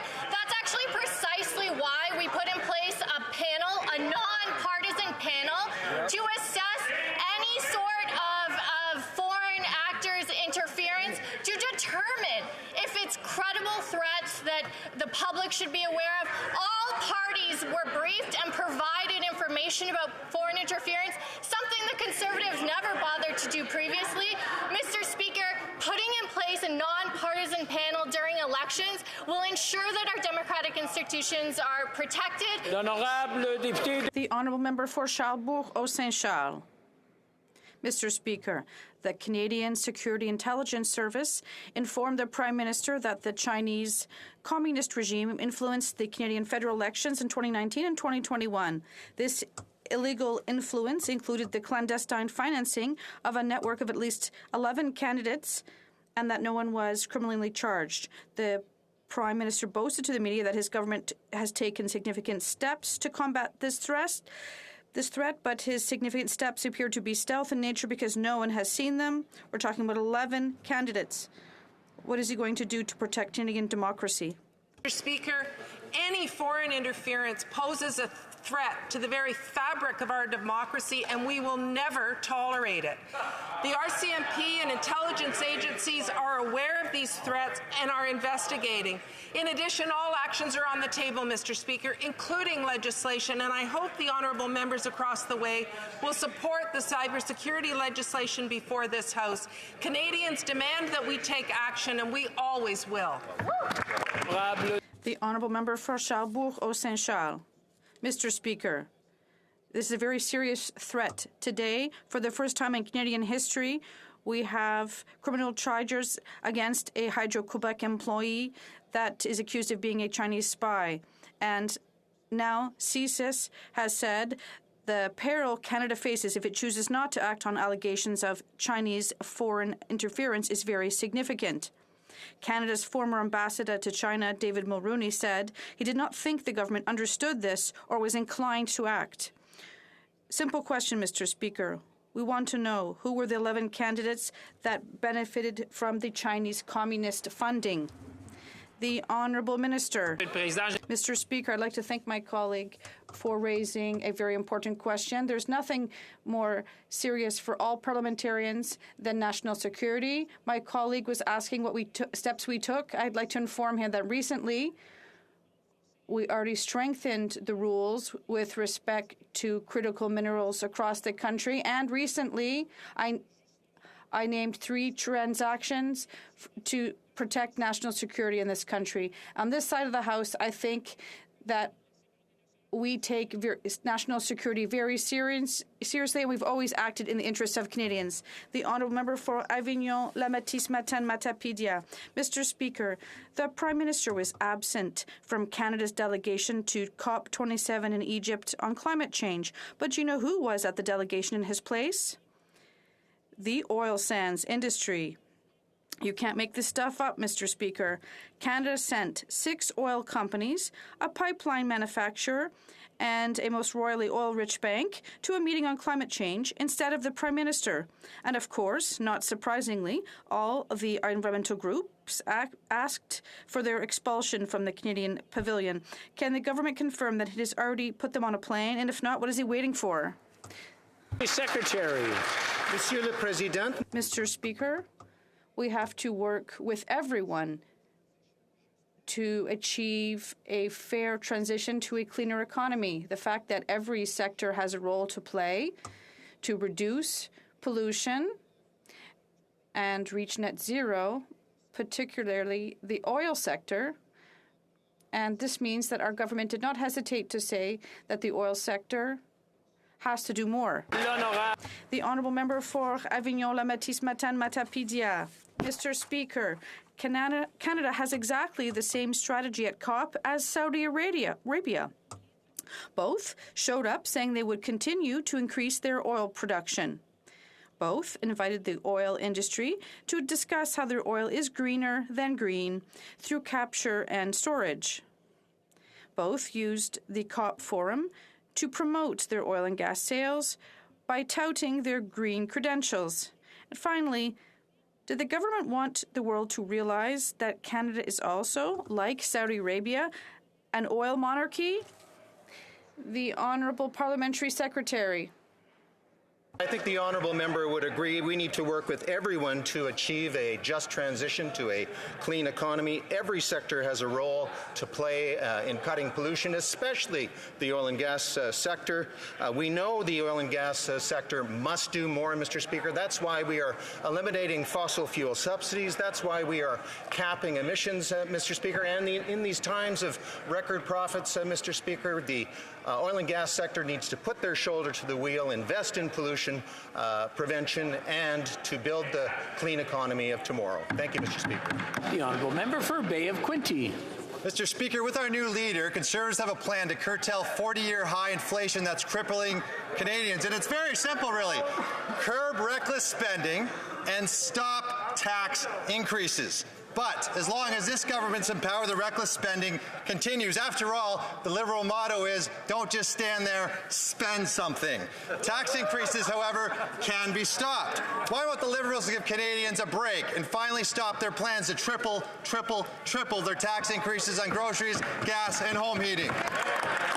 The Honourable Deputy Prime Minister.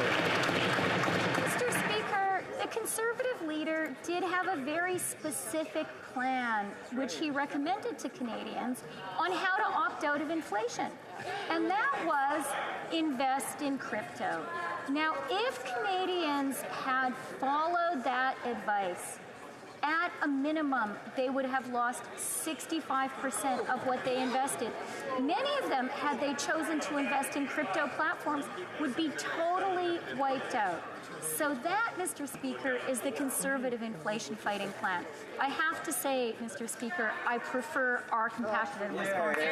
Honourable member for Bay of Quinte. Mr. Speaker, I would bet you 15 Disney Pluses that Canadians are more concerned about tax increases on their bills right now, Mr. Speaker. And it just gives us the new motto that Liberals have. Don't just stand there, tax something.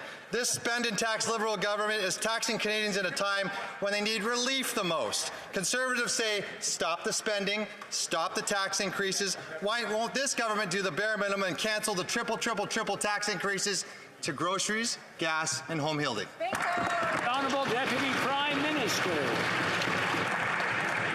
Mr. Speaker, Canadians know that our approach is compassionate. It's about doubling the GST credit. It's about giving kids under 12 dental care. It's about helping people struggling to pay their rent. But you know what else, Mr. Speaker? It is fiscally responsible. The day we tabled the fall economic statement, Moody's reaffirmed Canada's AAA rating with a stable outlook. And the day afterwards, Canada had a blockbusting jobs report. 108,000 jobs created in October alone. We've recovered 117% of the jobs lost to COVID. The honourable member for Charleswood, St. James, Assiniboia, and Headingley. Mr. Speaker, while Canadians are struggling with the cost of everything, the Prime Minister is busy spending $6,000 a night on hotel rooms. He would rather leave Canadians to freeze in the dead of winter than help them keep the heat on by removing the carbon tax from their heating bills. Well, you can bet Conservatives will keep the heat on these Liberals until they do just that. Why won't the Liberals finally give Canadians a break and cancel their plan to triple taxes on gas, groceries, and home heating? The Honourable Minister for Immigration. Mr. Speaker, if that member was concerned about the government standing by Canadians in their time of need, I'm curious why he stood by the Honourable Leader of the Opposition at the beginning of the pandemic when we rolled out supports to keep food on the table and roof over people's heads, where he said, we're Conservatives. We don't believe in big fat government programs. Now he's concerned about us making sure that we're properly funded the Canada Pension Plan and EI. That money is there so people can have dignity in retirement and make sure that when they fall on tough times, they are supported. People have earned those benefits through their own earnings over the course of their careers, where they have busted joints and broken limbs, working day after day after day. The least they deserve is to be supported, and we're going to be here for them. The honourable member for Châteauguay-Lacolle. Mr. Speaker, the Government of Canada announced on November 3rd its fall 2022 economic statement. This update outlines the government's plan to continue to reduce the cost of living for Canadians and build a country where no one is left behind. With people asking for help, can the Minister of Economic Development for the regions of Quebec explain how the new measures will have a positive impact on the lives of Canadians? The Honourable Minister. Mr. Speaker, I'd like to thank my colleague for her excellent work and for her question. The government is listening to Canadians and is working tirelessly to support them. For example, as of November 4th, approximately 11 million low-income earners who currently receive a GST tax payment will receive a supplement. It's also introducing the Canada Dental Benefit, which will support families in need, as well as the Canada Housing Allowance Supplement and many other concrete measures. The government is listening to the middle class who are asking for action, and we will always do everything to support them. Thank you, Mr. Speaker. Peterborough Kawartha. Christmas is just over a month away, and while most Canadians should be wishing and shopping for presents, they're not. They're wishing that they can afford to pay their bills. They're wishing that they won't have to rely on a food bank to feed their family. Mr. Speaker, this is Canada, and we can do so much better. People are struggling to feed their families.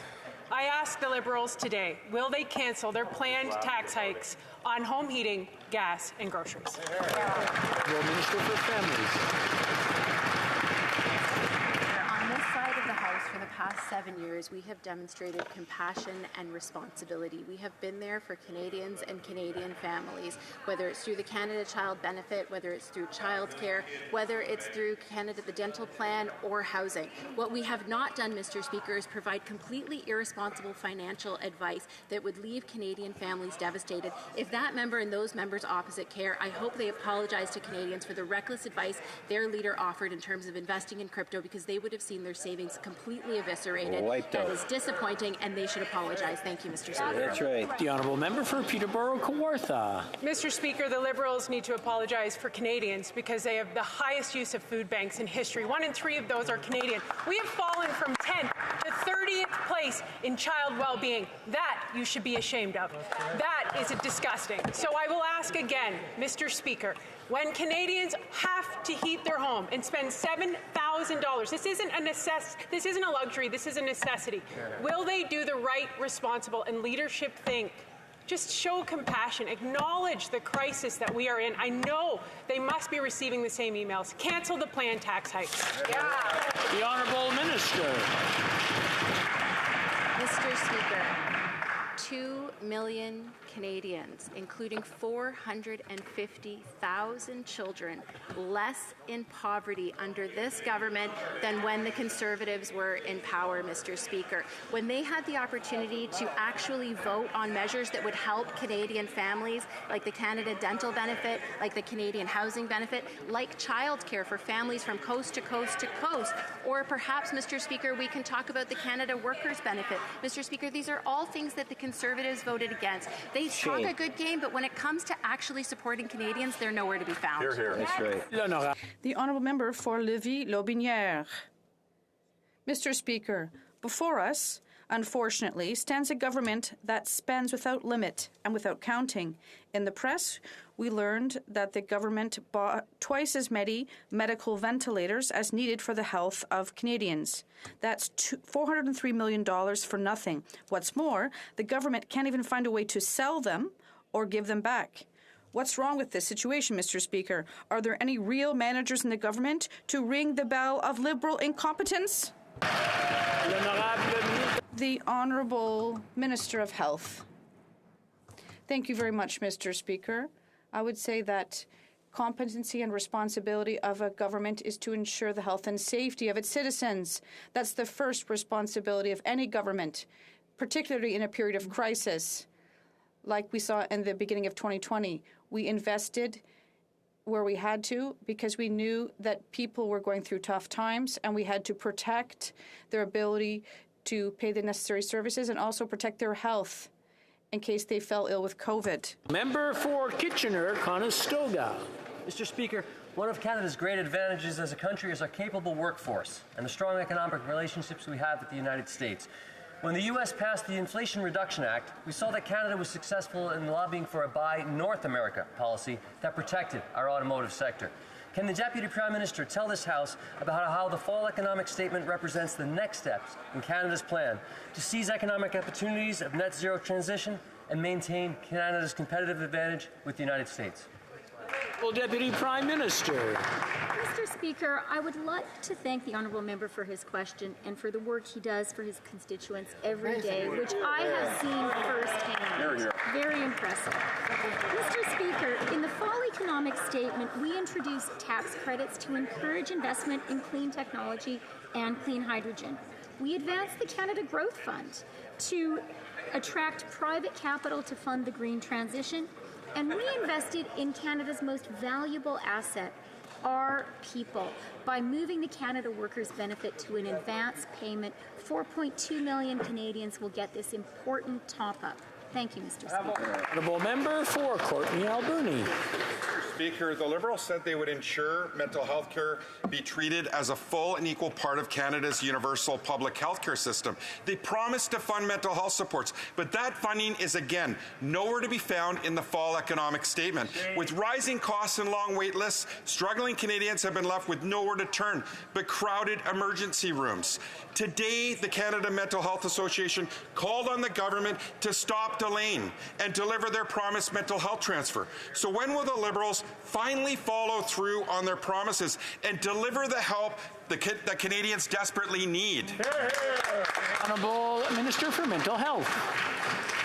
Our government is engaging now with the provinces and territories to inform and the development of a new mental health transfer, comprehensive evidence-based plan, including the timely sharing of health data. We remain fully committed to investing an additional $4.5 billion over 5 years through the new Canada Mental Health Transfer, and this ongoing engagement will ensure transparency and accountability to Canadians. We are still investing the $5 billion from the bilateral agreements, $600 million for mental health to provinces and territories every year. The honourable member for Saanich Gulf Islands. As COP27 opened last week, UN Secretary General Antonio Guterres said, "We are on a highway to climate hell with foot on the accelerator." Did the Prime Minister stay away because he knows he's over the speed limit? Did he stay away because he knows we're part of the problem and not part of the solution? There is still time for this government to do the right thing at COP27. Stand up and announce we have read the science. We understand we have to cancel the Trans Mountain Pipeline, reverse the Bay du Nord decision, and build a decarbonized electricity grid from coast to coast to coast. The Honourable Parliamentary Secretary. Well, thank you, Mr. Speaker. I want to thank the honourable member for the question. And the honourable member knows that our Prime Minister has been front and centre on the most ambitious climate plan in our history. We've invested over $100 billion since 2015, $9.1 billion in our emissions reduction plan. Mr. Speaker, it's a granular, detailed, sector-by-sector plan that are going to get us to our 2030 emissions on our way to net zero by 2050. And, Mr. Speaker, it has widespread support, and we have taken that message to COP27. Thank you, Mr. Speaker. I'm afraid that's all the time we have for today. For question period, we have 2 unanimous consent requests. We'll start off with the honourable member for North Island Powell River.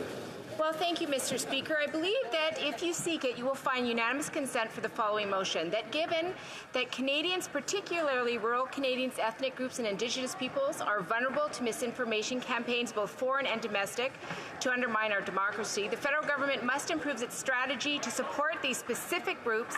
The House call on the government to employ a whole-of-society approach to counter disinformation and build society. I don't believe we have the unanimous consent. I'm starting to. I just want to remind the honourable members that prior to bringing unanimous consent motions to the floor, shop it around and talk to each other, make sure that everything's in place. This way we can guarantee success. The honourable member for, the parliamentary let me start that over. The Parliamentary Secretary to the Minister of International Trade, Export Promotions, Small Business and Economic Development is rising on Very much, Mr. Speaker. There have indeed been discussions amongst the parties, and if you seek it, I believe you'll find unanimous consent for the following motion. That A, after taking power in a military coup in August of 1972, General Idi Amin ordered the expulsion of Ugandans of Asian descent to take effect in 90 days. B, that Canada answered the international call to provide safe haven to Ugandan Asians who had suddenly become stateless. C, that in the fall of 1972, the Canadian government and communities across the country mobilized to welcome 8,000 Ugandan Asians, among them people of various backgrounds and faiths, including Ismailis, Hindus, Sikhs, Catholics, Sunni, and Shia, that this initiative was precedent-setting, representing the first time in Canadian history that a massive refugee resettlement of racialized persons from outside of Europe was undertaken, and E, that these refugees who originally came here for safety have also given back to Canada in immeasurable ways and can continue to contribute to this very day. Therefore, this House confirms that on the 50th anniversary of the Ugandan Asian expulsion, the arrival of 8,000 Ugandan Asians in this country has been to the benefit of Canada and our development as a nation. All those opposed to the honourable member moving the motion will please say nay. Agreed. The House has heard the terms of the motion. All those opposed to the motion will please say nay. Carried. We have a point of order. The honourable member for Kingston Frontenac Lanark. I got Lan right. Sorry. Yes, go ahead. In the reverse order. Thank you, Mr. Speaker. I don't know how anybody keeps track of all the writing names, and I'm always impressed. I wanted to say this. With regard to, you just had the last point of order, seeking unanimous consent, the one prior. The last one actually had the consent of the House, and that had been sought beforehand. I think if we have a slight change to the wording formula, Mr. Speaker, if you seek it, I think you will find unanimous consent to the following motion, which has been approved by the leaders, the House leaders of the recognized parties. I think if that formula were used every time, and anybody who starts by asking for unanimous consent without mentioning that statement of fact, we would end this nonsense of people standing up to read a motion for which there is not consent. I would strongly recommend that you consider that, Mr. Speaker. Thank you. I want to thank the honourable member for his input, and I'll just leave it to the honourable members to do the best that they can to get their messages across. The honourable member for North Island, Powell River, is standing on a point of order as well. I'm rising today on a point of order regarding the official opposition members' shushing of the Minister of Families, Children and Social Development. Mr. Speaker, I would believe you would find the last sitting week and this week that we saw the same thing and we hear the same thing, a loud shushing of a member of this place. So I just wanted to point out three things. The first is we cannot do indirectly what we cannot do directly. Shushing is the same as telling someone to shut up, which we know is utterly unacceptable in this chamber. Secondly, the term is condescending. I don't think it's... I think we're getting into debate here, but I mean, one moment. I was just going to speak to it afterwards. One moment, please.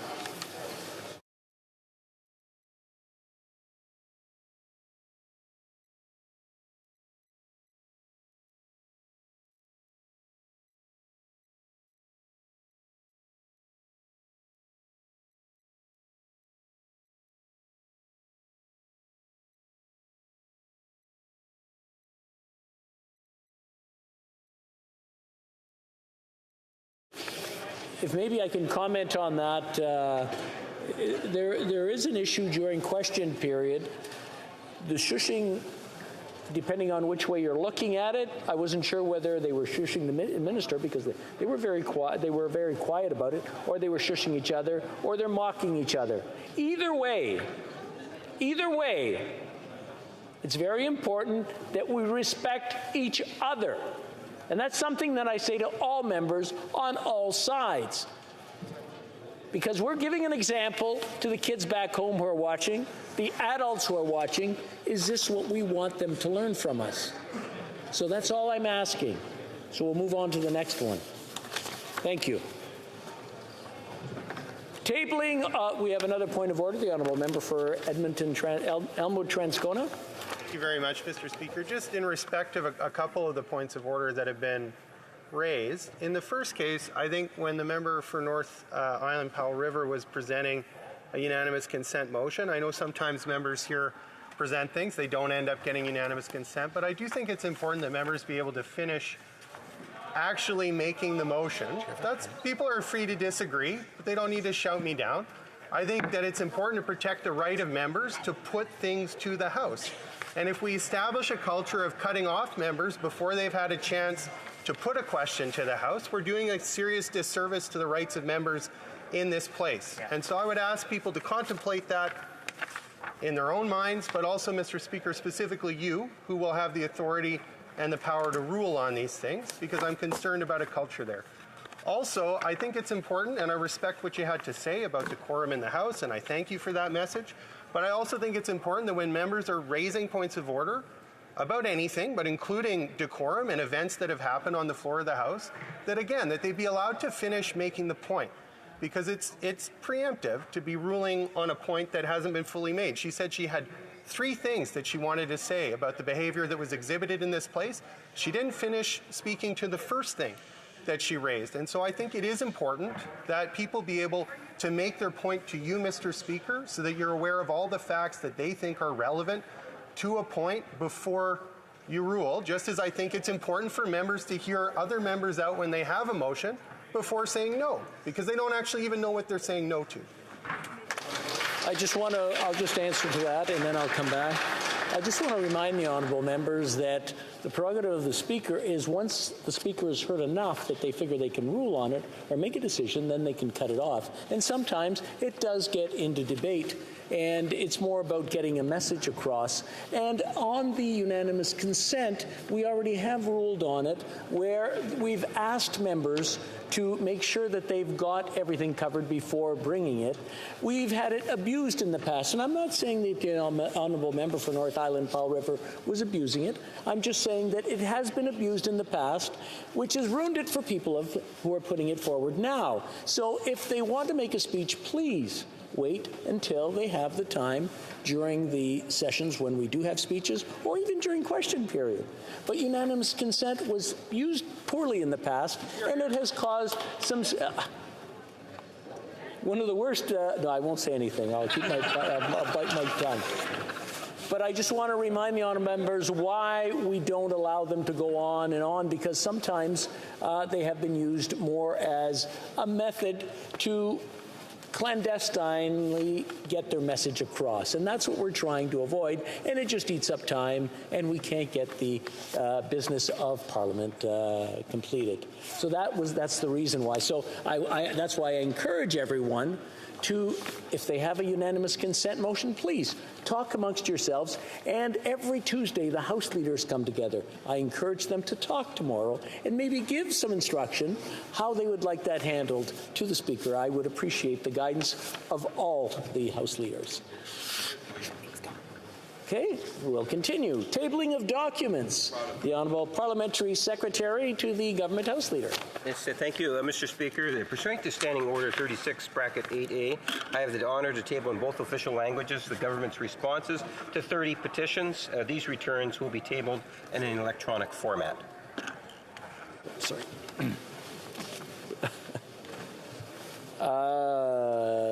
Introduction of government bills. Déclaration de ministre. Minister statement. Reports from interparliamentary delegations. Présentation de rapport de comité. The honourable member for Willowdale.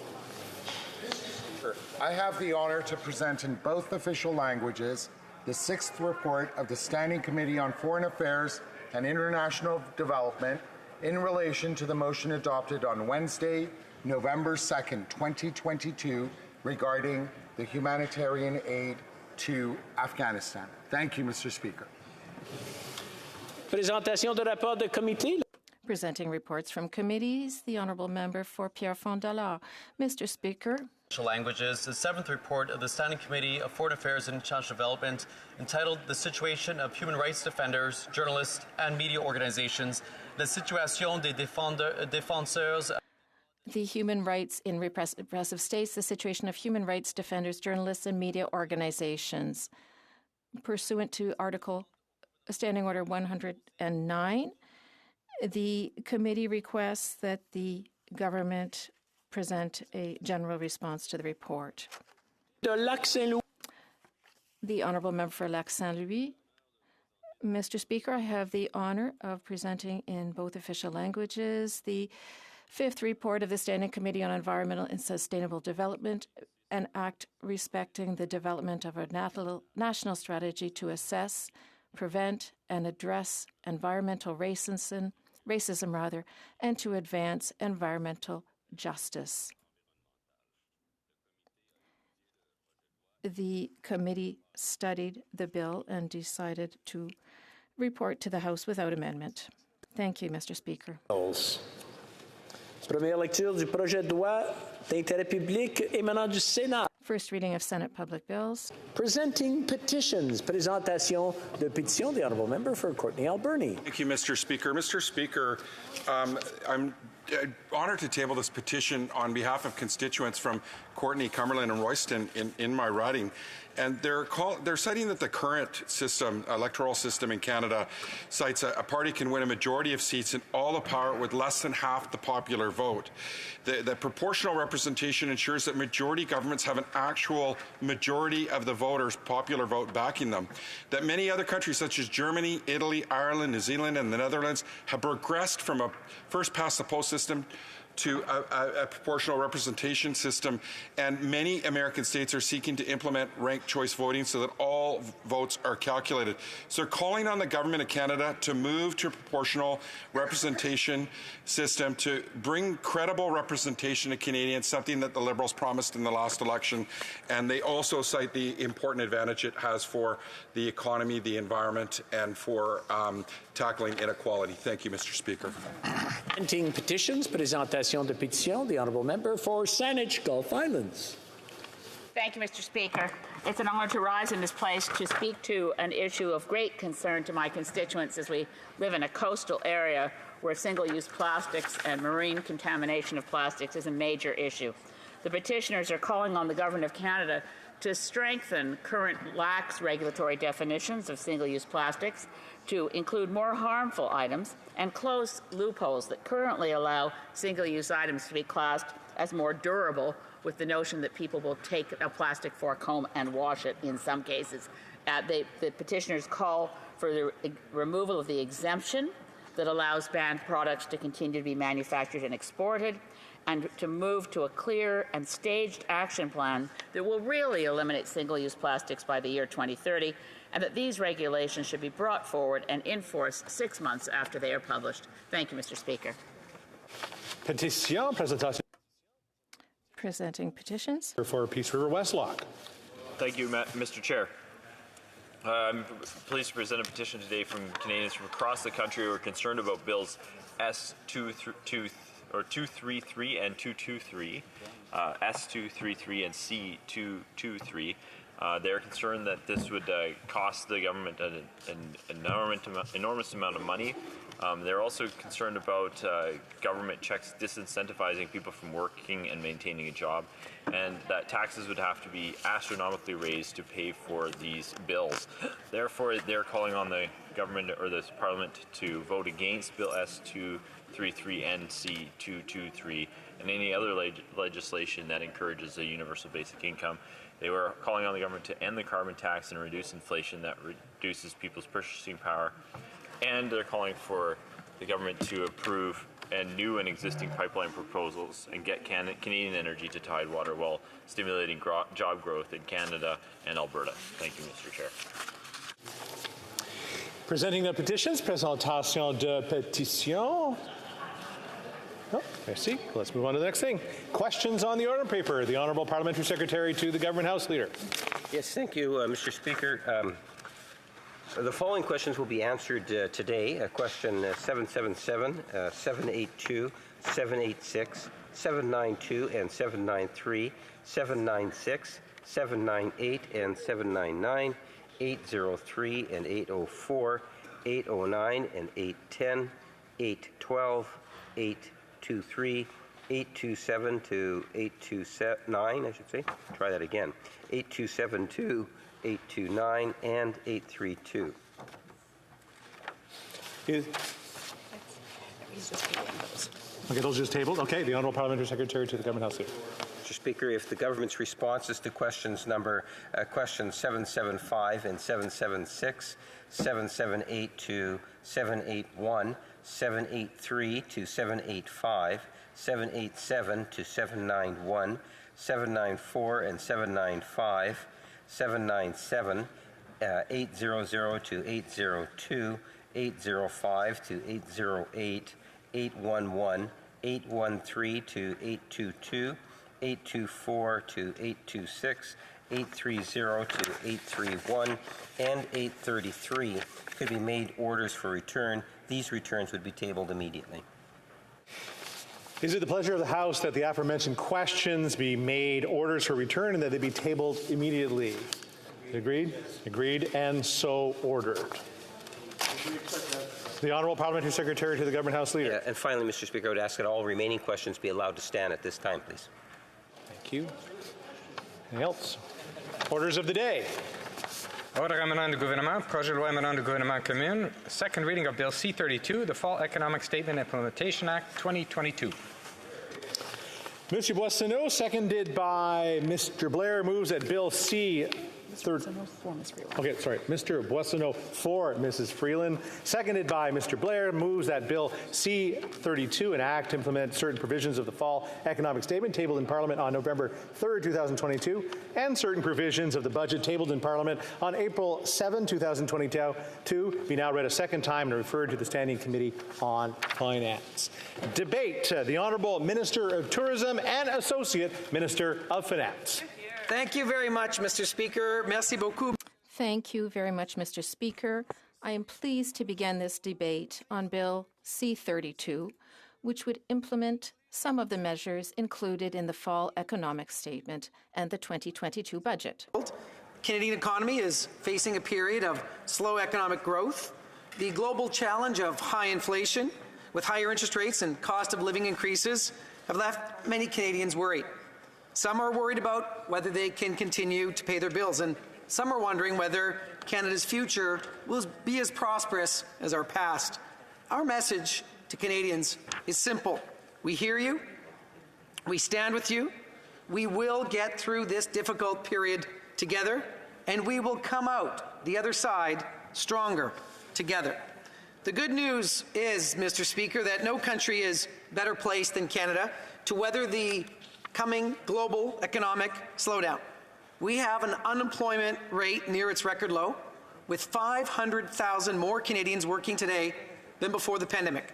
We have the strongest economic growth in the G7 this year and the lowest net debt and deficit to GDP ratios in the G7. Less than 2 weeks ago, we saw our AAA credit rating reaffirmed. We have a talented and resilient workforce, and we are a country with skilled workers around the world who want to move to. On top of that, we have key natural resources and innovative ideas that the global economy needs. These are the foundations of strength on which we will get through this difficult time. Toutefois, however, in these uncertain times, it is important to exercise restraint and remain fiscally prudent. That is why our government continues to pursue a disciplined fiscal policy that will ensure that the federal debt to GDP ratio continues to decline. The investments we are making today will make Canada more sustainable and more prosperous for generations to come. We're working hard to make life more affordable for Canadians. Building on our affordability plan announced this summer, we are putting money back into the pockets of those who need it the most.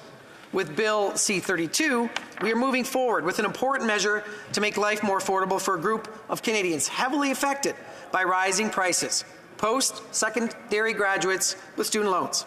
With the passing of this bill, the federal portion of all Canada student loans and Canada apprenticeship loans will become permanently interest-free, including those being repaid.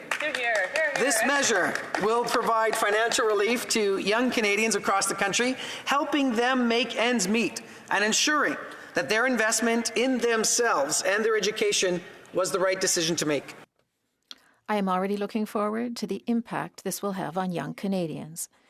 There is no doubt that this will help many young people make ends meet and invest in their future, and help give our businesses and entrepreneurs the skilled labor they need to continue to thrive. Last week, Mr. Speaker, I met with student apprentices, and they were delighted to hear about this move that we are making in their future. And in another area where I know Canadians are looking for support is the cost of housing. No one will be surprised if I say that our government believes that everyone should have a safe and affordable place to call home. And unfortunately, that goal is increasingly out of reach for far too many Canadians. House prices have risen significantly in recent years, and many are concerned that housing prices will also increase due to the impact of rising interest rates on the mortgages of rental property owners. We know that some Canadians need help. That's why, with Bill C-32, the government is moving forward with its ambitious package of measures to build more homes and make housing more affordable from coast to coast. Taxes on new home buyers so they can put their money in a place to call home. To help young Canadians afford a down payment faster, Bill C-32 moves forward with the new tax-free First Home Savings Account. Mr. Speaker, this account would allow prospective first-time home buyers to save up to $40,000 tax-free toward their first home. C-32 would also double the first-time home buyer's tax credit to provide up to $1,500 in direct tax relief to home buyers starting in 2022. And we would introduce a refundable, multi-generational home renovation tax credit. We are also moving forward with Bill C-32 with measures to crack down on house flipping. By doing so, we're ensuring that investors who flip homes pay their fair share, which will play a role in lowering housing prices for Canadians. In short, Mr. Speaker, we have a plan to make home ownership in this country more affordable, especially for young people. And as we continue to provide targeted support for Canadians, we are also hard at work to advance a robust industrial policy that will deliver stable, good-paying jobs. We have to seize opportunities of the net zero economy, attract new private investment, and provide the key resources the world needs. There is no doubt that investing in our country's future is also an investment in our workers. That's why the Fall 2022 Economic Statement invests in workers to grow Canada's economy, create good-paying jobs, and address Canada's investment and productivity challenges. For example, we're proposing to expand the accelerated tax deductions for business investments in clean energy equipment. This will be important as our government moves forward with Canada's first critical minerals strategy. This strategy recognizes that critical minerals, including those found in my own home province of Alberta, are central to major global industries and clean technologies. And to build on this, we would also introduce a new 30% critical mineral exploration tax credit for specified mineral exploration expenses incurred in Canada. Mr. Speaker, there is also a measure in Bill C-32 that I'm particularly proud of, and that is the creation of the Canada Growth Fund. We first announced this fund in Budget 22, and we are now taking concrete actions to make it a reality with Bill C-32. With it, we could help attract billions of dollars in new private capital required to fight climate change and create good jobs at the same time. $15 billion from us will attract in $45 billion for a fund of $60 billion. And this growth fund will also help us to attract scale-up companies that will create jobs, drive productivity, and clean growth. It will encourage the retention of intellectual property in Canada while capitalizing on Canada's abundance of natural resources. We expect the fund to be launched by the end of the year, and the government will take steps to establish a permanent, independent structure in the first half of 2023.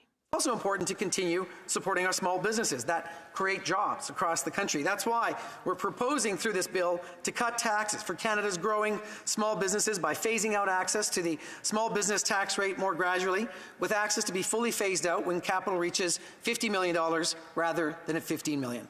And while we support our growing small businesses, we're also moving forward with the Canada Recovery Dividend to ensure those large financial institutions who made significant profits during the pandemic help support Canada's broader recovery. With the passage of C-32, we would impose a one-time 15% tax on taxable income above $1 billion for banks and life insurance groups, because it's important to ensure that large financial institutions pay their fair share. At a time of great challenge and uncertainty in the global economy, it is important for Canada to have a clear plan for moving forward. With the 2022 Fall Economic Statement and Bill C-32. This bill includes great measures to build an economy that works for everyone, to create great jobs and make life more affordable for Canadians. My call to all members of this House is to come together and support the positive, constructive and necessary measures in this bill. Support tax relief for homeowners. Support financial relief for post-secondary graduates. Support a strategy to grow our economy and maintain Canada's competitive advantage. Canadians are looking to us to put politics aside and ensure the quick passage of this important legislation. Merci, Monsieur. Thank you, Mr. Speaker. Questions and comments? Question commentaire. The honourable member for Kenora. Thank you very much, Mr. Speaker. I'd like to thank the Minister for his speech. And one of the things I just want to pick up on is the fact that we are clearly in an economic crisis, Mr. Speaker, with Canadians that are struggling across the country just to put food on the table, to heat their homes, and are struggling to get by.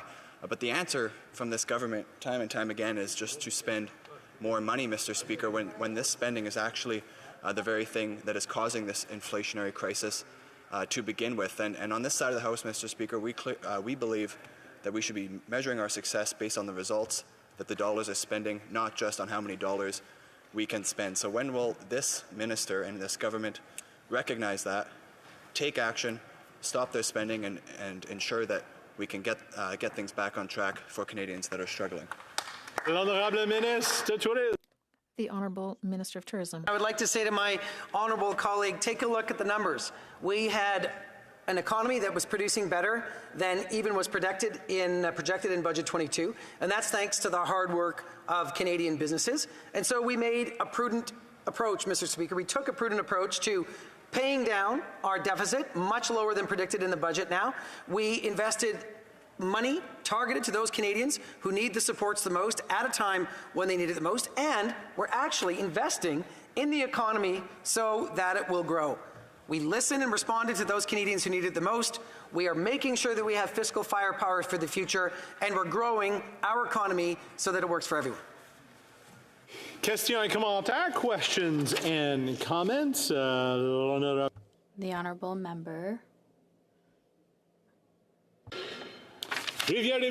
for Rivière-des-Mille. Thank you. Thank you, Mr. Speaker. I'd like to hear from my colleague something.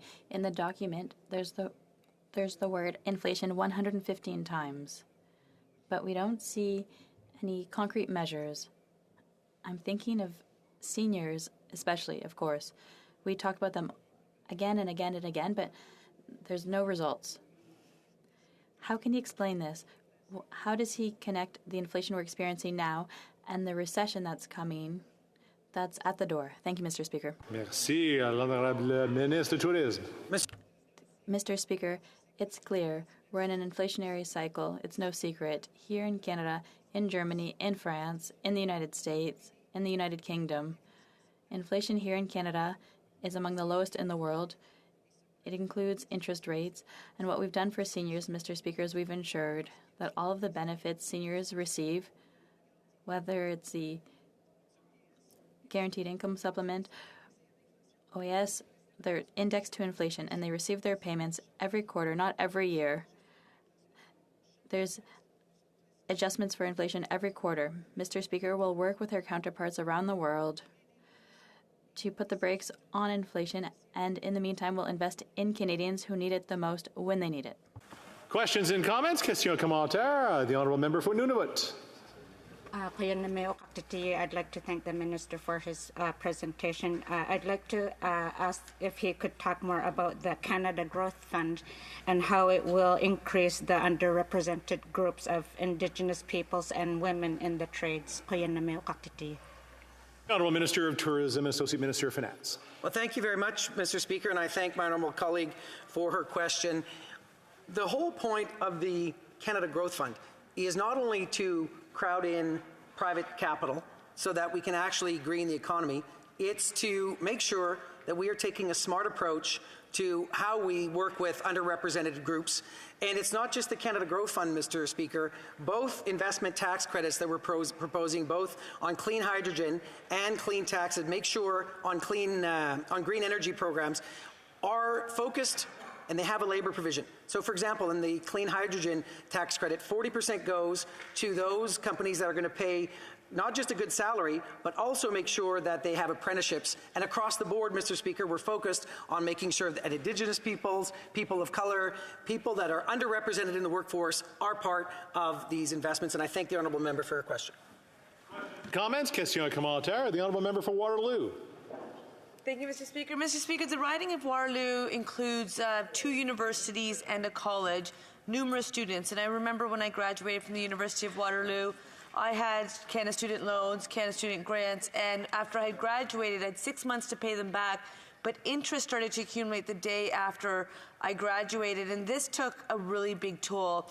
And since then, many students have been asking for the removal of interest, and most recently, I met with the president of Conestoga Students, Inc., and they had said, when will the government be able to deliver on this commitment? I would like to hear from the minister, how quickly can we actually implement this commitment if we see swift passage of this legislation?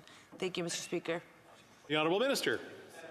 I want to thank my honourable colleague for her question and for putting her finger on the number one question, which is how soon can we get this legislation passed through the House?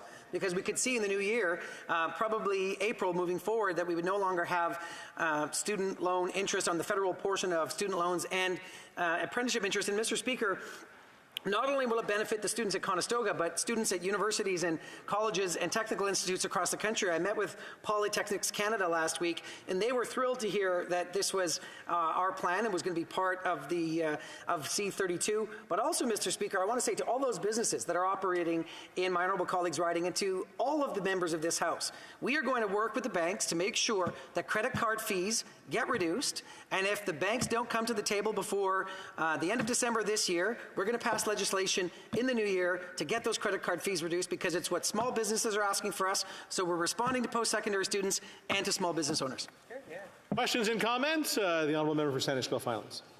Speaker, and I have to say to the honourable minister, it was very disappointing that in Veterans Week, when we had the fall economic statement, the needs for veterans to have their spouses, if they married over age 60, recognized as actual surviving spouses and actually receive the benefits that they would have received as a widow or widower after the death of their spouse who served this country, is ignored in this budget. I notice that survivors' benefits are dealt with if we're looking at the multi-generational home renovation tax credit, what happens to that benefit to a surviving spouse, but nothing for our veterans if they married over age 60. Would the government be open to amending this bill in order to close this outrageous and end this injustice to our veterans and their families?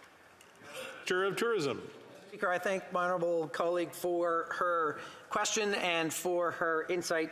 And of course, we'll take a look. If this is a policy distortion, we'll certainly take a look at it. And also, Mr. Speaker, I think we have to, on the whole, be mindful of the fact that the fall economic statement is in itself a very thin document. It's a prudent approach. We're paying down the deficit. We're focusing on growing the economy, helping those Canadians who need it the most. Budget 23 will be a whole other cycle, but I take my honourable colleague's point and we'll definitely look into it. Questions and comments? Question commentaire. The honourable member for Mission, Mascouy, Fraser Canyon. Thank you, Mr. Speaker. In the fall economic statement, there's a specific line item solely related to my riding, and that's support to rebuild the village of Lytton. It indicates that funds that were previously allocated in June to PacificCan are being transferred to Industry Canada. Why has the government decided to delay the funding to Lytton over a period of what seems to be 5 years? When the announcement was made in June, we were told that we would be there was no indication that the village of Lytton would receive anything but a lump sum payment from the government of Canada. If we could have some clarification on that, that would be very helpful. And secondly, when can the village of Lytton expect to receive the first payment through Infrastructure Canada?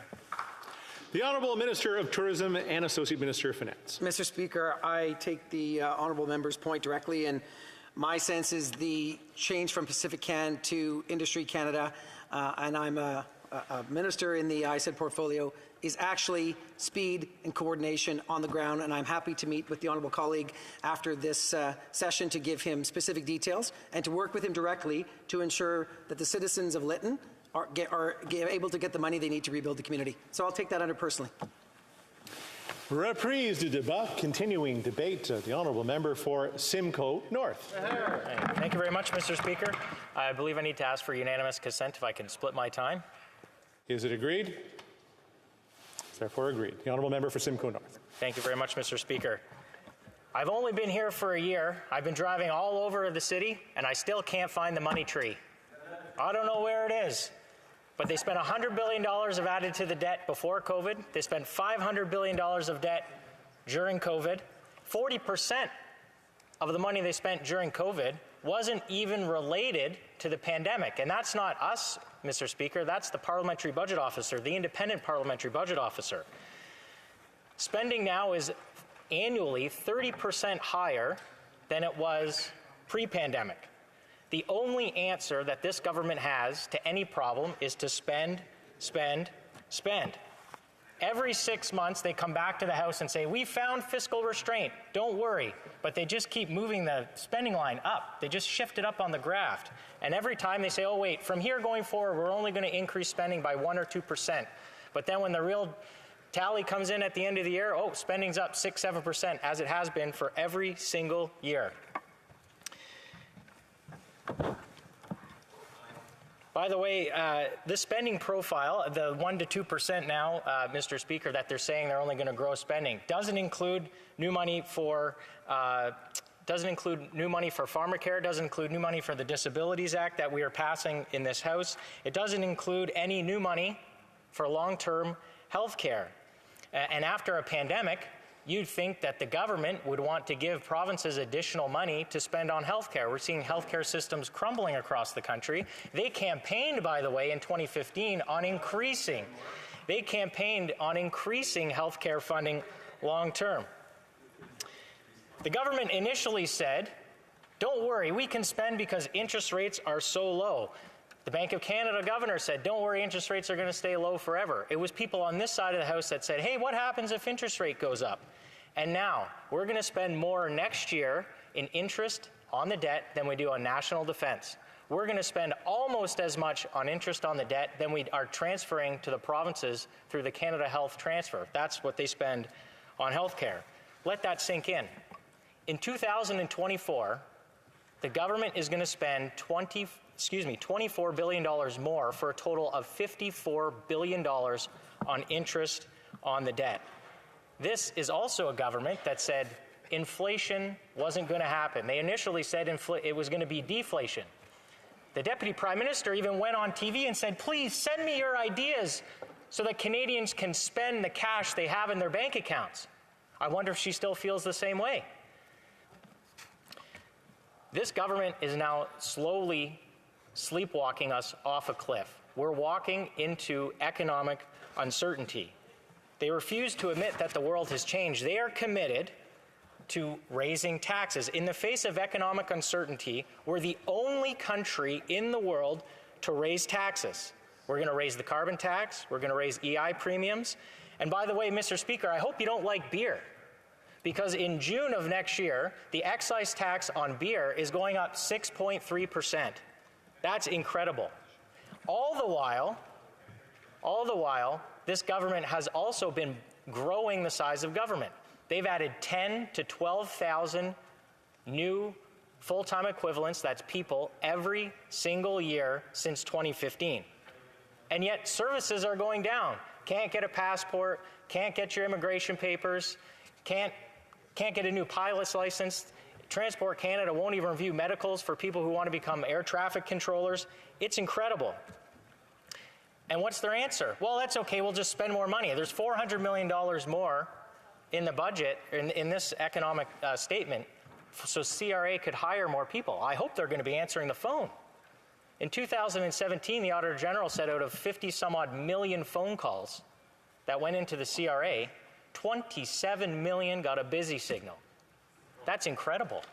I hope those new individuals aren't going to be auditing small businesses and middle-class Canadians across the country to make up for this spending hole that this government's put us in. And let's just talk about the interest on student debt for a minute.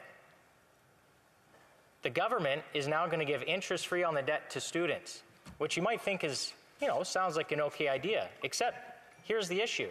We're in a deficit. They're going to spend $500 million a year on taking interest away on the debt for students that are in post-secondary education. The government's role should be making sure that additional students go to post-secondary education, not giving people a break that are already there. The government should be playing at the margins to increase the number of people, if they can go, to be able to afford to go to post-secondary education. They shouldn't be giving that money to people who are already there. $500 million a year is money that we don't have. Do you know who gets the economic benefit of going to post-secondary education, Mr. Speaker? That's the student.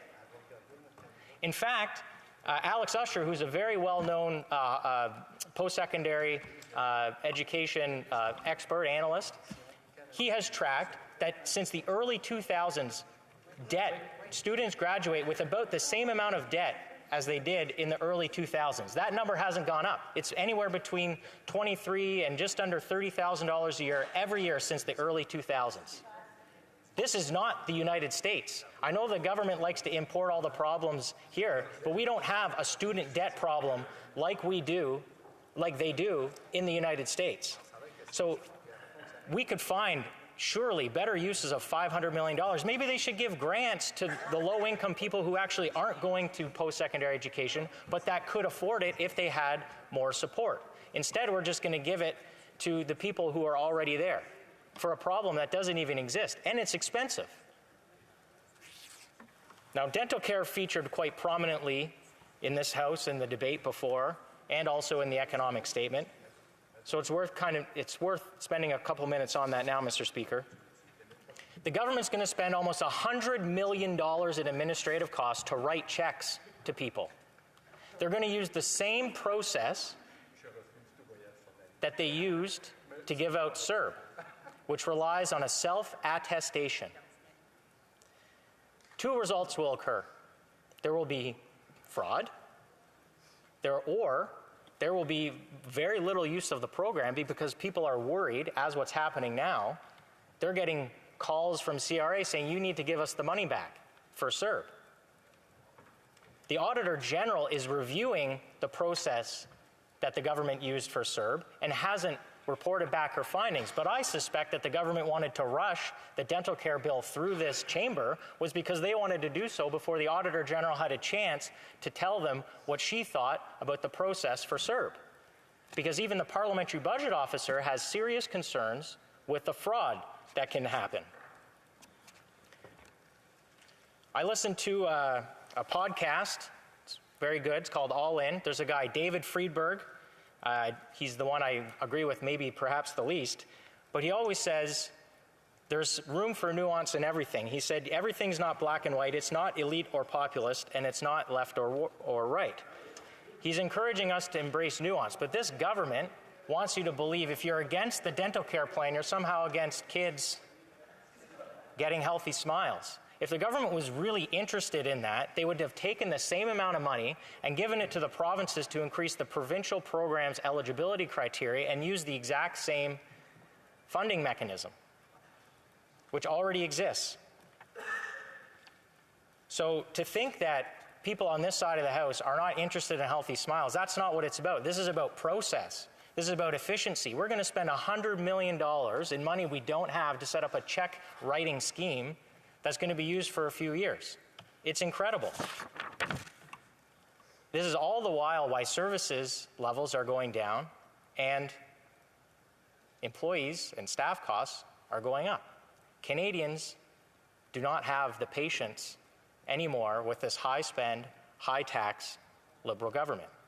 And in closing, Mr. Speaker, I would like to say the government seems more interested in wealth redistribution schemes than they do about growing the economy.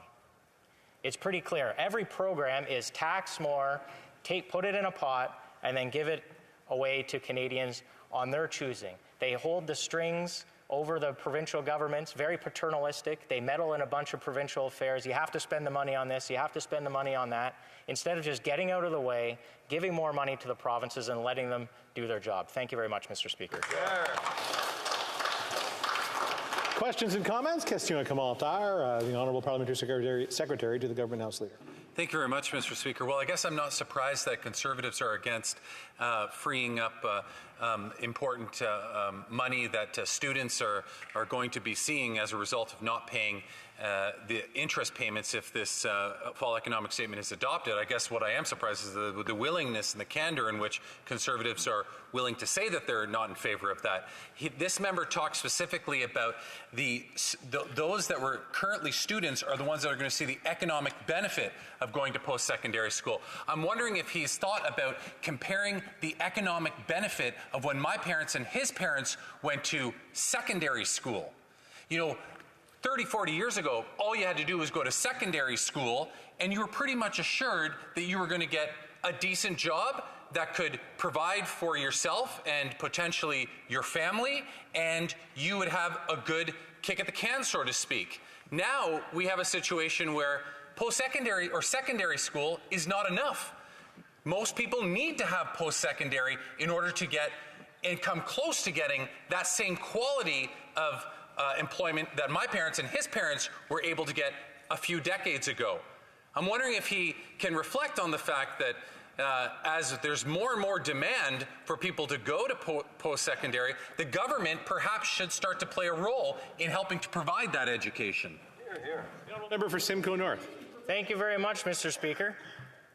The issue isn't, we don't have a student debt problem in this country. 65% of working age population have post-secondary education. It's wrong to ask 100% of the working age population to subsidize that 65%. What we ought to do, what the government should have done, is taken the same amount of money or maybe half the amount of money and put it towards grants for low-income students who otherwise are not able to attend post-secondary education. That would have been a far better use of $500 million a year. Thank you very much, Mr. Speaker. Questions and comments. The Honourable Member for Beauport-Limoilou. Thank you, Mr. Speaker. The economic update mentions inflation no less than 115 times.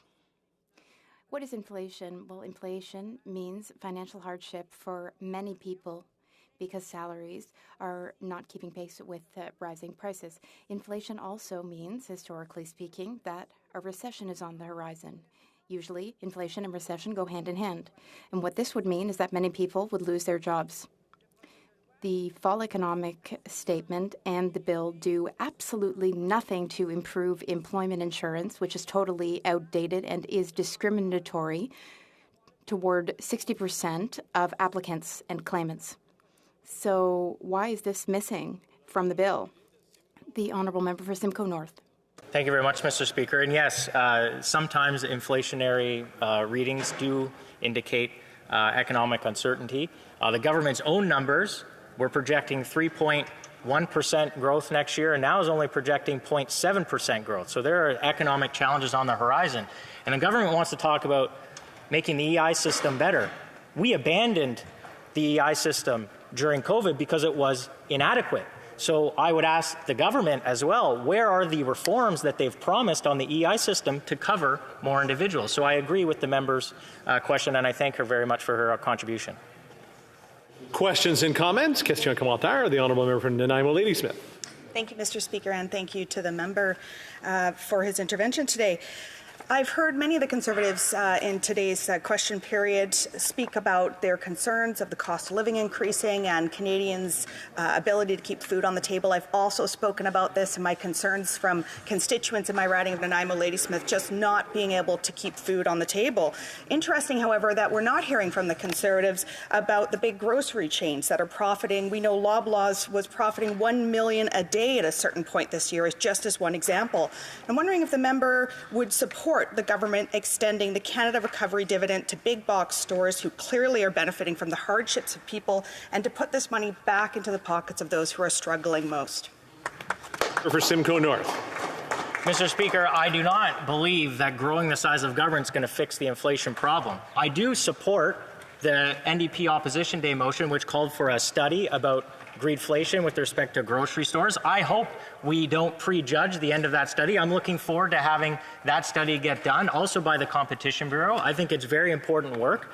Of course, any companies who are price gouging should be held accountable, and we should be looking at other industries too. So I would welcome the study of other industries before we start saying whether we would agree to additional taxes at this time. Continuing debate. The honourable member for Calgary, Forest Lawn. Thank you, Mr. Speaker. Thank you, colleagues. Mr. Speaker, the HoC coalition strikes again. The fall economic statement gave us a window into the government's ongoing spending problem and the uncertain economic future that Canadians are bracing for. Liberal-made inflation continues to be a reality for Canadians and their families, while Liberal spending continues at a record pace. After this Prime Minister spent more than all of the Prime Ministers combined before him, the Finance Minister had an opportunity to get her government spending under control, listen to Canadians, stop new taxes, and cancel the tripling of the carbon tax. There was hope that the Finance Minister would hear the plea to follow the wisdom of the Conservative leader, that $1 of savings would be found for every new dollar spent. This update shows that the Prime Minister's addiction to spending shut her down. What's unfortunate is that it means Canadians will continue to pay record prices for groceries, gas, and home heating. It means mortgages, loans, and rent will all cost more, and it means Canadians continue to fall further and further behind. It's like our country is being pulled back into the days of Pierre Trudeau, a Prime Minister who also inherited an excellent fiscal position and stable economy, but then spent everything in the Treasury and more, adding billions to the national debt. One deficit after another increased Canada's debt by 1,000%, and the deficit in his last year in office was over $37 billion, roughly $90 billion in today's money, eerily like last year's deficit. Canadians were also hit with high Liberal-made inflation and high interest rates caused by that spending. As a result, it took 13 years for the federal government to be pulled out of the deficit tailspin left by that government. We are seeing the same pattern reemerge as this Prime Minister adds hundreds of billions to the national debt. Liberal-made inflation continues, and interest rates caused by his out-of-control spending are rising. The Liberal government took over from the Conservatives, who balanced the budget and left the finances in good shape. Conservatives shepherded Canada through the 2008 recession without record-high spending or inflation. The inflation rate under the previous government never reached 4%, despite the recession and wars in the Middle East. And in contrast, before even one COVID case was detected in Canada, this Prime Minister had already added $110 billion to the debt.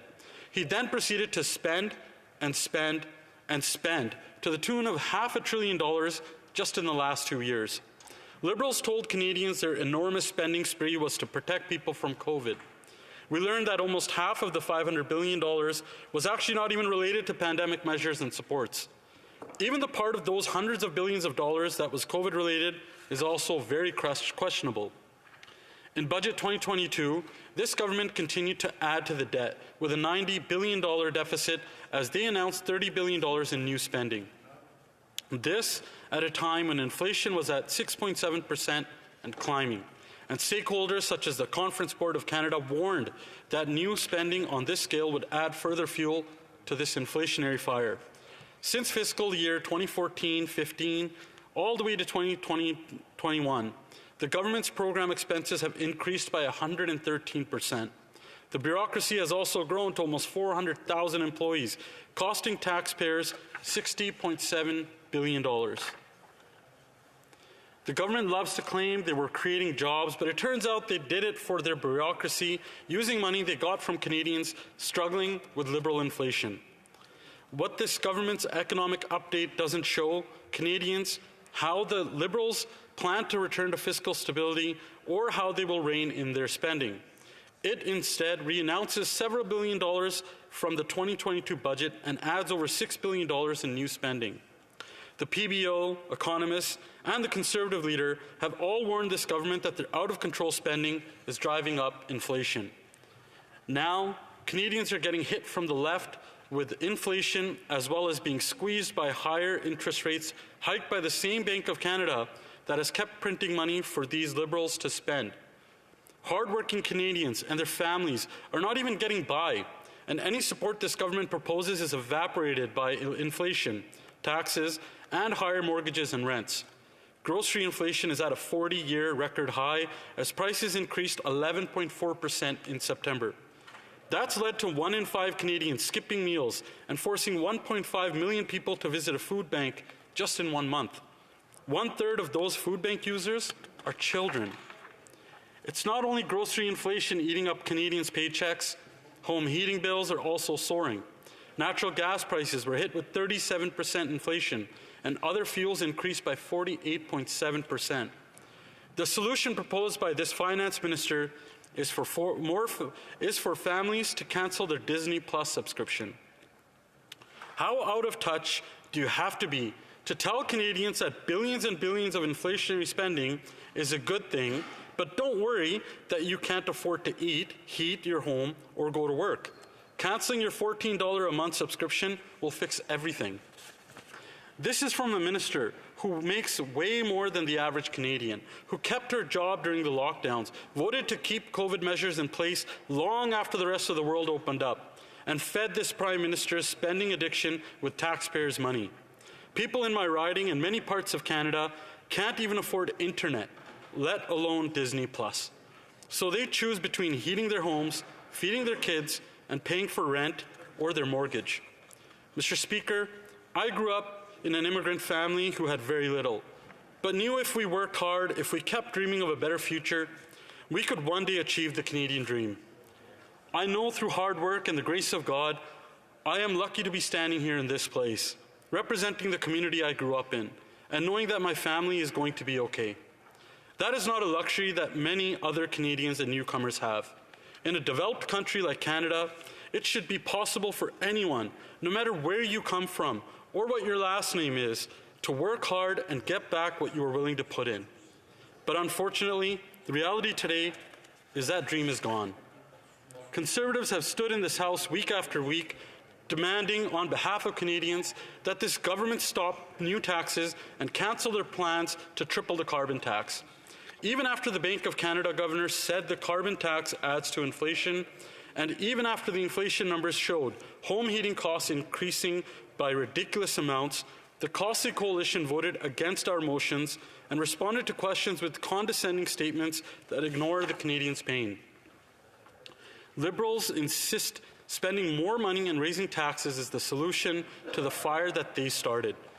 Mr. Speaker, the left also loves to talk about so-called greedflation. But the real greed here is the profits that this government is making off the empty stomachs of Canadians. The government is now making more revenue as inflation drives up the tax dollars that this government brings in.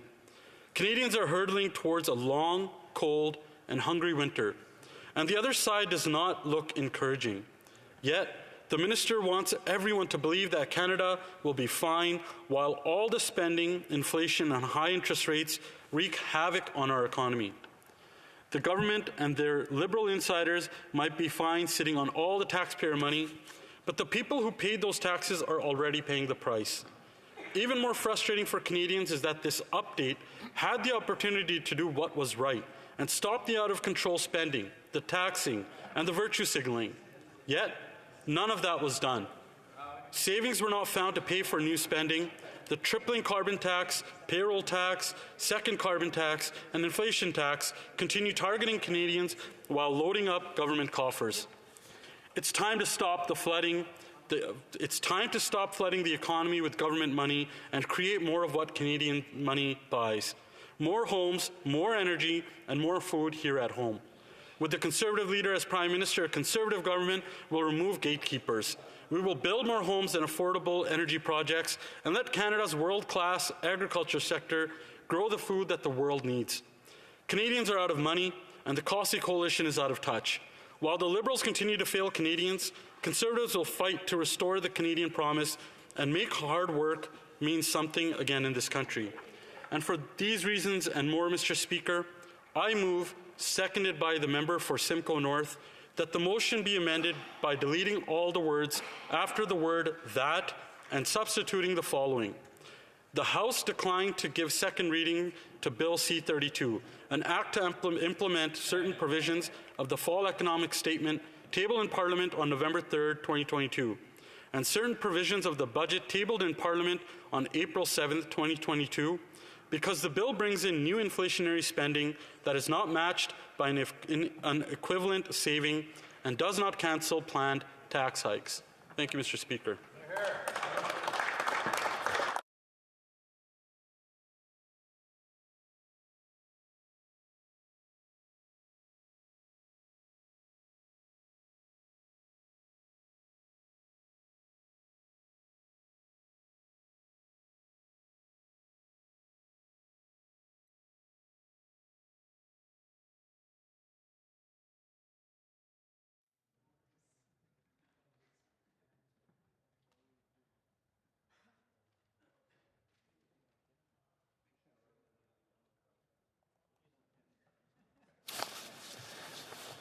Mr. Halan, seconded by Mr. Chambers, moves the following sub-amendment. This amendment. I move, seconded by the member for Simcoe North, that the motion be amended by deleting all the words after the word that and substituting the following. Quote, the House declined to give second reading to Bill C-32, an act to implement certain provisions of the Fall Economic Statement tabled in Parliament on November 3, 2022, and certain provisions of the budget tabled in Parliament on April 7, 2022, because the bill brings in new inflationary spending that is not matched by an equivalent saving and does not cancel planned tax hikes. End of quote. The motion is in order. Questions and comments? The Honourable Parliamentary Secretary to the Government House Leader. Thank you very much, Mr. Speaker. I always get a kick out of it when Conservatives say that they left this House in good fiscal order at the end of Stephen Harper's reign. You know, it's they're clapping when I said that I get a kick out of it, because it's really interesting, because if you actually look back over Brian Mulroney and Stephen Harper, there were only 3 budgets that were balanced amongst the entire 13 or so years that they were in power for. But more importantly, when he talks about how they balanced this budget in 2015, they did it by selling off shares of GM at bargain prices, by slashing EI and slashing veteran services. They did all of that so that they could balance the budget, quote unquote, so that when they went into the election in 2015, they thought that would inspire people to bring them back into power. And of course, we know that that never happened because people saw right through it. Can the member reflect on whether or not he thinks it was a good idea for the government of the day to balance the budget by slashing veteran services, EI, and selling off the shares of GM at bargain prices? The Honourable Member for Calgary Forest Lawn. Congratulations. Congratulations to the member from Kingston the Isles. He finally admitted it. The Conservatives actually balanced the budget. Round of applause, everybody. Thank you for admitting that. Something that his government.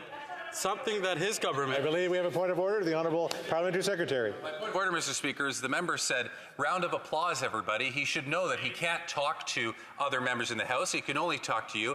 And, Mr. Speaker, I am more than willing to accept and recognize the fact that they balanced the budget in 2015 on the backs of veterans. Thank you. That really is defending into the debate. If we get around, I'll make sure I acknowledge the member can ask another question or maybe a follow-up. The Honourable Member for Calgary Forest Lawn. Well, going back to the point, the Conservatives know how to balance a budget. They know that it doesn't balance itself. They also know that they don't need to spend on the backs of Canadians like this government did, like giving $237 million to a Liberal insider MP and flying around the world, jet-setting the world while the country is falling apart. We know what responsible leadership looks like. We know how to balance a budget, and they need to get on board and do the same and stop causing pain on Canadians. Questions and comments? The Honourable Member for Abitibi-Témiscamingue. Thank you, Mr. Speaker. I thank my colleague for his speech. But the motion, in fact, shows that the budget update is rather futile, because it should have been part of a plan with a solid budget, because that takes inflation into account. This should have been in the full budget. This should include three things. It should strengthen help for seniors because the seniors are the most impacted and they have no additional means of making income. Seniors need support, and the budget measures should also reform EI because there may be a recession accompanied by job losses. Can the colleagues speak to measures that might significantly overhaul EI and improve it because currently so many workers have no access to it? The Honourable Member for Calgary Forest Lawn. Speaker, and thank you to my honourable colleague for his question.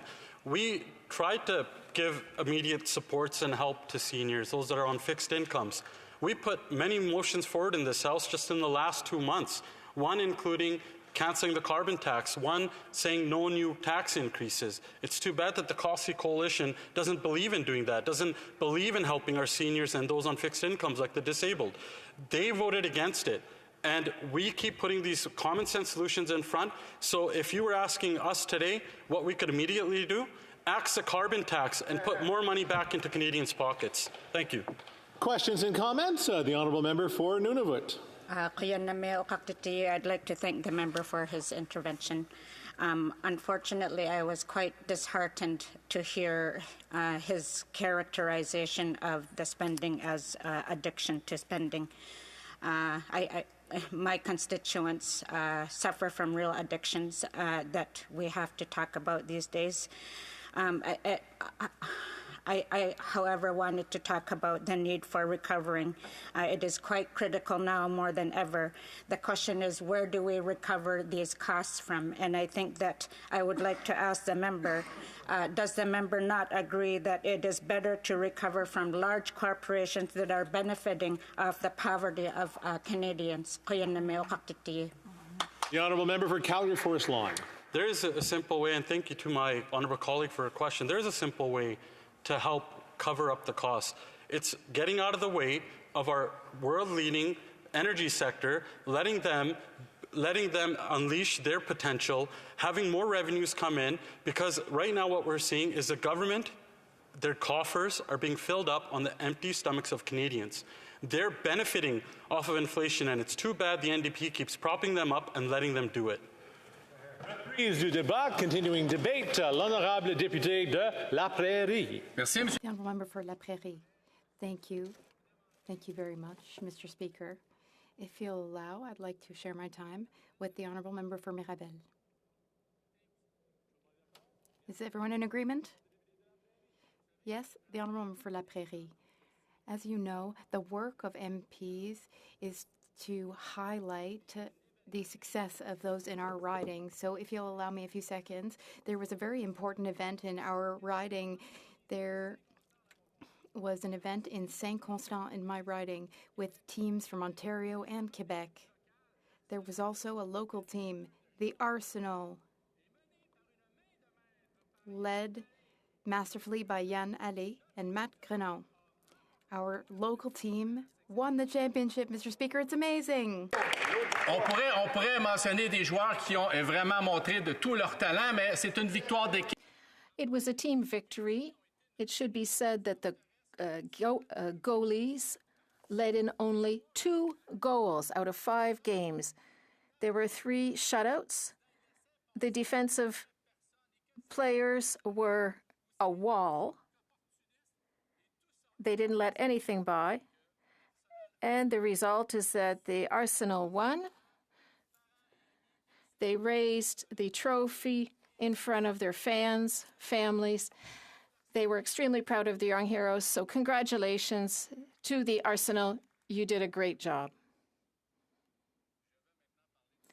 I'll now speak about C-32. That's what we're here for, isn't it? I can sense you're waiting for me to speak, so here I go.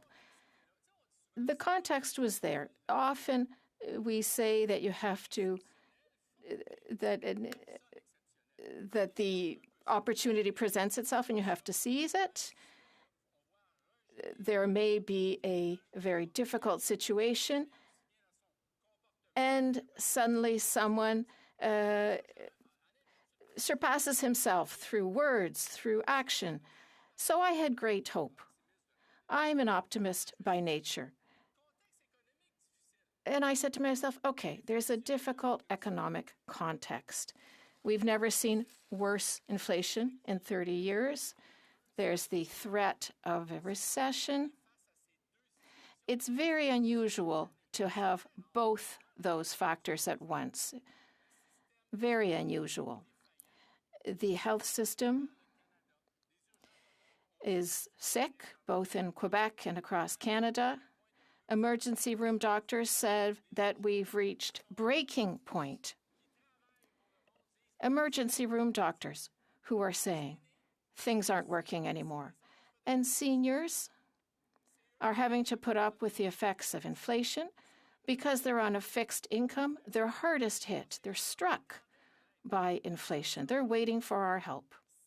Employment insurance. 6 out of every 10 workers does not have access to it. It's a terrible system. It's so bad that we had to come up with CERB during the COVID crisis because EI didn't work. And then on top of that, there's the automatic stabilizer. That means that normally EI should help people who are facing hard times during economic downturns.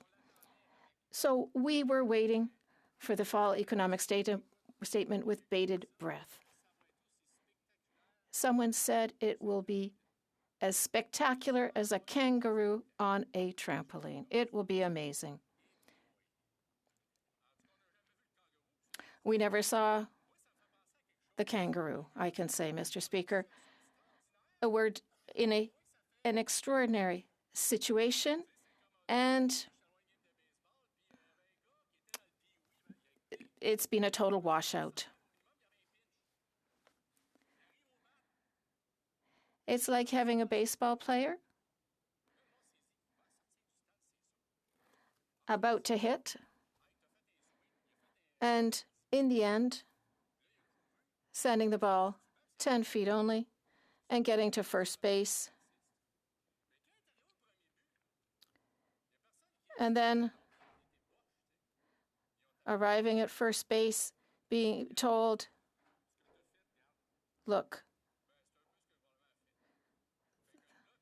well, let's just say that it's pretty well what the government has done. The Bloc has taken a look at this statement, and we can say, well, you haven't really come up with much given the circumstances.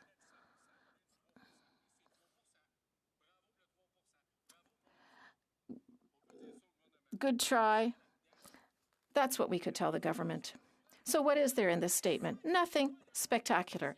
But 115 times the word inflation appears. They're not going to do anything for inflation, but they're going to repeat the word inflation so often that people will believe that inflation will have been dealt with.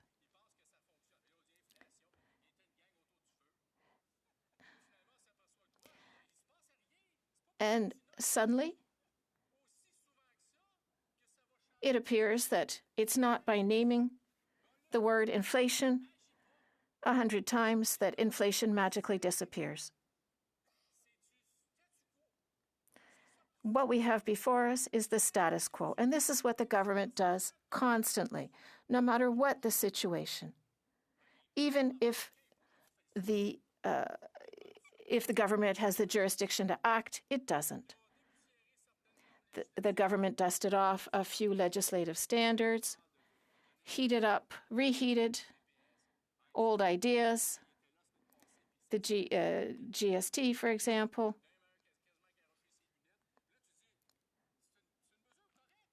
And there's nothing wrong with the measure per se. But we used to say at the Bloc that this should be done. So good, at least they've worked with the GST credit.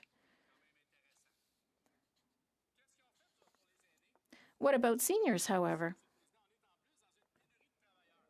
And I'll remind you, Mr. Speaker, that there's a labor shortage right now. Shortage, rather. The Bloc thinks that people who retire should be encouraged to return to the workforce. How? With tax exemptions, For example, we can say, if you like, you can return to the workforce. But what the government has done, and several times, has said, well, we'll deal with the labor shortage. We won't give anything to seniors between 65 and 75. They'll be forced to go back to work.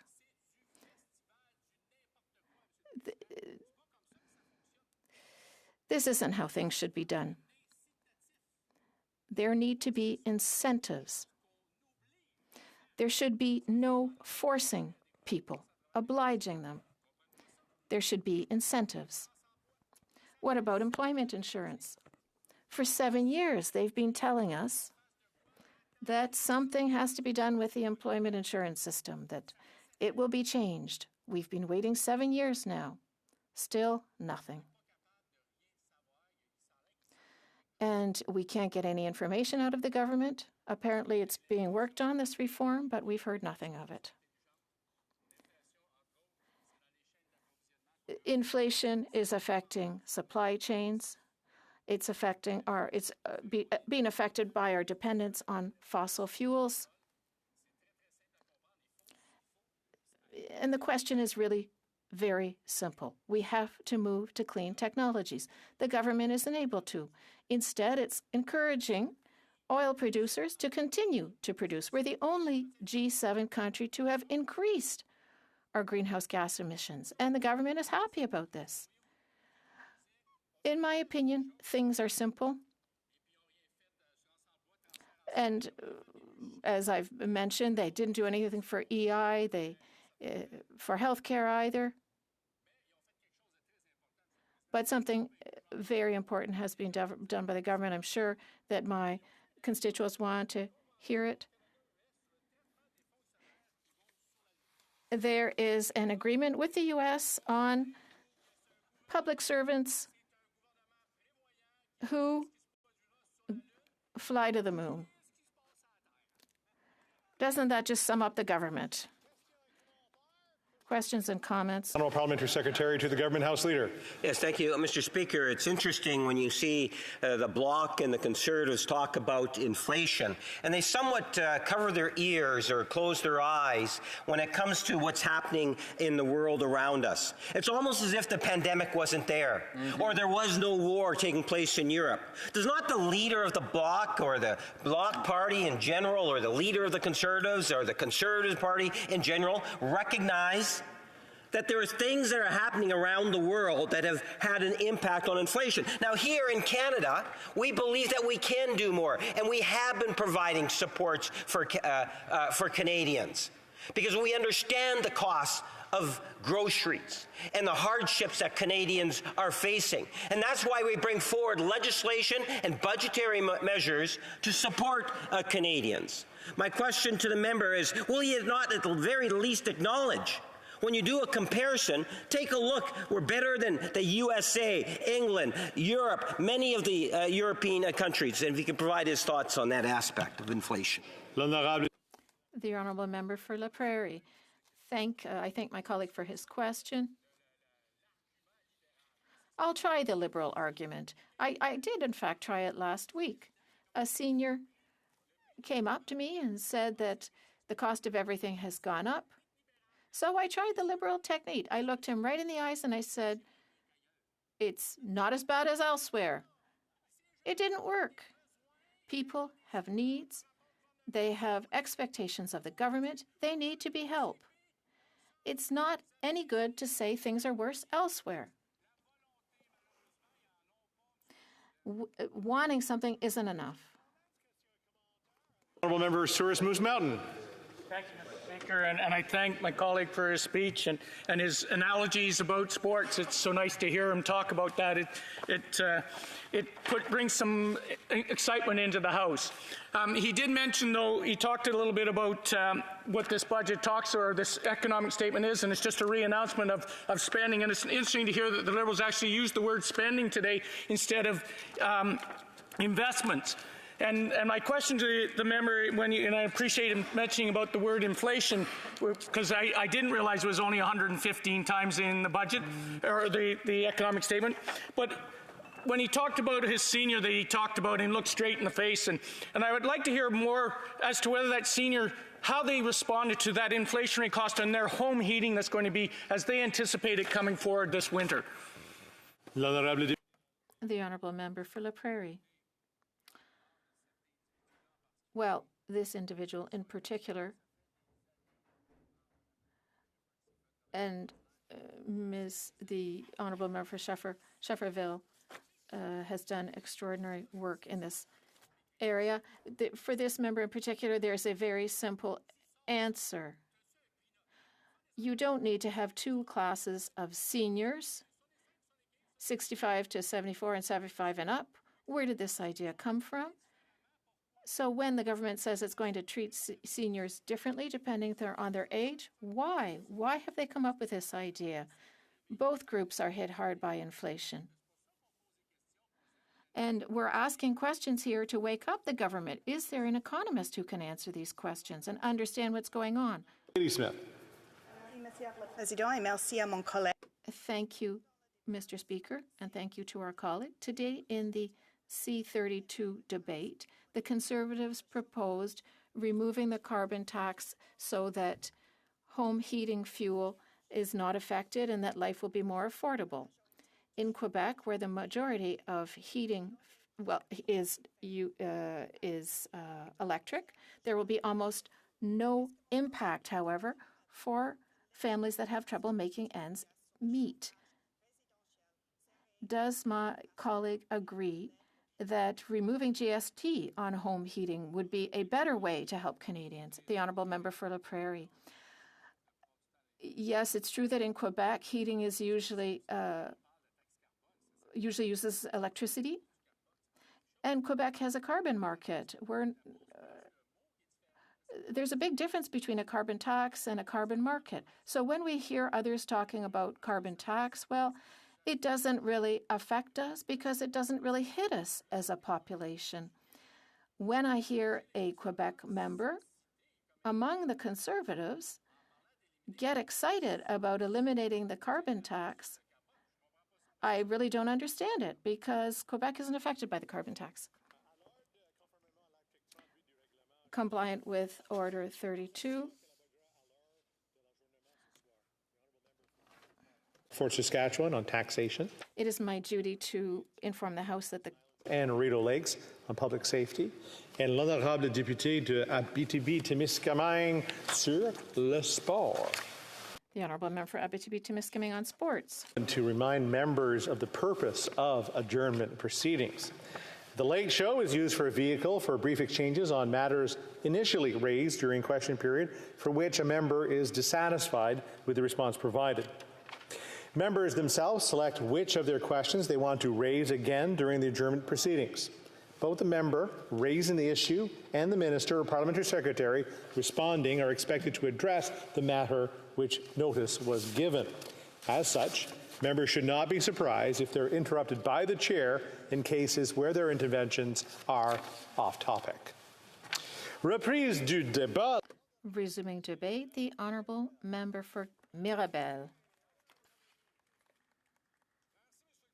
Thank you, Mr. Speaker. Look, I'd like to say that I am very enthusiastic about rising today to speak, and for this to happen, well, I would have been if I'd seen something new in this fall economic statement. There's really nothing new in it, and my La Prairie colleague said very well that instead of something new, there's a lot of mentions of inflation, but very little that's new.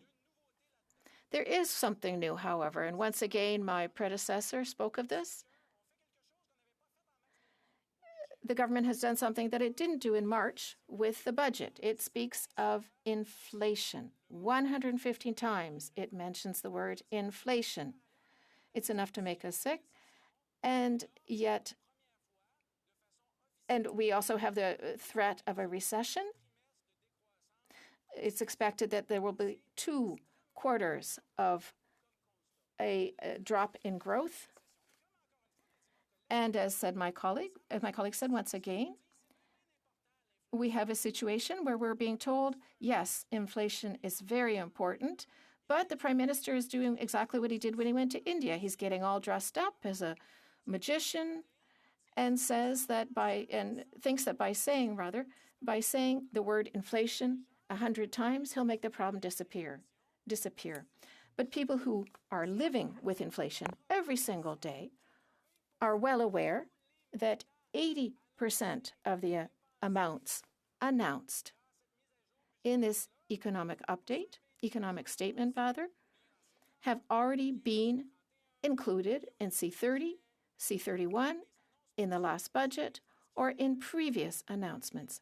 That means there's almost nothing in this fall economic statement that will help, nothing that will help workers other than receiving credits that they would already receive anyway. So workers in Quebec dealing with inflation, worried about losing their jobs, will take a look at this document and think, wow, we've already seen all this before. What needed to be done instead? During the last election campaign, well, it was actually my first election campaign, and something that was really unusual is that the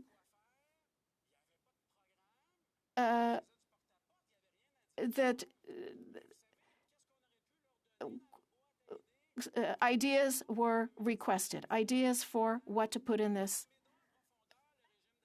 in the platform.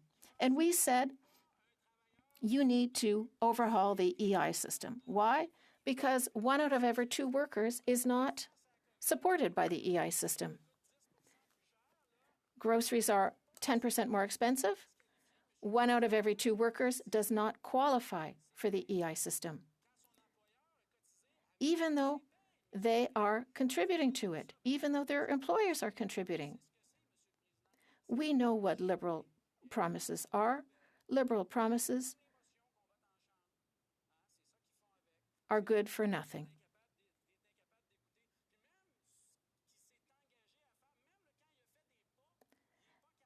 Even when the government does make a step, it doesn't follow through. It doesn't deliver the goods. We asked for help for people with chronic health problems, long-term health problems, for people who have cancer, who are taking chemotherapy. The Liberals said, okay, we'll give them 26 weeks. They adopted the measure. We voted on it. And what's happened since then? They still haven't had any additional,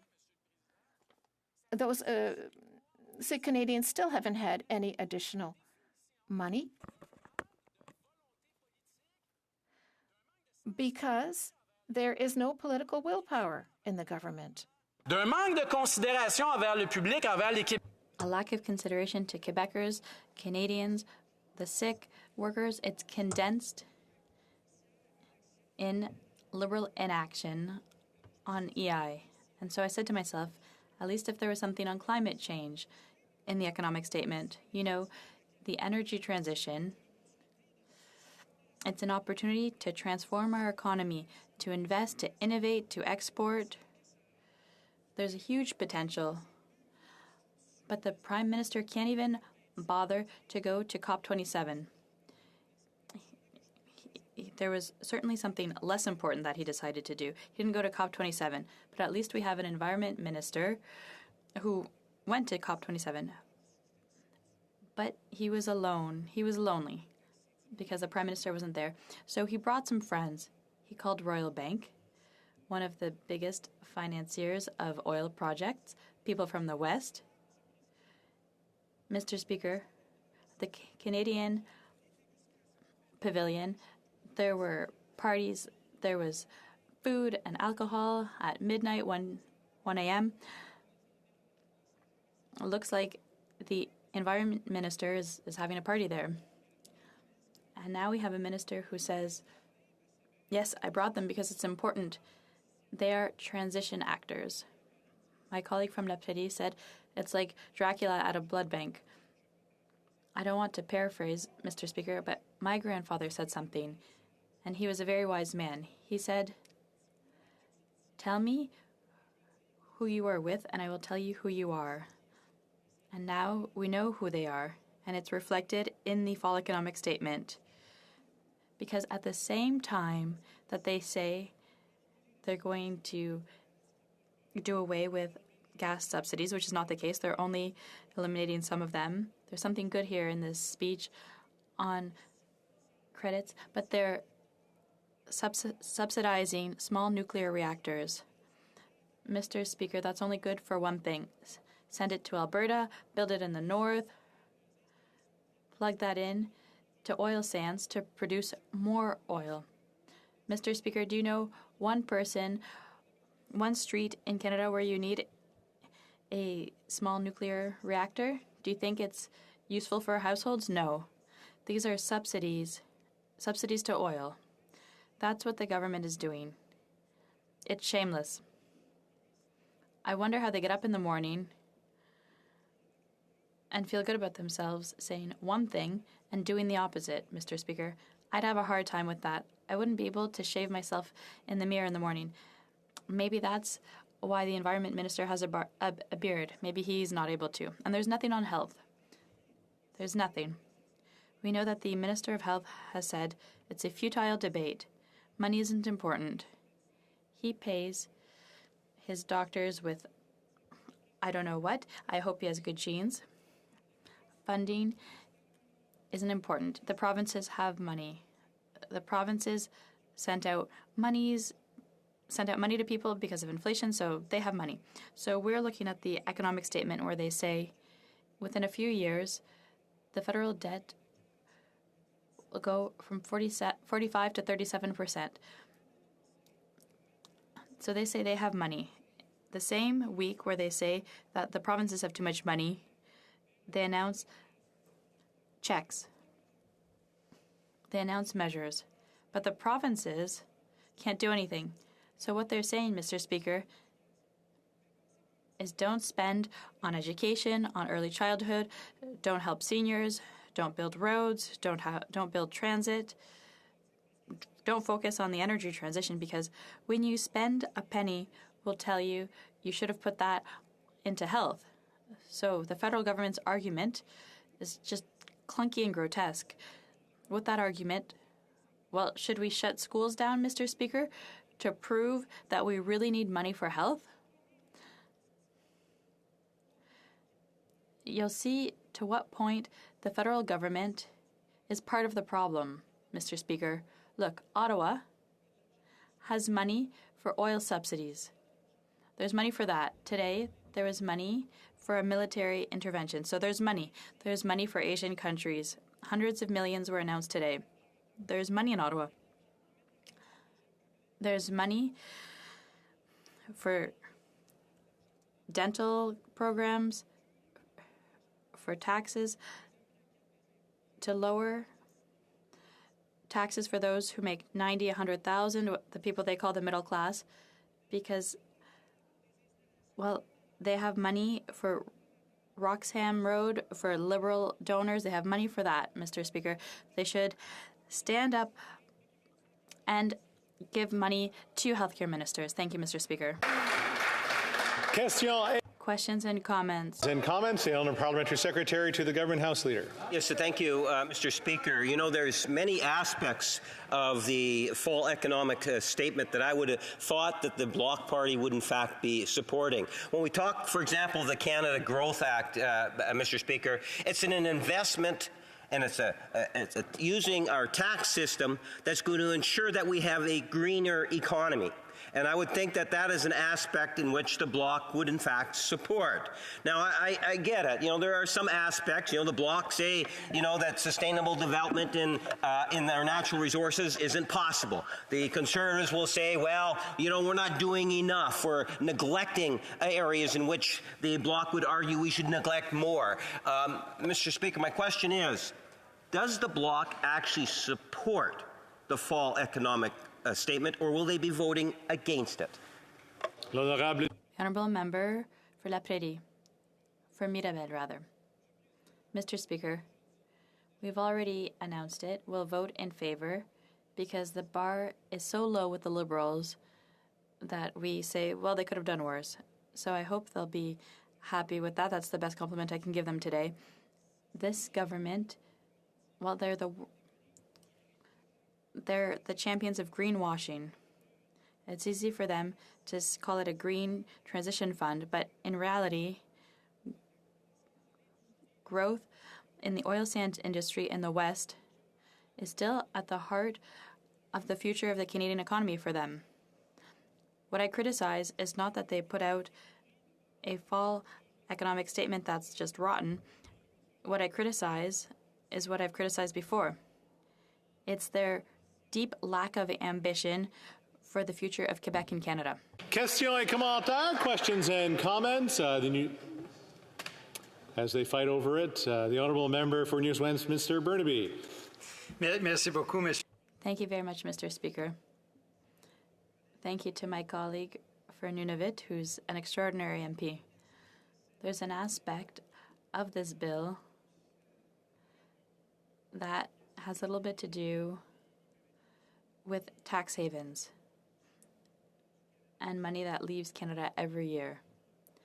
$30 billion. The government is proposing measures that would be about $600 million on the $30 billion.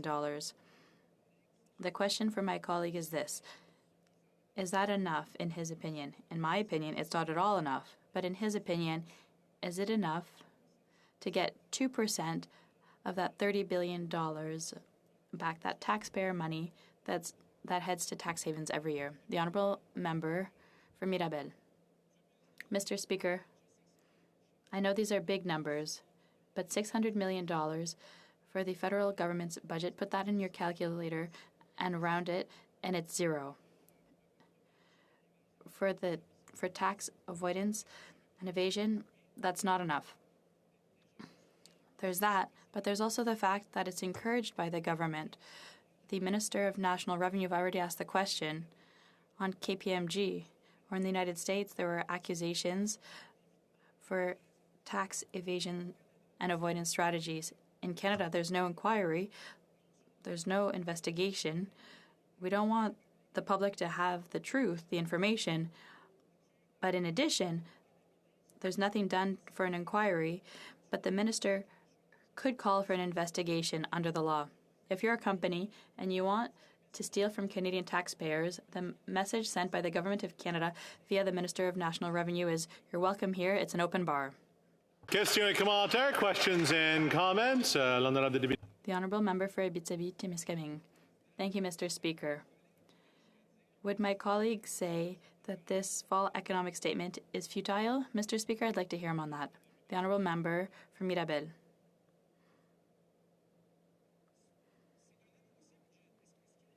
Is it futile? Not as much as the comments by the Minister of Health, but we had an opportunity.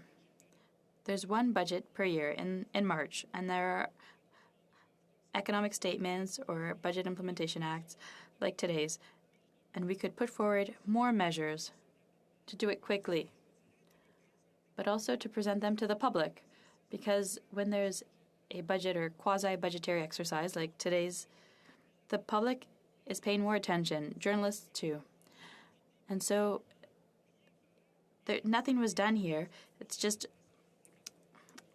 leftovers, and so this government is out of ideas.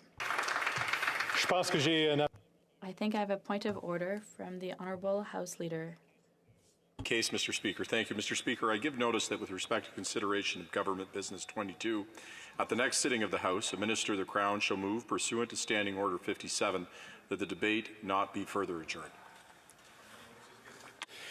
Continuing debate, the Honourable Member for New Westminster Burnaby.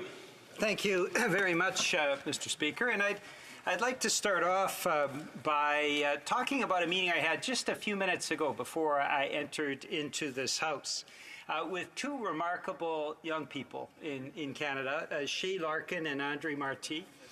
These are two kids who represent Kids for a Cure and the Juvenile Diabetes Research Foundation. They're here on Parliament Hill, as you know, Mr. Speaker, and I should mention as well with their parents, their mother, Marcia Larkin and Annalise Brown. Now, you know, Mr. Speaker, our rules don't permit for me to say that they're in the gallery, so I won't do that. But this is... Order, but of course, I've always liked to say, as a Type 1 dad, it's good to have them in the gallery as well. The honourable member for New Westminster Burnaby. Thank you so much, Mr. Speaker. I appreciate your help in circumventing the rules for a moment. That's very, very kind of you, and it's much appreciated. They're here for a cure, Mr. Speaker, and they're here for more funding so that we can get the cure for juvenile diabetes. This is extremely important, and we welcome their presence on Parliament Hill, and I won't go any further about their presence in the House. But this is a sign of what kinds of investments need to be made and what kinds of investments are sadly not being made by this fall economic update. Now, Mr. Speaker, there are a number of things that in the update that I think we can all support. First off, the NDP drive for years to take off the interest on student loans. This is something for apprenticeship loans, for student loans. The NDP has pushed for years.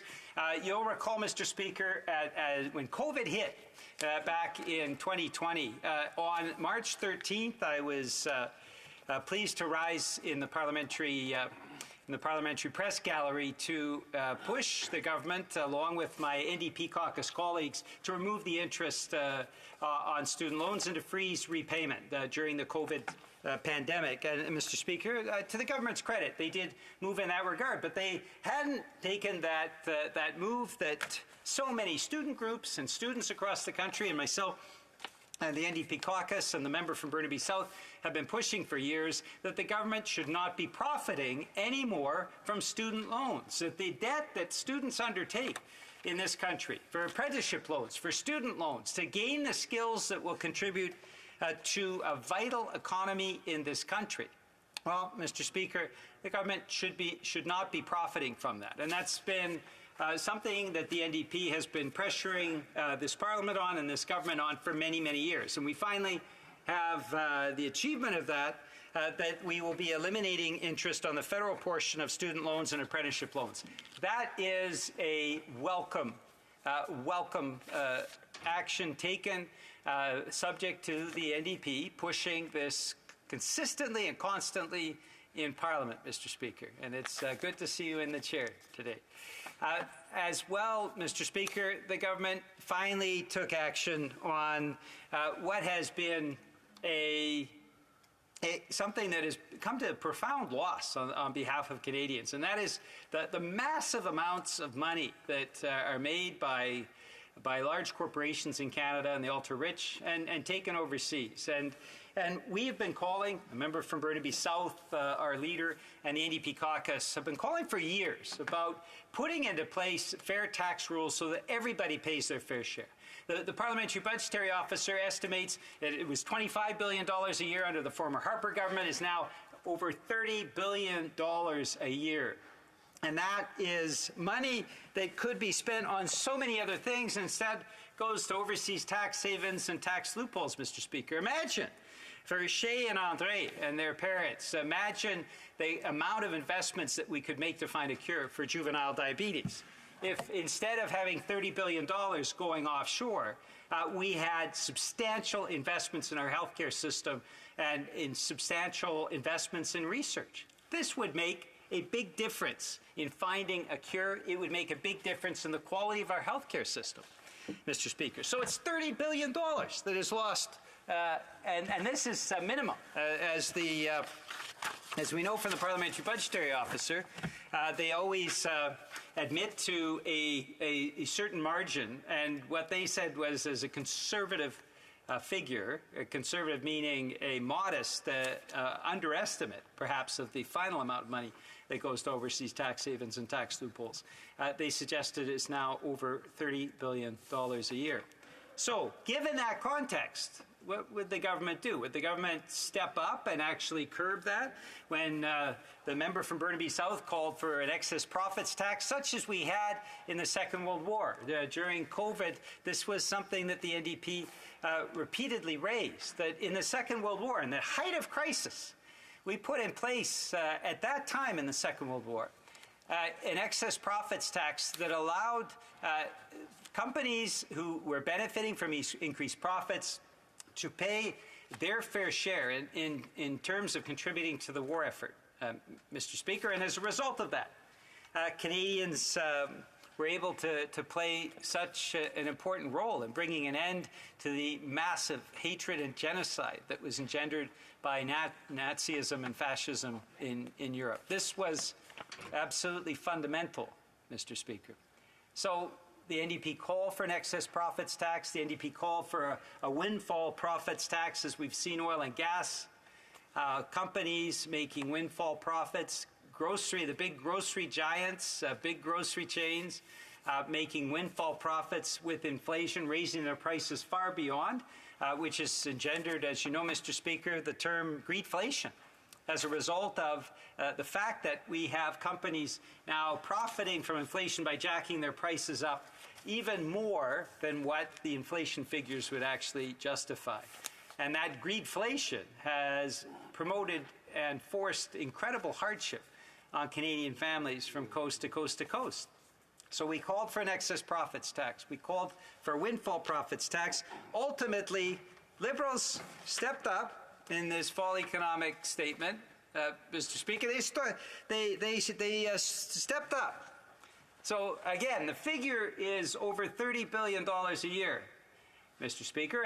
And given the hardship that Canadians are facing and the importance of putting in place investments that will make a difference in their lives. And the NDP in this corner of the House have been fighting hard. We succeeded in getting dental care in place, and we know that now families will be able to benefit to pay for their children's dental work. For kids 12 and under, next year it'll be youth 18 and under and seniors and people with disabilities. We forced a rental supplement to be paid out to well over 1 million Canadians that are struggling to pay for their rent right now. And we forced a doubling of the GST, Mr. Speaker, as you know, to make sure that over 12 million Canadians that have lower income actually have the wherewithal to put food on the table. These are all things that we forced, and we believe that our role is to continue to push this Parliament and to push this government to provide supports to Canadians that are really struggling at this tough time. Now, Mr. Speaker, to do that, you need to make sure you're closing the loopholes and stopping the hemorrhaging of tax dollars by big corporations and the ultra-rich to overseas tax havens. And as I mentioned, the figure is $30 billion. So, Mr. Speaker, I'm asking a rhetorical question, but what percentage do you think in a time of crisis a government that is responsible would actually start to curb that hemorrhaging of money to overseas tax havens, those windfall profits, those excess profits?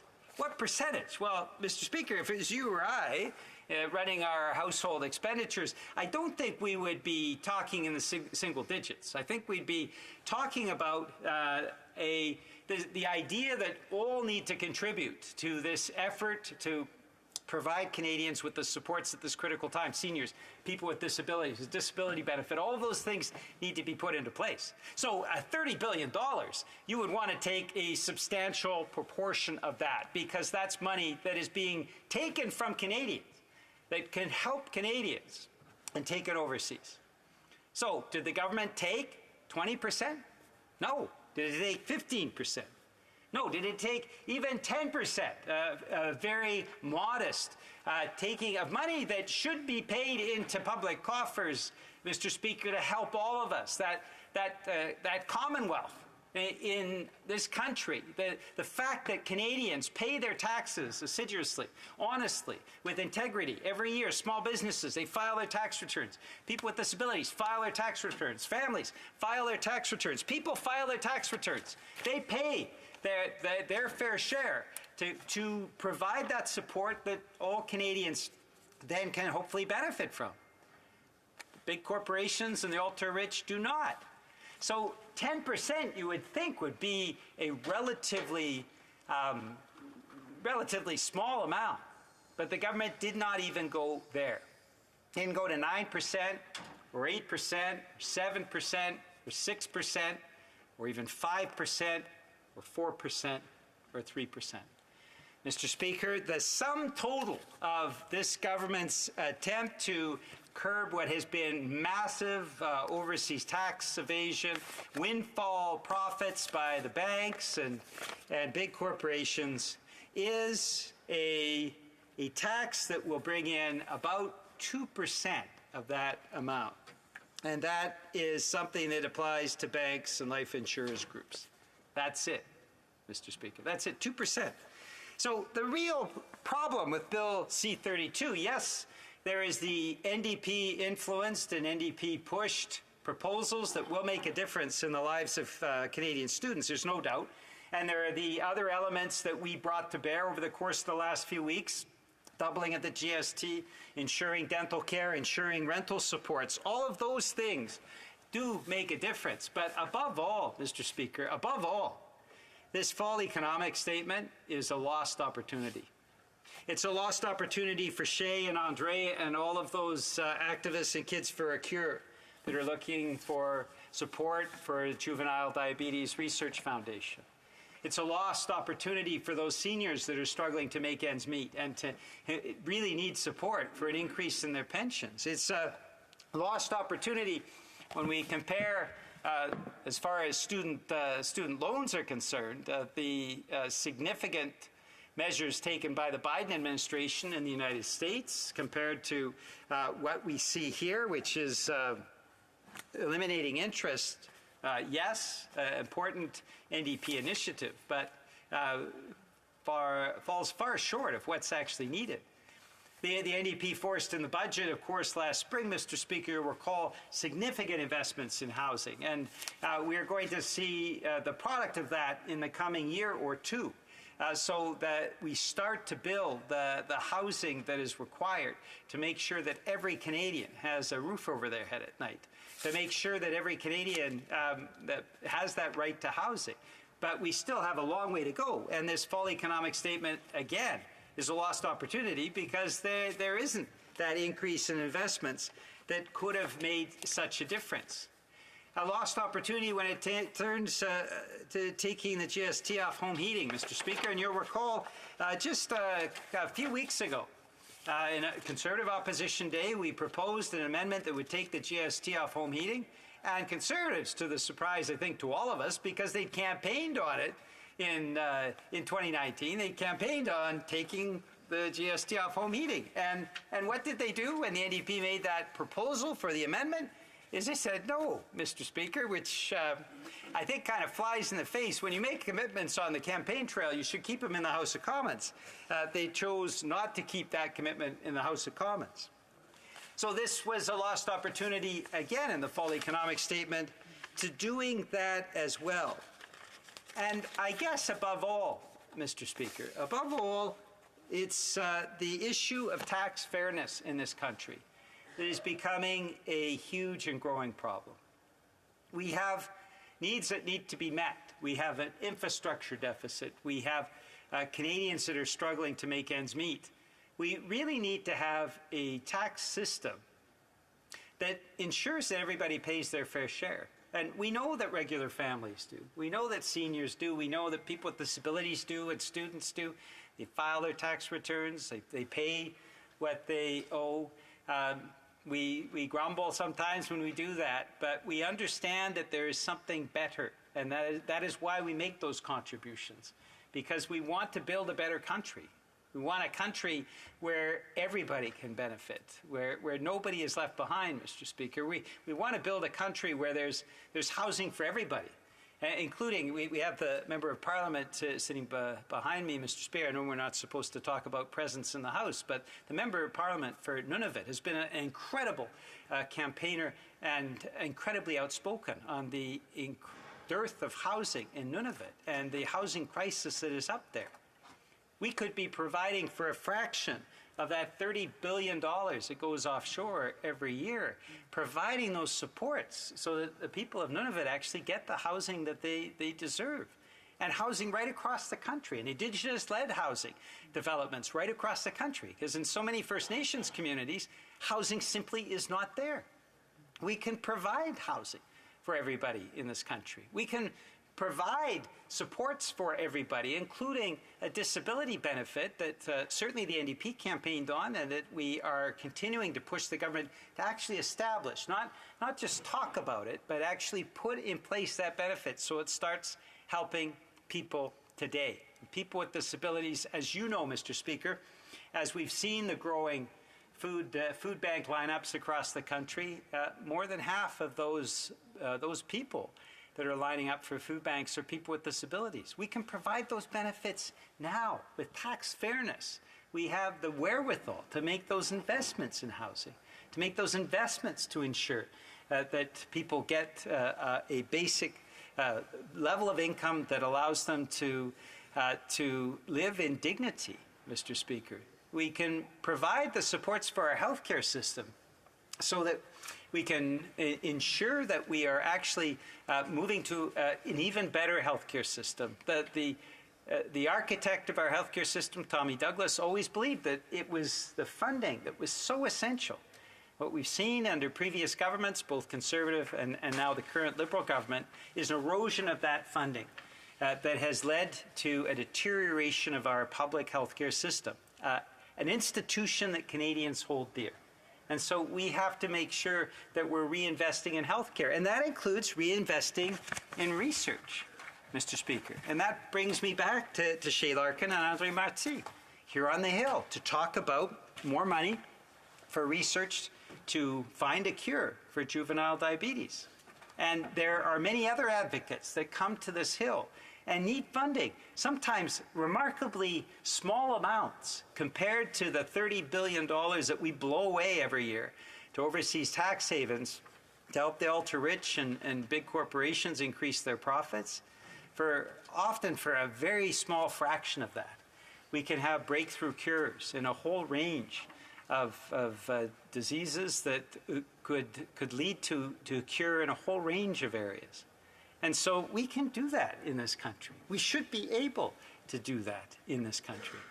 We should be able to provide the funding for infrastructure, to renew our infrastructure across the country. We should be able to find the funding to ensure that we actually can provide that post-secondary education and apprenticeship training in a whole range of areas where we have a skill shortage.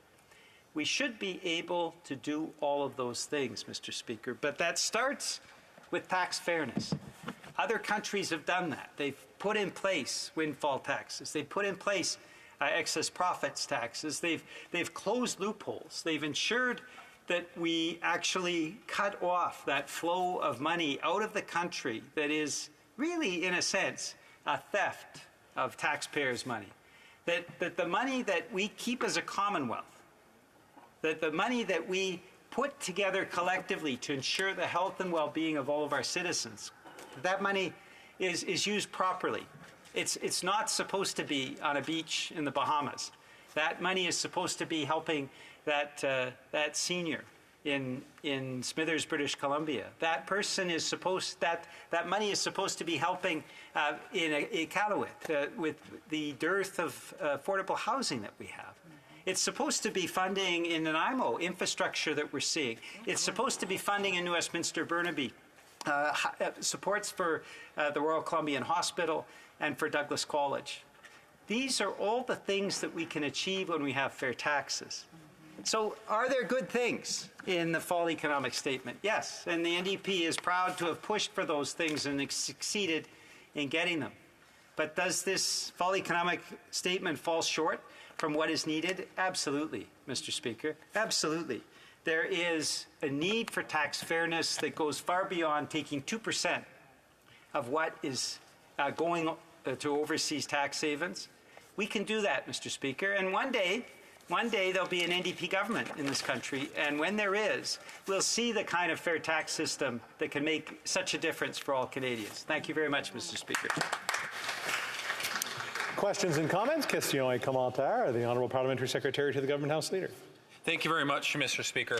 I'm wondering if the member from Burnaby can speak to one of the comments that was made by a Conservative colleague, the member from Simcoe North earlier. He said, and I'll quote him, he said, "We don't have a student debt problem in this country." And, you know, I would argue that we do have a problem when it comes to education in this country. And the problem is that more and more is being expected of young people now when it comes to education. But more importantly, it's expected that they will bear the financial burden of it. Decades ago, 4 or 5 decades ago, you could get a publicly funded high school education and have a career, a meaningful career afterwards that provided for yourself and your family. Nowadays, a bachelor's degree isn't even enough. People are expected to get masters and further post-secondary degrees. But it's all being done on the backs of them having to pay for it. Whereas when it was my parents that were getting educated in high school and their friends that could leave high school and get a good job, they didn't have to pay for it because the public system paid for it. Does he not agree that we do have a problem when it comes to education in this country and that we should be pushing for more government support to give people the quality of education that they can get in order to get meaningful employment afterwards? The Honourable Member for New Westminster Burnaby. I completely agree, Mr. Speaker, but first off, the government actually needs to take action on tax fairness. They can't continue to hide in a shell and refuse to take action with this hemorrhaging of tax dollars going overseas. They need to actually take the steps, and the NDP's laid out what they need to do. All they have to do is follow NDP leadership, and we'll have those resources to actually start to renew the education sector. Now, of course, it hurts the families tremendously. But it hurts many of the families because young people can't go into those chosen professions because they can't go $100,000 into debt or $120,000 into debt. So we end up losing not only for those kids, youth who go through the programs and have huge debt loads afterwards and end up basically having a mortgage on their future that takes 10 or 15 years to pay down. Certainly in my case, that's how long it took. It also means we have skill shortages in every crucial area across the country, and we're feeling it most acutely, Mr. Speaker, in the healthcare field with the shortages of nurses and doctors, and that is related to student debt. Well, my public service announcement for this evening will always be the quicker we can ask questions, the quicker we can answer them, and the more people that can participate in these great debates that we're having. Those last two are very long. Questions and comments? Question et commentaire. The Honourable Member for Mission Mascouy Fraser Canyon. Thank you, Mr. Speaker. In the fall economic statement, there is a specific line item for Lytton, British Columbia, in my riding of Mission Mascouy Fraser Canyon. In June of this year, the Government of Canada made a special announcement where they put forward $77 million for the rebuild of Lytton. In the fall economic statement, the government extends the payment periods over 5 years and transfers the funds from Pacific Economic Development to Infrastructure Canada. In the consultations that the NDP had with their coalition partners, was there any mention of the specific case of Lytton? And does the NDP agree that Lytton, British Columbia, should get the money up front for the rebuild versus having it doled out over a 5-year period? Thank you, Mr. Speaker. The Honourable Member for New Westminster Burnaby. Thank you very much, Mr. Speaker. And when it comes to the issue of Lytton, what's most important is what works for the people of Lytton, and that means staged rebuilding of that community, which I know the member feels very strongly about, and so do I. It is also an indication, and this is important, Mr. Speaker, about the reality of climate change. The impact of Lytton it's not the only community that has been destroyed by the reality of climate change, as it continues to increase in its severity, whether we're talking about hurricanes in Atlantic Canada, flooding across the country, the atmospheric rivers that have poured down and cut the lower mainland British Columbia off from the rest of the country, or the heat bombs that killed, as the member knows, in that tragic summer, over 600 people in the Lower Mainland, including 60 in my riding of New Westminster Burnaby. As a House, each member of Parliament needs to contend with the fact that climate change is a reality. We have to act accordingly. That means ending oil and gas subsidies, and it means putting money into clean energy so we can make that just transition to ensure that we are preparing for this challenge of confronting climate change. Questions and comments? Question commentaire. L'honorable député de Beauport. The Honourable Member for Beauport-Limoilou. Thank you, Mr. Speaker. I'd like to come back to a question that was asked of the member for Mirabel a few moments ago about $600 million to crack down on tax evasion. It sounds like great news, really, really great news, but there's a but. For the past 2 years, many have questioned the Minister for National Revenue about how much has been invested in the fight against tax havens and tax evasion. How much have we recovered? How much have we got back? We know that Quebec managed to recover more than Canada. So the $600 million, is this really a good news announcement, or is this just talk? Will the government actually recover money? The Honourable Member for New Westminster Burnaby. Thank you very much. And I thank my colleague for her question. $600 million versus $30 billion. It's incomparable. What's worse, though, Mr. Speaker, and I hold this against the government, for the past few years when we've talked about tax havens, the Paradise Papers, the Panama Papers, thousands of Canadians were listed, but today, still today, Mr. Speaker, if you ask the government how many Canadians they went after, how many were forced to repay the money that they owe to Canada and Canadians, not a one, not a single one, Mr. Speaker. The Conservatives totally failed on this matter, followed by the Liberals totally failing in this matter. Nunavut. I wanted to first give a special welcome back to the member. I missed him while he was away. I wondered, I also really appreciated him for sharing the important policy initiatives that could have been covered in the fall economic statement, including addressing housing in Nunavut. I do want to ask the member if he agrees that any economic policy that it comes out of any government needs to focus on the people and not just on numbers. And I'm thinking specifically about the lack of the comprehensive EI reform and the good work that the NDP does to protect workers. The Honourable Member for New Westminster Burnaby. Thank you very much, Mr. Speaker. I thank my colleague from Nunavut.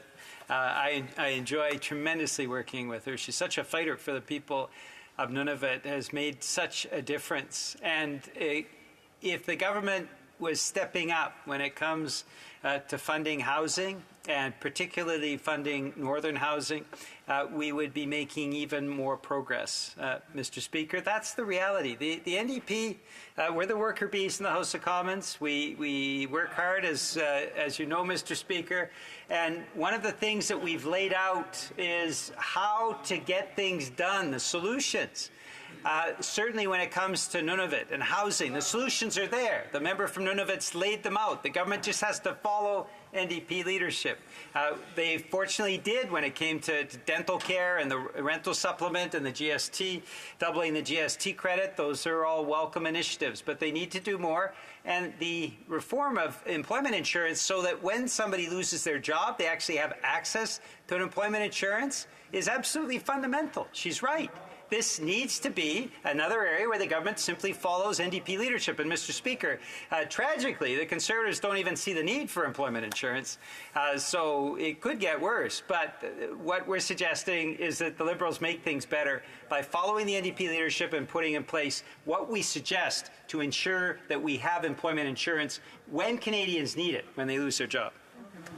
Now, I believe before we continue debate, I think the Honourable Parliamentary Secretary to the Government House Leader has a point of order. Yes, very quickly, Mr. Speaker. I'm rising on a point of order with respect to Bill C-228, an act to amend the Bankruptcy and Insolvency Act, the Companies Creditors Arrangements Act, and the Pensions Benefit Standard Act 1985, standing in the name for the member from Sarnia-Lambton. Without commenting on the merits of the amendments proposed at the committee stage, I'd like to draw to the attention of the members an amendment that raises some procedural difficulties. The amendment in question was to add a new subsection 136 bracket 1 bracket D period 001 and a bracket to the Bankruptcy and Insolvency Act, which is found at clause 4.1 of the bill. The amendment would seek to protect termination and severance pay in the case of a bankruptcy. This amendment, in my view, seeks to expand the scope and the principle of the bill as set at the second reading stage. Moreover, the amendment is a new concept that was not contemplated in the bill at second reading and therefore should be removed from the bill for consideration at the report stage and the third reading stage. When the member for Elmwood-Transcona proposed the amendment, the chair of the committee ruled the amendment as inadmissible. For the benefit of members who do not sit on the Finance Committee, I will quote the actual ruling. Quote, "My ruling is that Bill C-228 amends the Bankruptcy Act and Insolvency Act to provide for the solvency of pension funds in case of bankruptcy. The amendment seeks to create new categories of payments to specific former employees that would have to be paid by a bankrupt, which is not envisioned by the bill. As House of Commons Procedure and Practices 3rd edition states on page 770, an amendment to a bill that was referred to committee after second reading is out of order if it is beyond the scope and principle of the bill. In the opinion of the chair, and for the above stated reason, the amendment brings a new concept that is beyond the scope of the bill, and therefore I rule the amendment inadmissible, and that would be end of quote. A majority of members on the Finance Committee voted to overturn the ruling of the chair, then proceeded to vote to adopt the amendment, which is now found in the bill as reprinted by the House on November 3, 2002. I submit that the chair of the Finance Committee's ruling was correct, and our procedures must be respected. As a result, the proper course of action to address this matter is to order a reprint of the bill without the offending amendment. Thank you, Mr. Speaker. Thank the member for the intervention, and what we'll do is we'll have a look at that. We'll do a little bit of research on it, and we'll come back to the House as quickly as practical.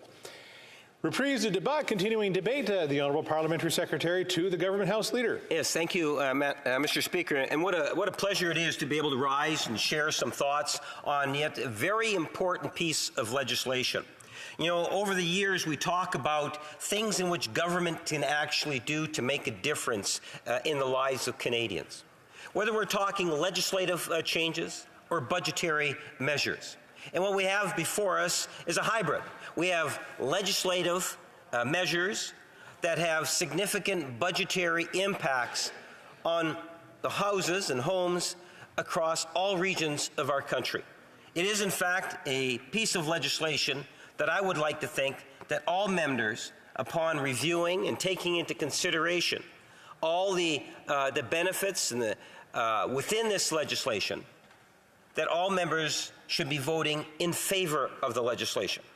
I was somewhat disappointed by the Conservative Party's amendment that I believe, Mr. Speaker, does not give any merit to the legislation, and it's just not necessary, I would suggest, Mr. Speaker. I would like to think when we talk about what takes place here in Ottawa, from a government perspective, from members of the Liberal caucus, for us, it's about making an economy that works for all Canadians, Mr. Speaker. That is a priority in which we all take very seriously.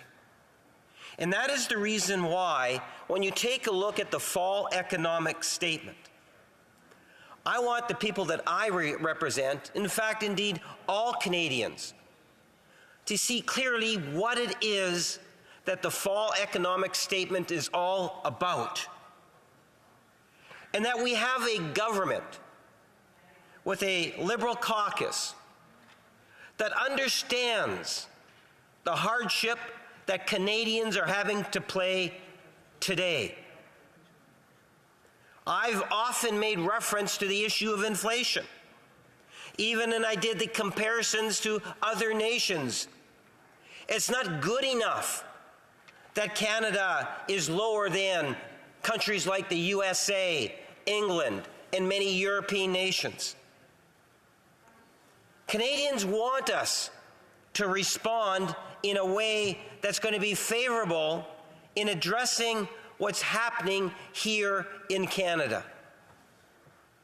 Whether it was the budgetary announcement made by the Minister of Finance months ago, or more recently, the fall economic statement that was issued very recently, Mr. Speaker, just prior to the week in which we spent in our constituency or doing constituency work wherever we might have been.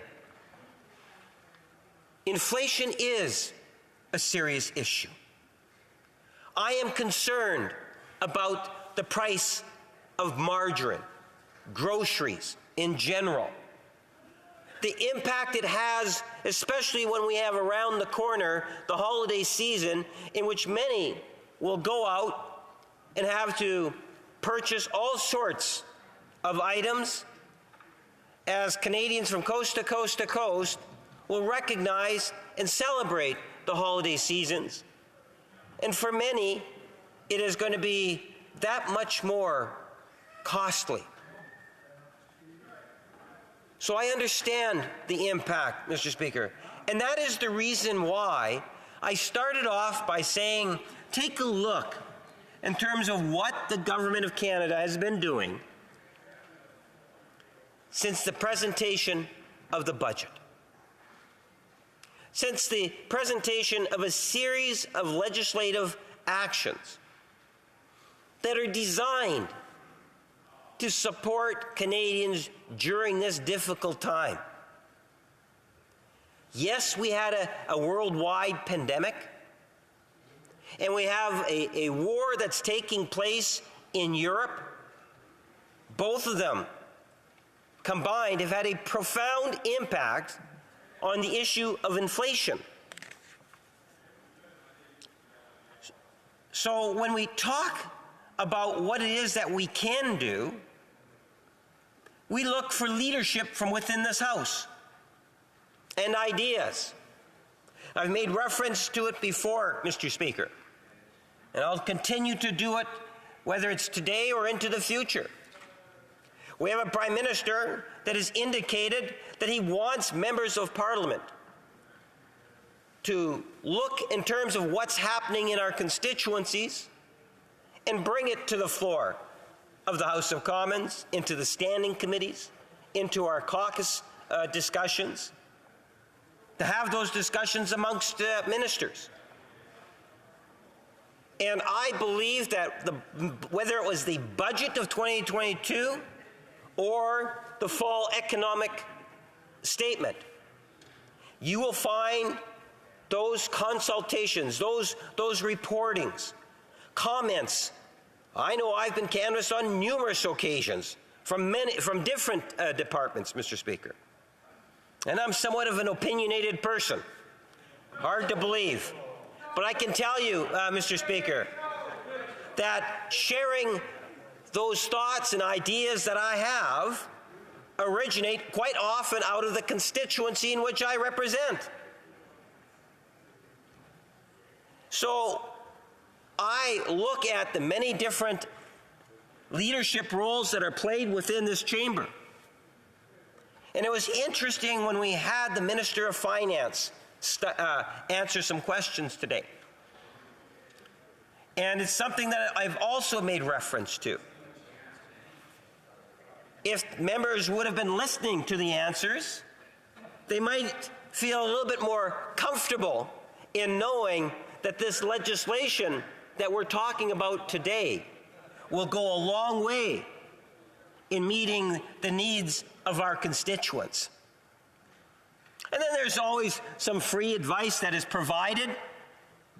As I point out, the issue of leadership, which I truly believe we have seen consistently, virtually from day one with this Prime Minister and government, whether it was the tax break for Canada's middle class back in 2015 or the tax increase for Canada's 1% wealthiest, to the growth of social programs, whether it's with the GIS, the Canada Child Benefit Program, all the way going through the pandemic where there was supports for small businesses, seniors, people with disabilities, students, and many others.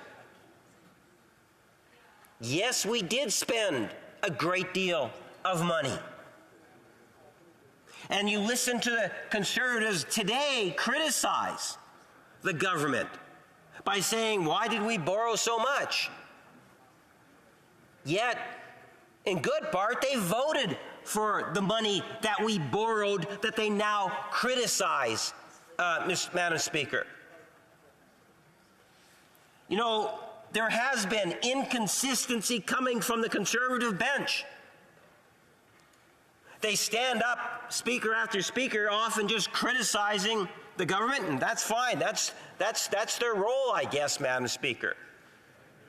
But there is a need to hold the official opposition to account for some of the things that they do, Madam Speaker. So when it comes to financial matters, and that's what we're talking about today, and we've been talking about for a long time. We've been talking about the issue of inflation. The leader of the Conservative Party of Canada, one of his very first economic statements, I remember it well, because he's talking about inflation. He's talking about how the government of Canada needs to do something on inflation. And he shared his idea. Remember what? I remember it well. And that was one of the ways you fight inflation is you invest in cryptocurrency, Bitcoin. You know, the Minister of Finance gave a fairly good articulation in terms of the impact of that advice that was provided by the leader of Canada's official opposition party. Somewhat ill-advised, I would suggest to you, Madam Speaker, where you have seniors. You know, it's interesting, they criticize, they say we're not doing enough for seniors, which isn't true, Madam Speaker, but they say that, yet those seniors that they cite that would have followed the advice of the leader of the Conservative Party, depending on how much they invested, at least anywhere from 30 to 60%, and even higher than that. A senior that would have invested $10,000 following the advice of the leader of the Conservative Party, $10,000 would have been lucky if they had $4,000 to account for that allotment of $10,000 from their savings, Madam Speaker. And I think it is a valid point when the Minister of Finance says to the leader, where's the apology? Where's the withdrawal? Like, you know, I don't quite understand it. I wonder, you know, did the leader of the Conservative Party actually invest in cryptocurrency? Let's get a show of hands. How many of the Conservative members of Parliament followed the advice of the leader of the Conservative Party and bought cryptocurrency? Now, if we canvass the House, we're not seeing any hands. They might be a little embarrassed to raise it, Madam Speaker. But I can tell you, while my hand doesn't count, I was trying to demonstrate. Madam Speaker, the point is that whether it's that recommendation or it's the issue, Madam Speaker, of, you know, today they're quoting the governor of the Bank of Canada. The very same governor that the leader of the Conservative Party said he would fire. So one day he's going to fire the governor of the Bank of Canada, and today they're quoting the governor of the Bank of Canada, Madam Speaker. Do they support the institution of the Bank of Canada? Other prime ministers have, including Stephen Harper. These are the types of things in which we should all be concerned about. They talk about, because it is about contrast, Madam Speaker. You know, the Conservative Party, and you listen to some of their speeches, the first couple of speeches, what did they say? They said, when it comes to the government, this legislation, forgiving the interest, getting rid of the interest for student loans, they've taken exception to it. You had a member that stood up and said, no, it's a dumb idea, virtually. That's the essence of what he was saying, Madam Speaker. Are we to understand that the Conservative Party of Canada does not support students and understand the impact that interest is having on student loans? This is a great way in which we can actually support students in every region of our country, especially now when they're having to deal with the issue of inflation. So the Conservatives don't support that. You know, they say that, well, not all the funding that we spent went towards the pandemic. Gee whiz, of course it didn't, Madam Speaker. Why? Because we have record amounts of dollars going towards health care. We're talking about additional hundreds of millions of dollars, Madam Speaker. Is the Conservative Party now saying that that money shouldn't be spent, even though them and the Bloc will say, well, no, we need to spend more, we should be giving more money? So on one hand, they say, give more money, and then they criticize us because we spent more money that wasn't related to the pandemic. What about child care? Well, before I move on to child care and the issue of health care, Canadians should be very much concerned about the Conservative Party. You see, I believe that a vast majority of Canadians understand and want to see national leadership on the health care file. As the member from Avalon brought forward a resolution dealing with long-term care, Madam Speaker, because he is right in his assertion that the federal government does have a role to play. We have the Canada Health Act that is there. There is a role. I'm concerned that the Conservative Party is not much better than the Bloc Party when it comes to health care. And that's unfortunate if you are like me and many others that reflect what Canadians want, and they want a national government that has an interest in health care.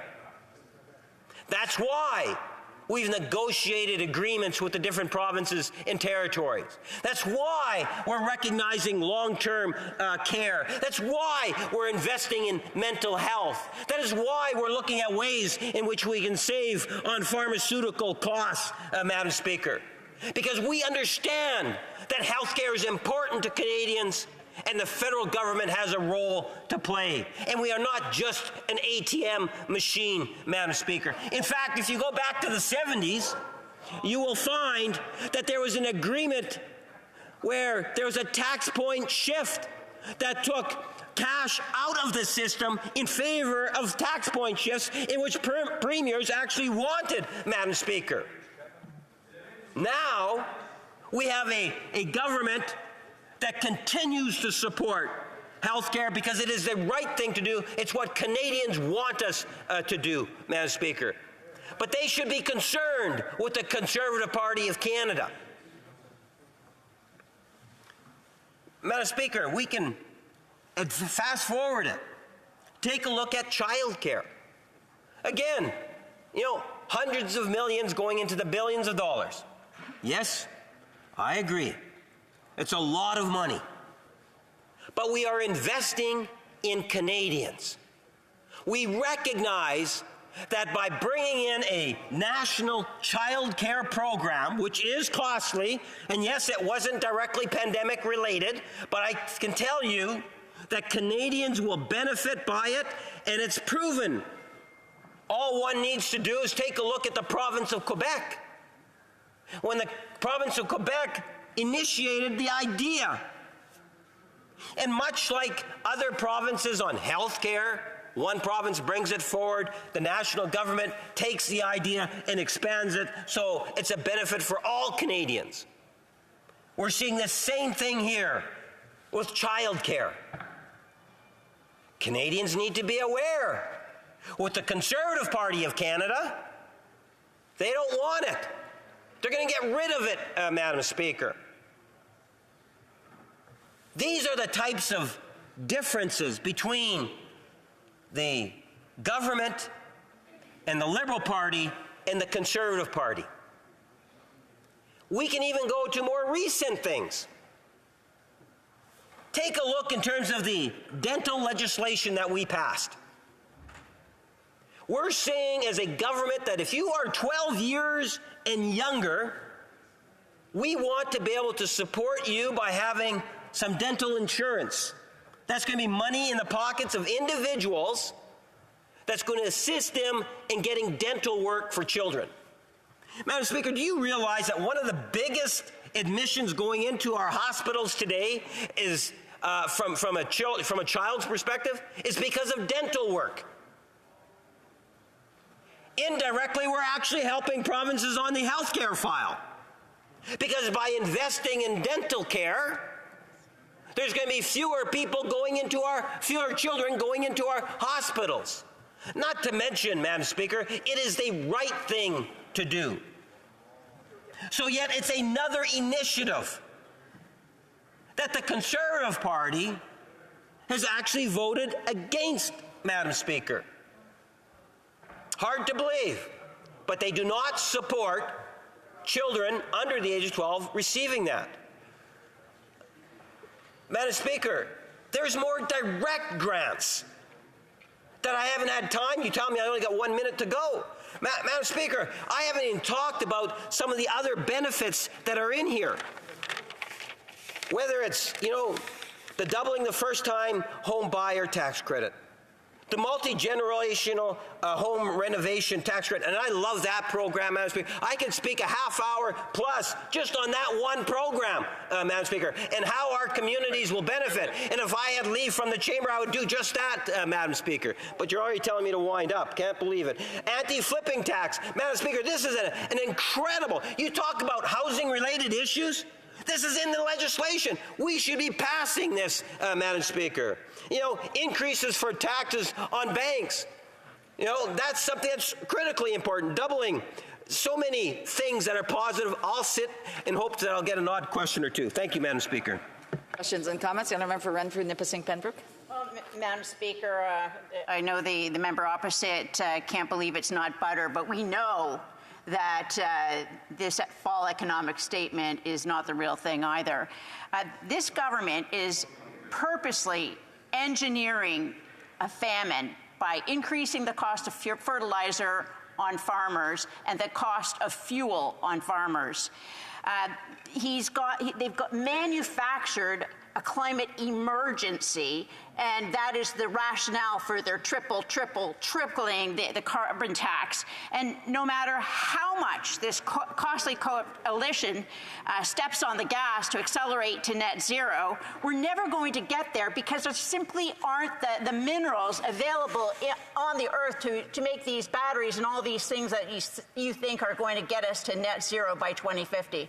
So, Madam Speaker, I'm just wondering when this person is going to look and maybe take a hard read of the Finnish study that shows that net zero is an impossibility. Honourable member for the Parliamentary Secretary. Madam Speaker, there's a lot in there that I'd like to be able to attack. But I think the biggest thing that I have to address is the member says that this Prime Minister, this government, my Liberal colleagues are manufacturing a climate emergency. Wow. Like, seriously? The Does the Conservative Party really believe that our government has manufactured a worldwide climate emergency? Why are they even meeting on COP? Like, it's just absolutely incredible. Madam Speaker, this is a government, yes, we recognize that climate is changing.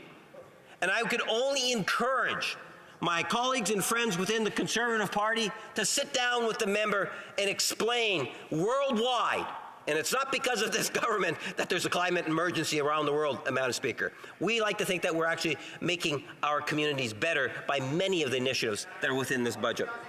The Honourable Member for Rivière-des-Mille-Îles. Thank you, Madam Speaker. C-32 in principle, it has to do with an economic implementation. I think his comments are mischievous, mean, demagogic towards his colleagues of the opposition. The opposition says clearly that the government is missing good opportunities, missing major challenges that it could have tried to address. I'll just give you an example, Madam Speaker. So, not addressing big challenges, there would be a Canadian-American convention to treat people going to the moon. What a nice priority. What a sense of urgency. In my colleague's opinion, is that important to be working on a convention that has to do with people who are going to the moon? Thank you, Madam Speaker. Parliamentary Secretary. Well, Madam Speaker, I'm sorry if the member feels that I've hurt his feelings and I'm being too harsh on the opposition. But at times it's necessary to be harsh on the opposition and some of the things that they say. If you take a look within this legislation and he talks about housing or issues within the legislation, you know, the Bloc talk about the cost of housing. And I'll use it as an example because I made reference to it, Madam Speaker. Within the legislation, you have the anti-flipping tax. When we talk about initiatives that are necessary in order to try for the federal government to continue to demonstrate leadership on the housing file, this is one example where we're looking at ways in which homes are being used for the marketplace as opposed to being able to live in. And are there things that we can do? Yes, there are. Within this legislation, there's at least 1, 2, or 3 good, solid policy ideas, and I'm glad that the Bloc are voting in favor of the legislation, Madam Speaker. But I would reinforce that just because you're in opposition doesn't give you the right to say irresponsible policy announcements. Thomas, the Honourable Member for North Island Power River. Well, thank you, Madam Speaker, and I always enjoy how loudly the member speaks. I never have to wear a headpiece, and in fact, if I do, it actually hurts my hearing, so perhaps we should have a warning when he speaks in the House. But in all honesty, Madam Speaker, what I see in my riding, I represent a large rural and remote riding, and in some of my smallest communities of 3,000, we're seeing homelessness reach a state that I never thought possible. And part of the reason why is that there's no non-market housing that is really reflective of the need, so that when people get there, they're only spending about 30% of their income, which we know is best for everyone. I'm just wondering, with all of the discussions that the member was having, why is there not an investment in really getting that housing out the door so that people can have that respect that they so well deserve?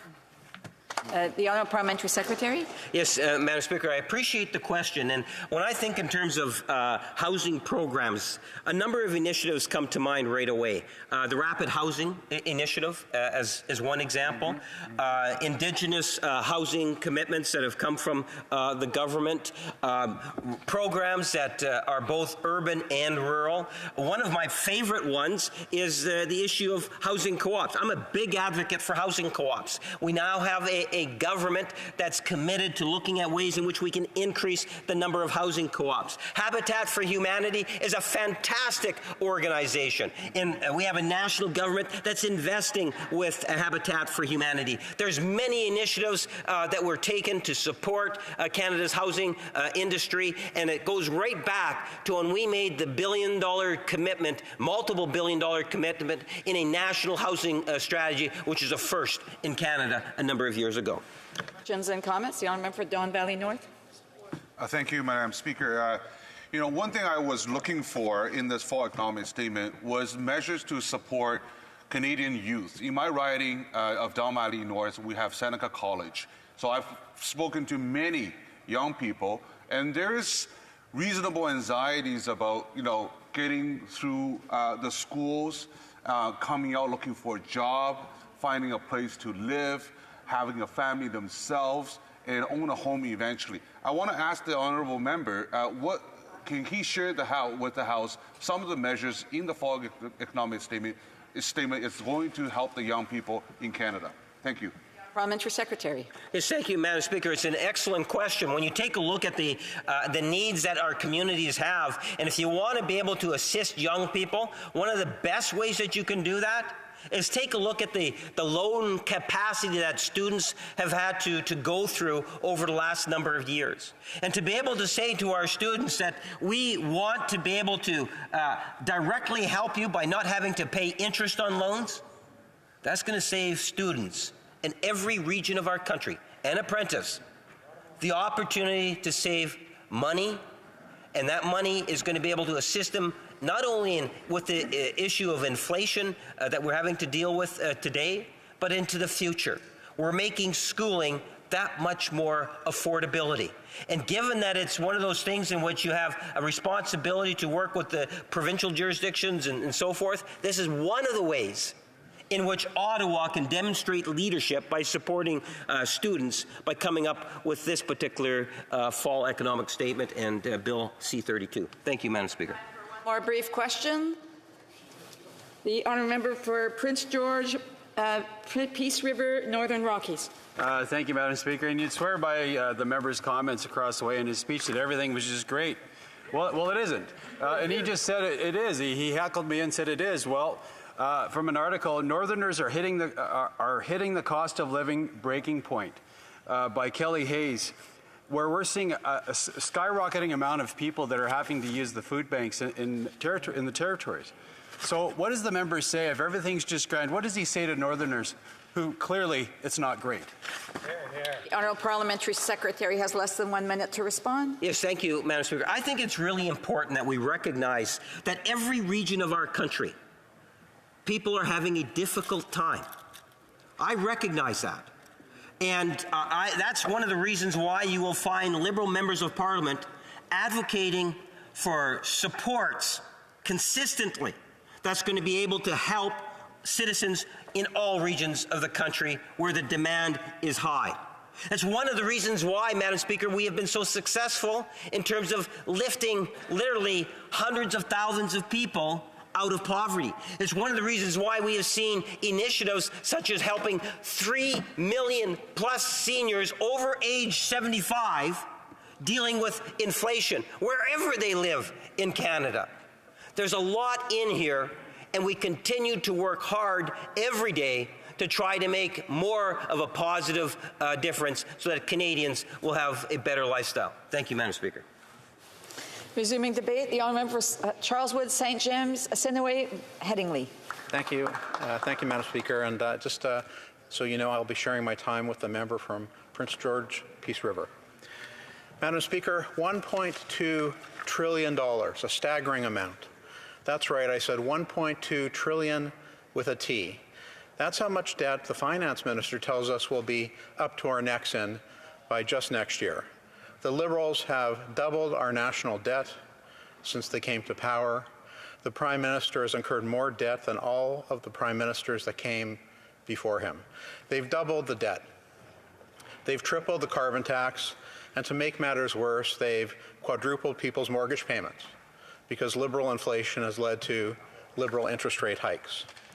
You know, I remember a favorite quote of mine from Winston Churchill when he famously said, "Colleagues, we have run out of money. Now we have to think." Well, it turns out, Mr. Speaker, that the Prime Minister not wanting to think about monetary policy has had absolutely devastating consequences for Canadians. Conservatives had two simple asks. One, no new taxes, and two, no new spending unless it's paid for with equal savings. But the Liberals did just the opposite. They're going to triple the carbon tax and increase spending by $21 billion. That's their brilliant plan to combat inflation. It's obvious that a Prime Minister doesn't mind spending Canadians' hard-earned tax dollars on a $6,000 swanky hotel room, or a finance minister who defines belt-tightening as canceling her Disney Plus subscription. They don't get it. But you know who does get it, Madam Speaker? Everyone else. This economic plan does nothing to address Canada's cost of living crisis. With a $40.1 billion increase in revenues just this year, this statement shows that inflation is not only increasing the cost of living, it's increasing taxes on Canadians. Instead of giving Canadians much-needed relief during this time, the costly coalition seeks to profit off increased inflation. Madam Speaker, Canadians are out of money and the Prime Minister is out of touch. Members opposite, they don't seem to know the facts. Don't they know that interest payments on our debt will double this year, costing nearly as much as the Canada Health Transfer? Don't they know Canadians continue to cut their diets, that mothers are putting water in their children's milk because they can't afford 10% annual food inflation? Don't they know home prices have doubled over the last 7 years, forcing young Canadians to live in their parents' basements? Don't they know food bank usage has soared to an all-time high, recording 1.5 million visits in just 1 month? No, they don't know, Madam Speaker, but Conservatives know what it'll take to solve this inflation crisis.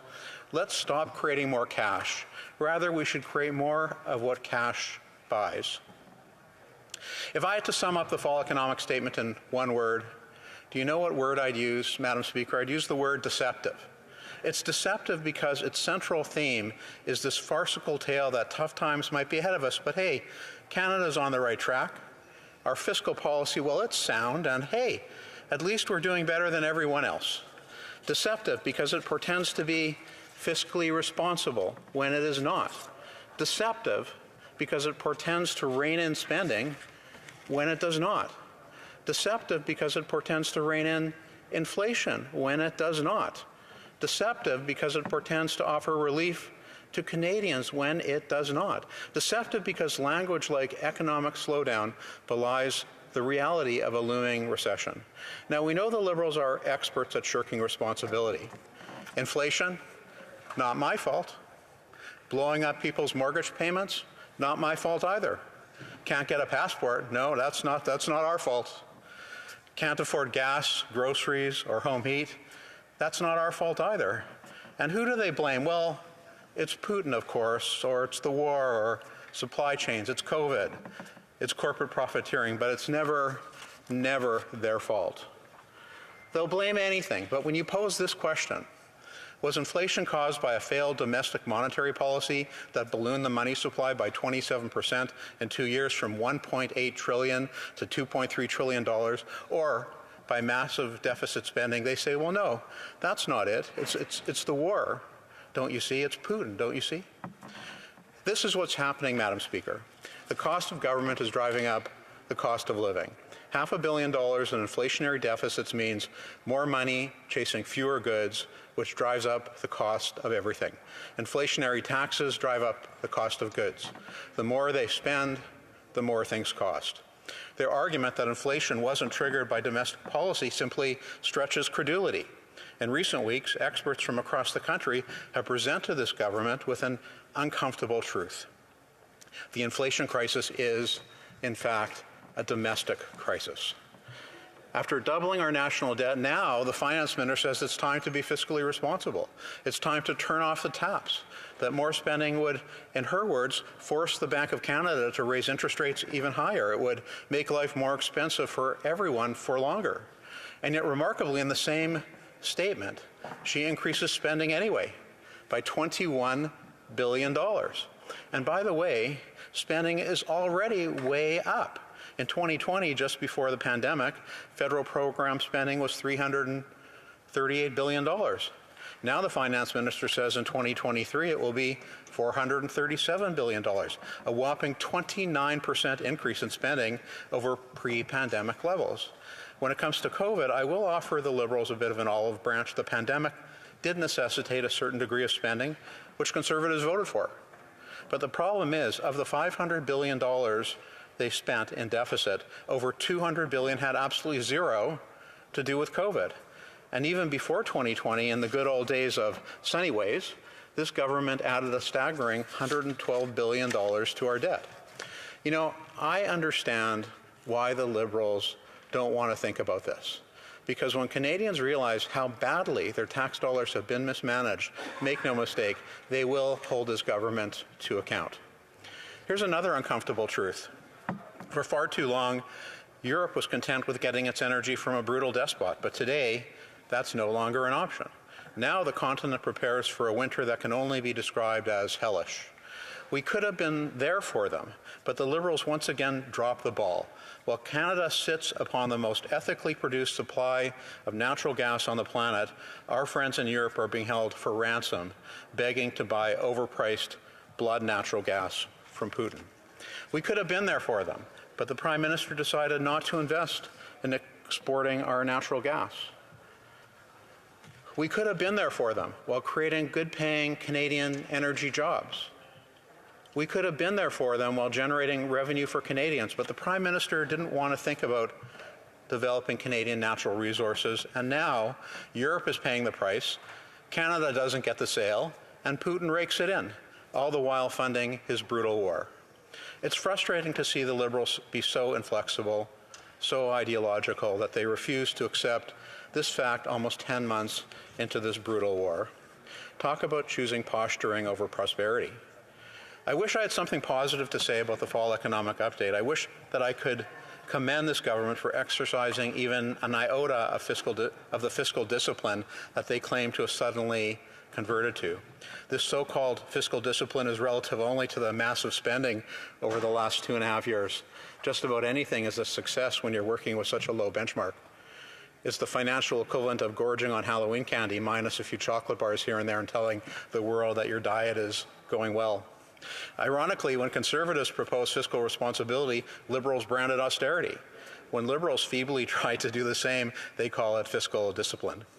We've been trying to reach across the aisle for months now. Just a few weeks ago, it looked like we'd seen some progress when the Finance Minister endorsed our pay-as-you-go approach to her Cabinet colleagues. Yet not a word of that policy in the update. When will this government commit to a real plan to balance the budget and stop adding fuel to the inflationary fire? Madam Speaker, it goes without saying, $1.2 trillion is a lot of money to owe. Right now, I say Canadians have 1.2 trillion reasons to reject this Prime Minister's failed economic policy. Thank you, Madam Speaker. Questions and comments? The honourable member for Guelph.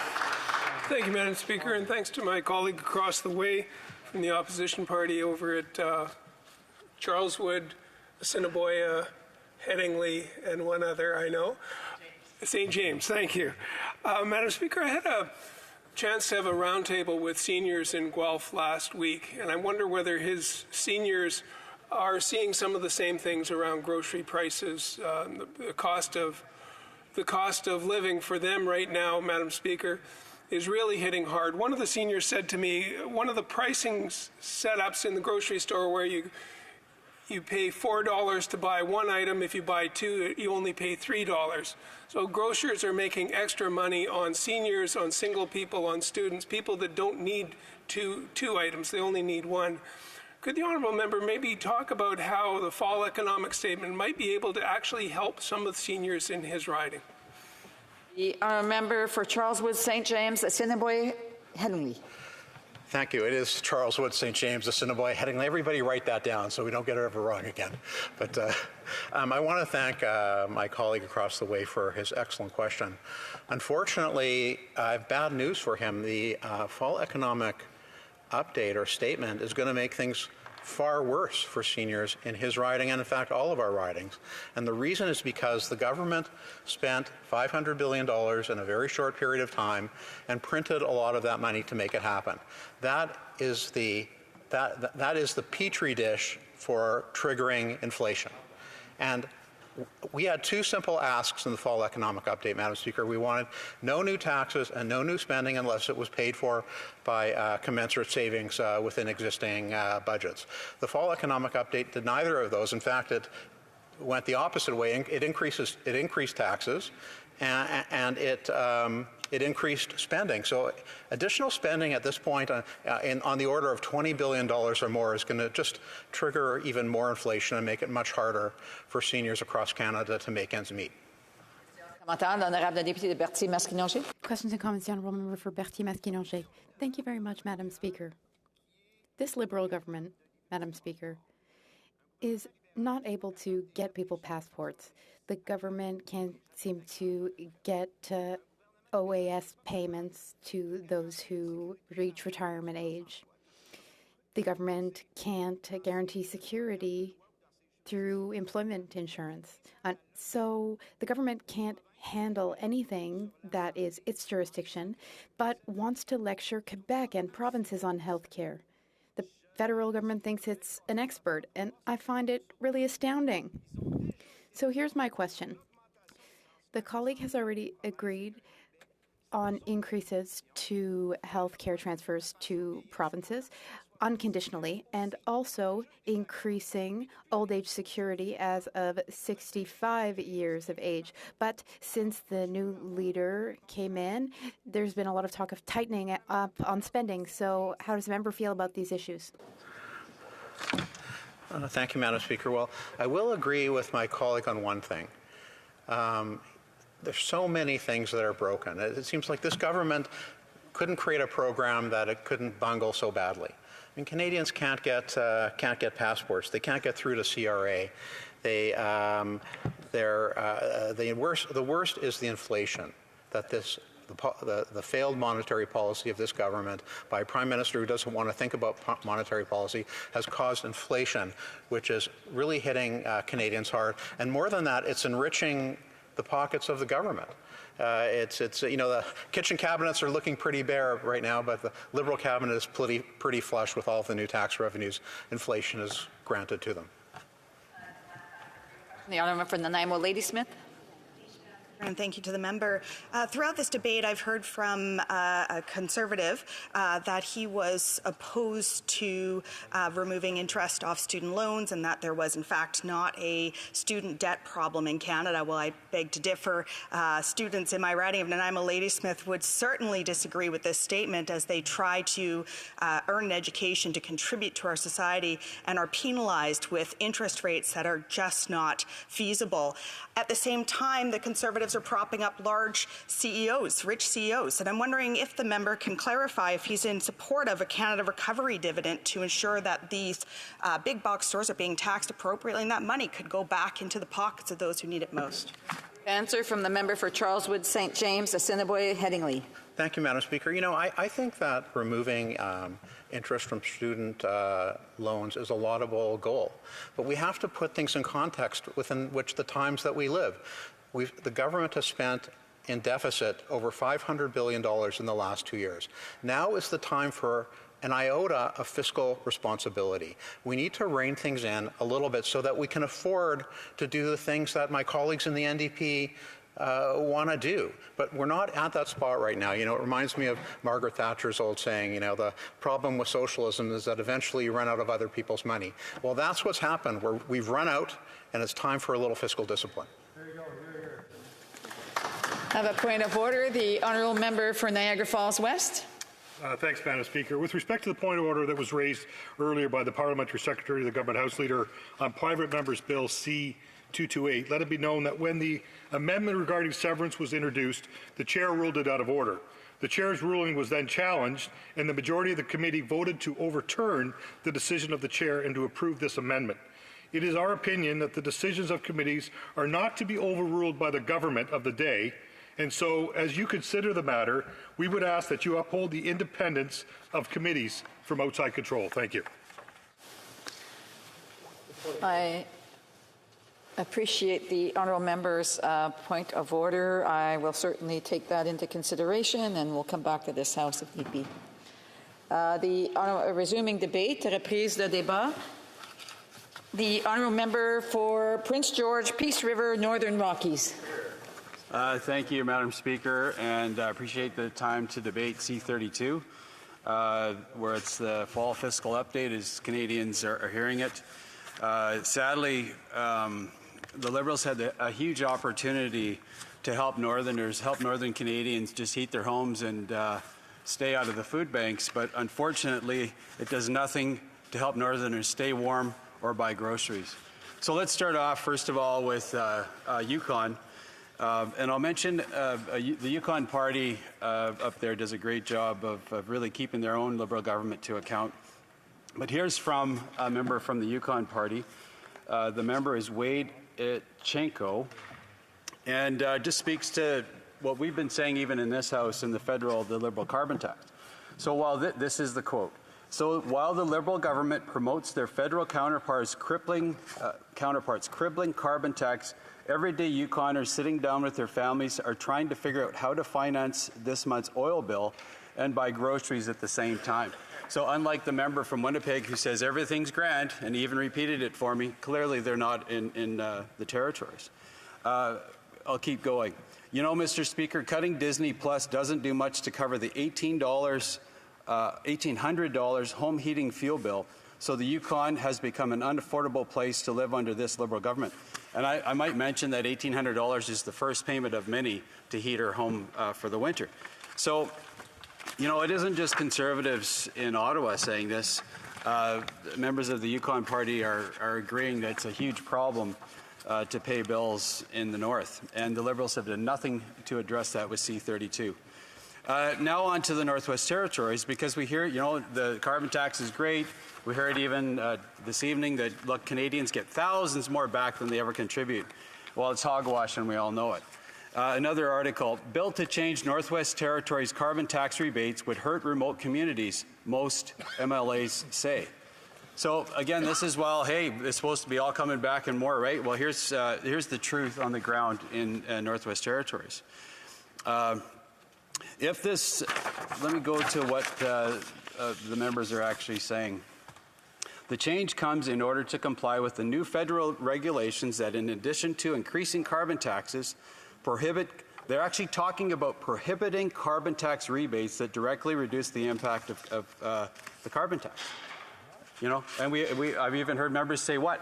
Well, you know, this is, again, they talk a big game about, you know, folks, we're going to support you, you're going to see most of your money back and more. Well, they're actually getting in the way of a rebate that would actually see some of this federal carbon tax money get back to residents of Northwest Territories. And this is from their own House. Questioning the minister, Jackie Jacobson, MLA for Nunavut, said he understands the federal government is forcing our government's hand, but argued there has to be a way that the government of Northwest Territories can draw a line to stop rising costs for residents of Nunavut. So, you know, quite a different story than what we hear, eh? I mean, we're hearing from these guys on a daily basis that things are grand. And just go along with what we're, and the NDP beside us here just go along with it and say everything's grand. Well, it clearly isn't on the ground in the North. It isn't good on the ground across the board in Canada for all Canadians, but especially in the North. And so I'll talk a little bit about housing. We've heard, you know, a recent announcement in I believe Nunavut, actually in Yellowknife, my apologies, that the Liberals announced more money for housing in the North. Sounds great on the outset, right? But how many times, and I'm looking at my own Conservative, how many times have we heard announcements made but actually zero outcomes land on the ground? So one thing that I learned when I was up in Nunavut and I was up in Inuvik, in Nunavut, there is, I mean, I've asked this question before in the House, but how many houses got built this year with the promises made by this Liberal government? How many houses were built in Nunavut? Zero, right? So we have announcement after announcement after announcement, yet zero houses and residences are getting built for the people in the territories. And so, you know, again, promises don't matter to and I see the member across the way from Northwest Territories. He'll know that members or promises don't go very far when it's minus 20 and minus 30 and even worse, minus 40, especially when you don't have a place to live. An article from the CBC, in one case, and this is as it relates to inflation. So, you know, the promises come, but the impacts of just inflation are real on the ground. So, you know, we see promises made with for houses to get built, but this is what happened in Nunavut. In one case, inflation led to delays to a contractor and what caused a contractor to back out of a 10-unit Telauiq project because the Housing Corporation took too long to award the contract, with building costs spiking in the meantime due to inflation. Kuzagak also insisted the $10 billion bid for the 16-unit project in Iqaluit was in fact withdrawn by the company that placed it. And why was that contract retracted or was it rescinded? All housing tenders this year have been canceled because of high costs or inflation. Right? This all the while the member from Winnipeg says, hey, nothing to see here, folks, everything's grand. Well, it isn't. So we're talking about whether it's carbon tax and home heating, whether it's lack of housing in the north, this Liberal government is absolutely failing. And my final couple of points, and we talk about the cost of living, and I got to see this firsthand. You go to the grocery store in Nunavut or Inuvik or wherever you go, you know, a jug of milk costs us a lot of money, you know, $7 to $8. You go up there and it's $20.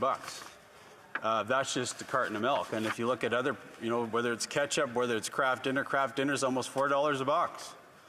You know, but everything's grand according to the Liberals across the way. So another article, it's titled Northerners Are Hitting the Cost of Living Breaking Point. And this is in Northwest Territories. And it says, the Salvation Army in Yellowknife says it has helped 1,400 more people this year compared to 2021. You know, it's kind of puzzling because, again, according to this Liberal government, they say everything's great. Well, we've seen this massive spike in people visiting food banks across the territories. The general comment is that food price increases along with other household costs is making it increasingly difficult to maintain bill payments. As recently as today, I have heard from other nonprofits that are expressing the same concerns. They are too seeing an increase in the need for food among other supports. So again, I'll repeat it again, you know, if everything was grand, why are we seeing more visits to the food banks? And it isn't just in urban settings, I'm talking about the territory specifically, and I'll get a bit more specific with the numbers.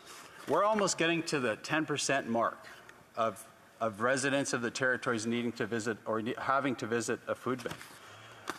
In my final article that I'll quote, a really alarming crisis. Iqaluit's food bank now feeding 500 people a day, many of them children, right? In October last year, the Kuja Turvik Community Food Center was serving about 150 meals per day.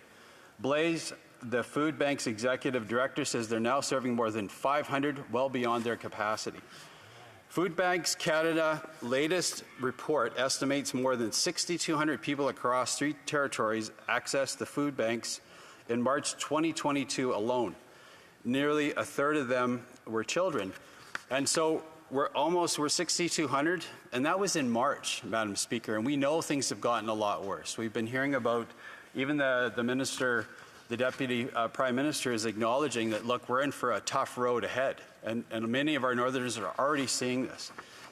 And that 6,200, that number alone pointed to a 36% increase as of March in the people that have needed to access a food bank. So I guess, Madam Speaker, I just would like to highlight, you know, I started off by saying Liberal promises, first of all, in this economic update doesn't help Northerners, and it simply doesn't help them stay warm, and it doesn't help them buy groceries, and I wish it would. Questions and comments? The Honourable Parliamentary Secretary to the Government House Leader. Thank you very much, Madam Speaker. Madam Speaker, earlier we heard the member from Pembroke say that she believed that the climate crisis that the world faces is a climate emergency that was manufactured by this Prime Minister. I'm wondering if the member would agree that the climate emergency is all a hoax that's being put on by this Prime Minister, as the member from Pembroke has alluded to. The honourable member for Prince George, Peace River, Northern Rockies. I guess I would ask the member across the way a question back. Why doesn't he ask a question about how we can help Northerners to stay warm and buy groceries? Questions and comments? Questions et commentaires. L'honorable député de Shefford. The honourable member for Sherbrooke. Thank you, Madam Speaker, and thank you to my colleague for his speech. He spoke about two things that really caught my attention. First of all, seniors' situation and the question of food banks. The government often says that it helps seniors by helping food banks. I think this is an incredible shortcut to say to seniors they just have to go and line up at the food bank. In my riding, the food bank has called me to say that there are more seniors trying to round out their groceries, showing up at their doors. Here, the old age security has not been increased enough. We're abandoning people between 65 and 75, half of seniors. All those people are forced to go to food banks because the increase in food prices is affecting them as well. Thank you, Madam Speaker, and thank you to the member for that question. Seniors are impacted even more so, especially during these trying times with liberal inflation or the lack of respect and the lack of attention they've been given with Bill C-32. When you look at the visits to food banks, seniors are right in line with, we talk about that in the territories getting close to that 10% mark. Seniors are part of that group, and sad to say, this government just simply doesn't respect them. Questions and comments? The honourable member for Nunavut. I'd like to thank the member for his intervention. He neglected to mention the profits that were being made by grocery stores in the north. So I'll just mention very quickly that the Northwest Company, which is a grocery store in the north, including the northern communities that he mentioned, has increases in sales at 2.4%. They profited $13.2 million, or 63.9% compared to pre-pandemic figures. They reported an increase that they will be giving dividend payments to their shareholders. Does the member agree that the Canada Recovery Dividend needs to be extended to these big box stores who are clearly contributing to the hardships people are facing? The honourable for Prince George, Peace River, Northern Rockies. Yeah, and thank you, Madam Speaker. Thanks to the member for that question who sees the reality of this, the expense that people in Nunavut, incur just simply to buy groceries. I was up there, I saw the numbers. I think what the question really should be directed to this government, because they deliver the Nutrition North program, and they need to look into some of these, the allegations and the facts that the member has made. I absolutely respect that the funds that are supposed to be going to Nutrition North make it to the actual people that actually have the food and need the food, rather than simply companies that profit from it. So again, it's a good question to put to this government, and I hope they answer your question. Time for a brief question. The honourable member for Northwest Territories. Thank you, Madam Speaker. Madam Speaker, I appreciate that the member came to the Northwest Territories and to the other territories to visit us. I would actually encourage more MPs to come and see our part of the world.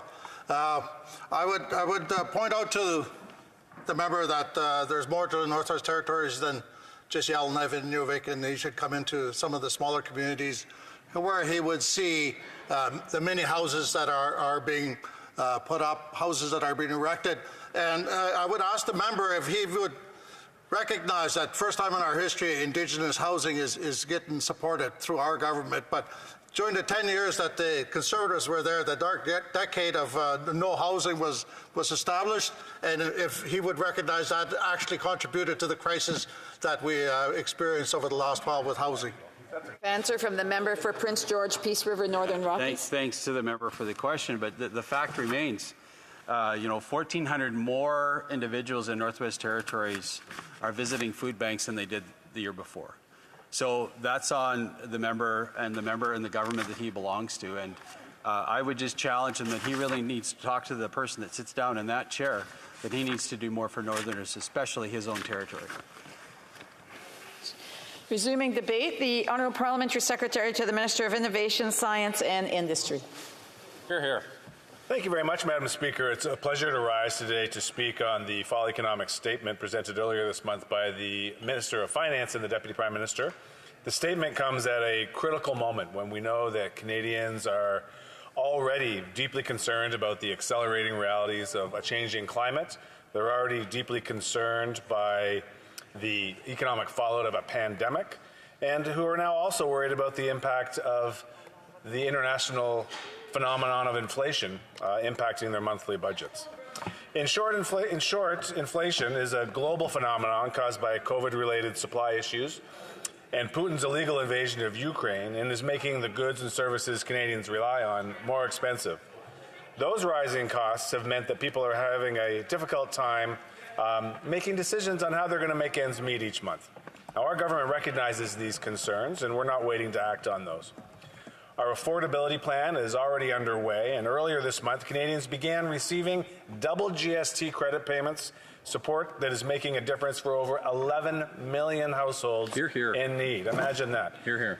Up to 234 more for singles without kids, 467 more for a typical family of 4, and 225 more for on an average for seniors. That's money in their pockets right now to help them put food on the table and pay their bills. Additionally, our legislation to extend dental care to kids and to provide rent support to renters is making its way through Parliament as we speak. The fall economic statement now goes further, introducing measures to help Canadians in need. And today I'd like to share with you some of the key initiatives in that statement that I believe will support my constituents back home in Halifax, and indeed the constituents of all members in this House. And the first of those is eliminating interest on student loans. Now, my city is home to many students and higher education students, universities like Dalhousie University, St. Mary's University, the University of King's College, NASCAD University, the Atlanta School of Theology, the Nova Scotia Community College. In fact, in 2021, Halifax boasted 35,556 students across all of its educational institutions. These are young people who have made the decision to get an education for themselves so that they can pursue a career of their choice, one that keeps them inspired, employed, and that allows them to build the future that they want for themselves and for their community. And yet, the cost of tuition has risen steadily over the years. The current generation is in a position where paying tuition has sadly become a prohibitive burden at a time when their careers should all be all about opportunity, not about the cost of living, and certainly not about debt. Now, we know that some students are fortunate enough to have families who can cover the cost of their education, but there are many, many more who are not able to rely on their families to cover that expense. That's where federal student loans come in. They're a way for the government to ensure that if a young person wants to go to college or university, they can do so. This is a necessary support the government ought to extend in the pursuit of leveling the playing field for Canadians of all backgrounds. That's right. Yet we know that the interest that accrues on these student loans means that paying them back can take a very long time, and the cost grows the longer they take to pay it back. And that raises an important moral question, Madam Speaker.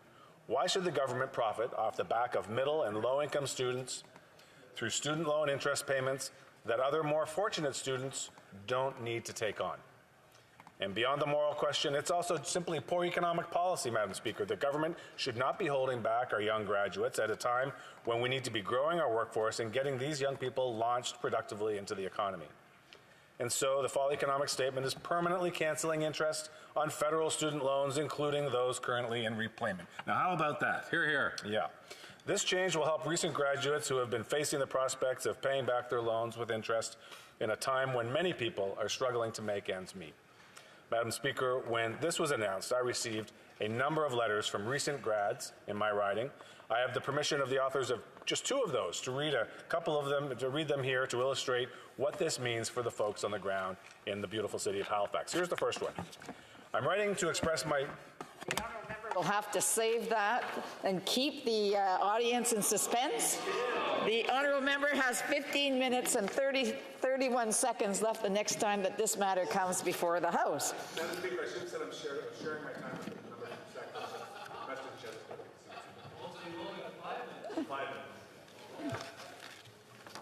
The honourable will have 5 minutes left the next time this matter is before the House. In accordance with Standing Order 38, a motion to adjourn the House is deemed to have been made and seconded at this time. En conséquence, la question est la suivante, que cette chambre... The question is the following.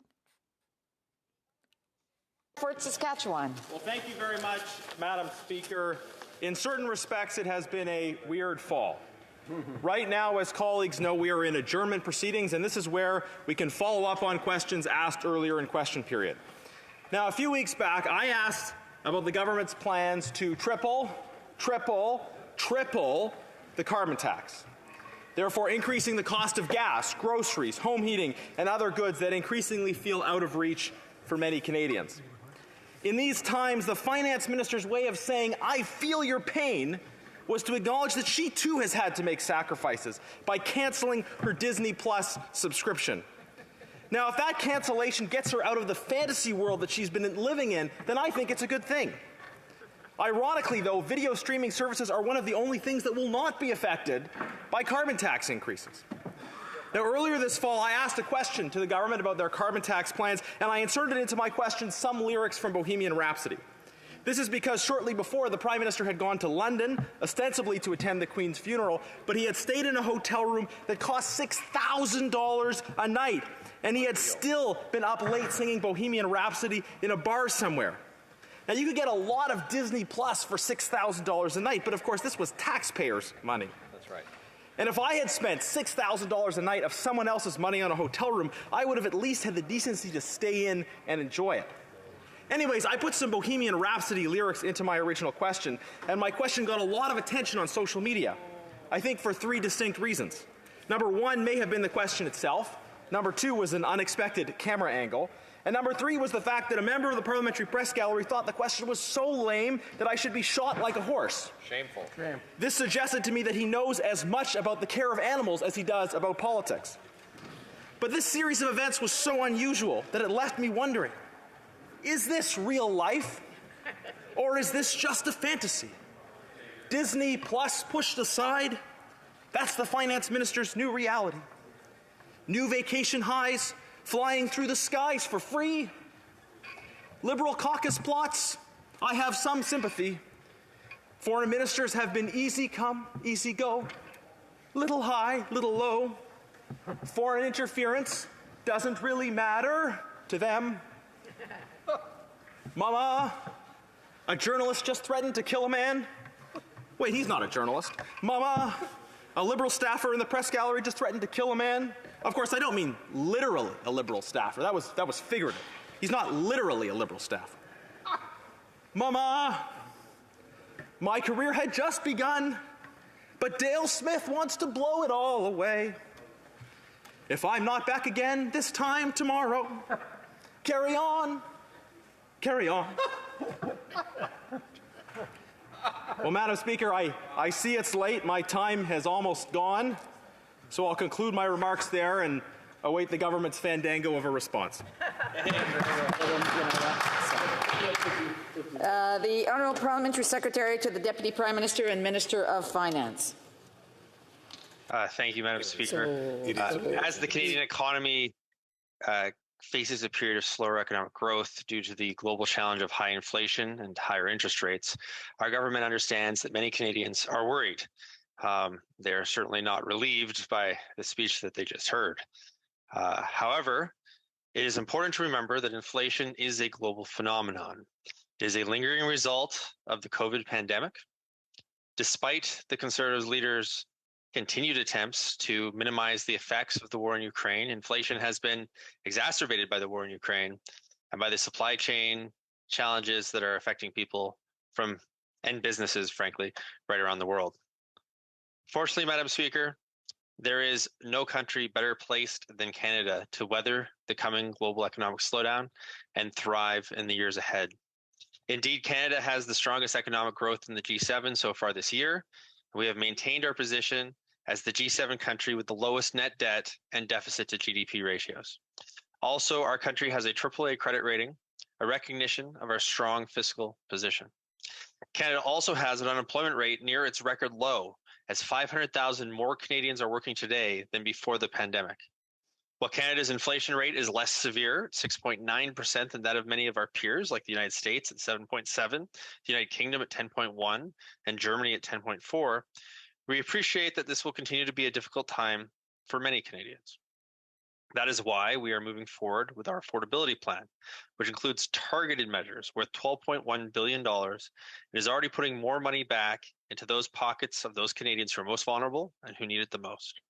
While Conservatives continue to oppose these compassionate measures, we will continue to be there for Canadians with support that has been carefully designed to avoid making inflation worse. For example, Madam Speaker, individuals and families receiving the GST credit started receiving an additional $2.5 billion in support earlier this month. And despite Conservative efforts to oppose and block our compassionate plan, with Bill C-31, we are proposing to create the Canada Dental Benefit for children under 12 in families with annual incomes under $90,000 who do not have access to a private dental plan. And now, following the fall economic statement, we are moving forward with Bill C-32 to make the federal portion of all Canada student loans and Canada apprentice loans permanently interest-free, including those currently being repaid. Canadians can count on our government to continue running a tight fiscal ship. I'd like to remind my honorable colleagues that all of these support measures are targeted, fiscally responsible, and continue to reduce our debt to GDP ratio. Now, when it comes to pollution pricing, we know that a national price on pollution is the most effective and least costly way of reducing greenhouse gas emissions while putting money back into the pockets of most Canadians. I would like to remind my honorable colleagues that unfortunately climate action is no longer a theoretical political debate, it is an economic necessity. Canadians all know that the Conservatives don't have a serious plan to tackle climate change, which means they also don't have a plan to grow the Canadian economy. Earlier this month, the Parliamentary Budget Officer published an analysis showing that climate change has and will continue to negatively impact the Canadian economy. Our plan makes life more affordable, grows the economy, fights climate change, and puts Canada in a great position to benefit from the growing global opportunity that is clean growth and the creation of hundreds of thousands of good-paying, sustainable jobs. Thank you, Madam Speaker. The honour for Sherwood Park, Fort Saskatchewan. Madam Speaker, it's clear the Parliamentary Secretary has not cancelled his Disney Plus subscription because he still seems to think money grows on trees. I'll put the following points to him. The Governor of the Bank of Canada has said that inflation here in Canada is being caused by domestic policy. The same has been said by the former Governor of the Bank of Canada and future leader of the Liberal Party, Mark Carney. And the government's proposal to triple the carbon tax, to increase the cost of vital necessities like gas, groceries, and home heating, this isn't going to help tackle inflation. The government's plan is to raise taxes on goods that are vitally necessary for Canadians and to ever balloon government spending in the vast number of cases on things totally unrelated to measures that Canadians see, touch, and feel. $54 million for the ArriveCan app, the $6,000 a night for a hotel room for the Prime Minister, an ineffective infrastructure bank. The government is taxing Canadians, causing inflation, and making life less affordable. The Honourable Parliamentary Secretary. Thank you, Madam Speaker. I'd like to start by complimenting the creativity of the member opposite, and he can apply that comment to whichever part of the two speeches he likes. While there are still some difficult days ahead for the global and Canadian economy, Canadians can count on us to continue supporting those who need it the most. Our affordability plan and the other measures announced in the fall economic statement is highly targeted and fiscally responsible. We will continue to work hard to build an economy that works for everyone, to create good jobs, and to make life more affordable for Canadians. We'll continue to pursue policy that ensures Canada remains the best place in the world to live, to work, to thrive, and to raise a family. Thank you, Madam Speaker. The honourable for Leeds, Grenville, Thousand Islands, and Rideau Lakes. As we have heard many times in this House, the Public Safety Minister claims that the government's use of the Emergencies Act was done at the request of law enforcement. Now, what we've heard from this side of the House and what we've heard from police, the police of jurisdiction, is that the police didn't ask the government to invoke the Emergencies Act.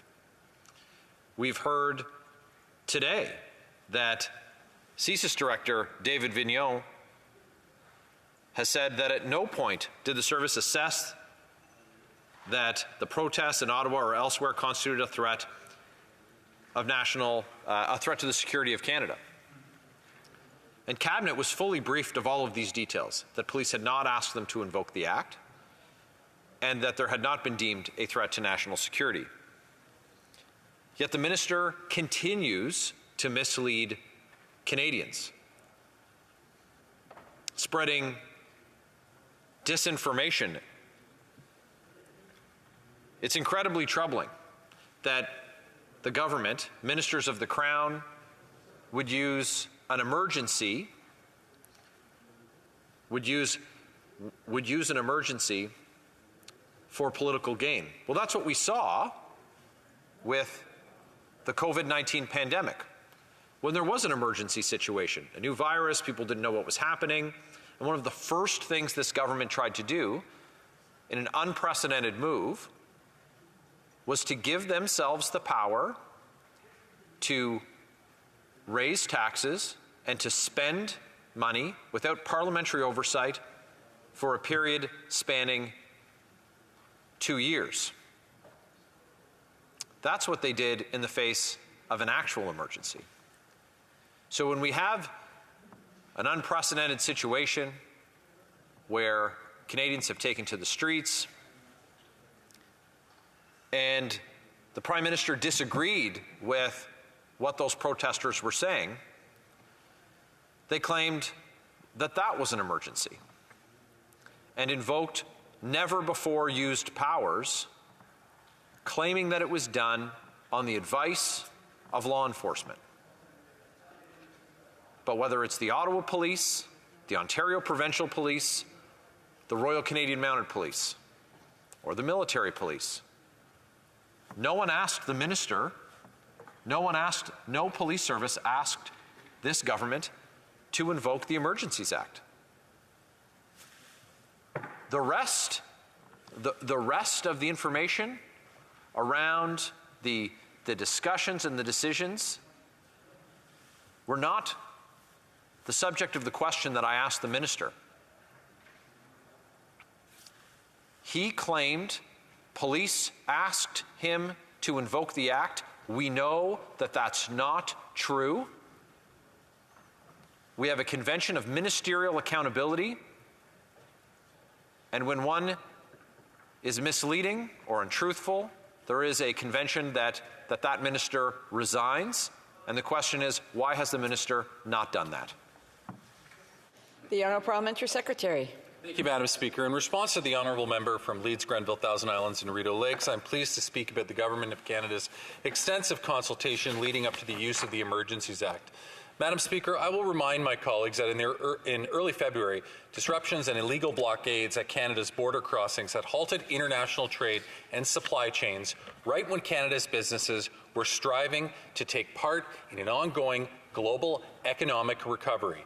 These illegal activities had shut down small businesses due to safety concerns. The City of Ottawa, the City of Windsor, the Province of Ontario had all declared states of emergency. We had also observed illegal blockades in Alberta and Manitoba. At the time, we maintained close contact with law enforcement, provincial, territorial, municipal officials to share information and expertise with the collective goal of ending these blockades peacefully. Invoking the Emergencies Act was difficult but necessary for our government to do to make for the good of Canada. It was not taken lightly, and factors in the length of these illegal blockades, as well as the volatile and unpredictable environment at the protest sites. Madam Speaker, I will remind my colleagues that the reasons for issuing the declaration of the public order emergency are set out in a public document of explanation, as required in Section 58(1) of the Emergencies Act. The document explains in detail why the Emergencies Act was invoked and is available for everyone to read, in line with our commitment to a full transparency on this important issue. Furthermore, Madam Speaker, the Houses of Parliament were provided with a document which is also public, that documents all of the consultations that we undertook before invoking the Act. Madam Speaker, these documents highlight that between the end of January and February 14th, the escalation of the threats across the country had been regularly communicated by provinces, territories, municipalities, and police jurisdictions to the federal government. These partners requested the federal government's action in supporting police of jurisdiction to address the threat. It was within the environment that the Emergencies Act was invoked in mid-February. The decision to invoke the Emergencies Act was made after careful consideration of all possible solutions to address this ongoing situation. Madam Speaker, the Emergencies Act provided law enforcement with the additional tools to do their jobs and to bring an end to the blockades safely and peacefully. Law enforcement were able to prohibit public assemblies that may reasonably be expected to lead to a breach of the peace, prevent adults from bringing children to these areas, and prohibit people from traveling to these assemblies.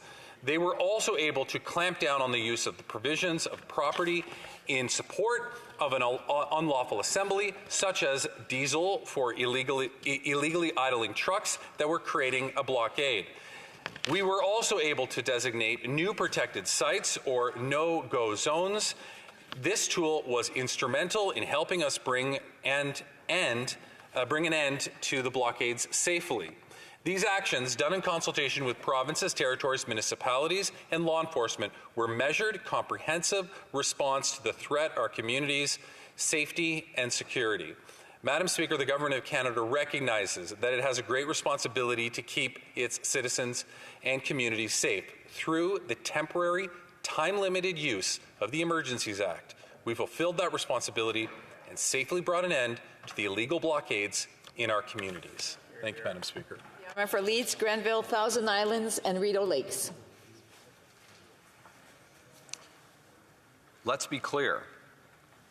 The Minister for Public Safety said that police had requested that they invoke the Emergencies Act. I didn't hear anything from the member opposite to corroborate that statement, but what we have heard in public, what we've heard in committees, what we've heard at press conferences from the police is that they didn't say what the minister has said that they asked for. So the question is, who's not telling the truth? The head of the RCMP, the head of the OPP, the head of the Ottawa Police, or the minister? Has there been some type of collusion, a conspiracy against the Minister of Public Safety, or is it simply that he's not telling the truth? The honourable member, the honourable parliamentary secretary. He didn't hear me, it's because he chose not to listen. So I will repeat from what I just read to this member so that hopefully it will settle in a little bit better this time. I said, and I quote, "These partners requested the federal government's action in supporting police of jurisdiction to address the threat."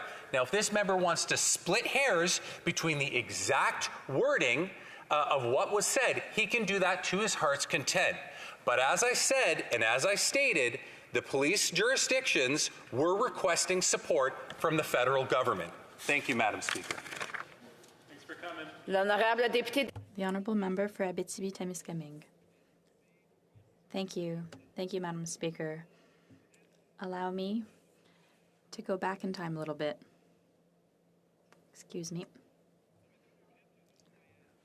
So, the creation of an independent body for the handling of complaints in sports is the result of a request by the Bloc Québécois on April 28, 2021, thanks to a motion from my colleague from Longueuil-Saint-Hubert, when he called on the House to ask the Heritage Committee to undertake a study on the urgency of setting up a mechanism to receive athletes' complaints.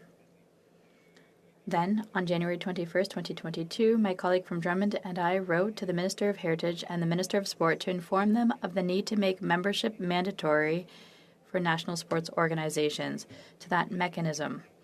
Then on April 5, 2022, Sport Canada announced the creation of the Office of the Sport Integrity Commissioner, the OSIC.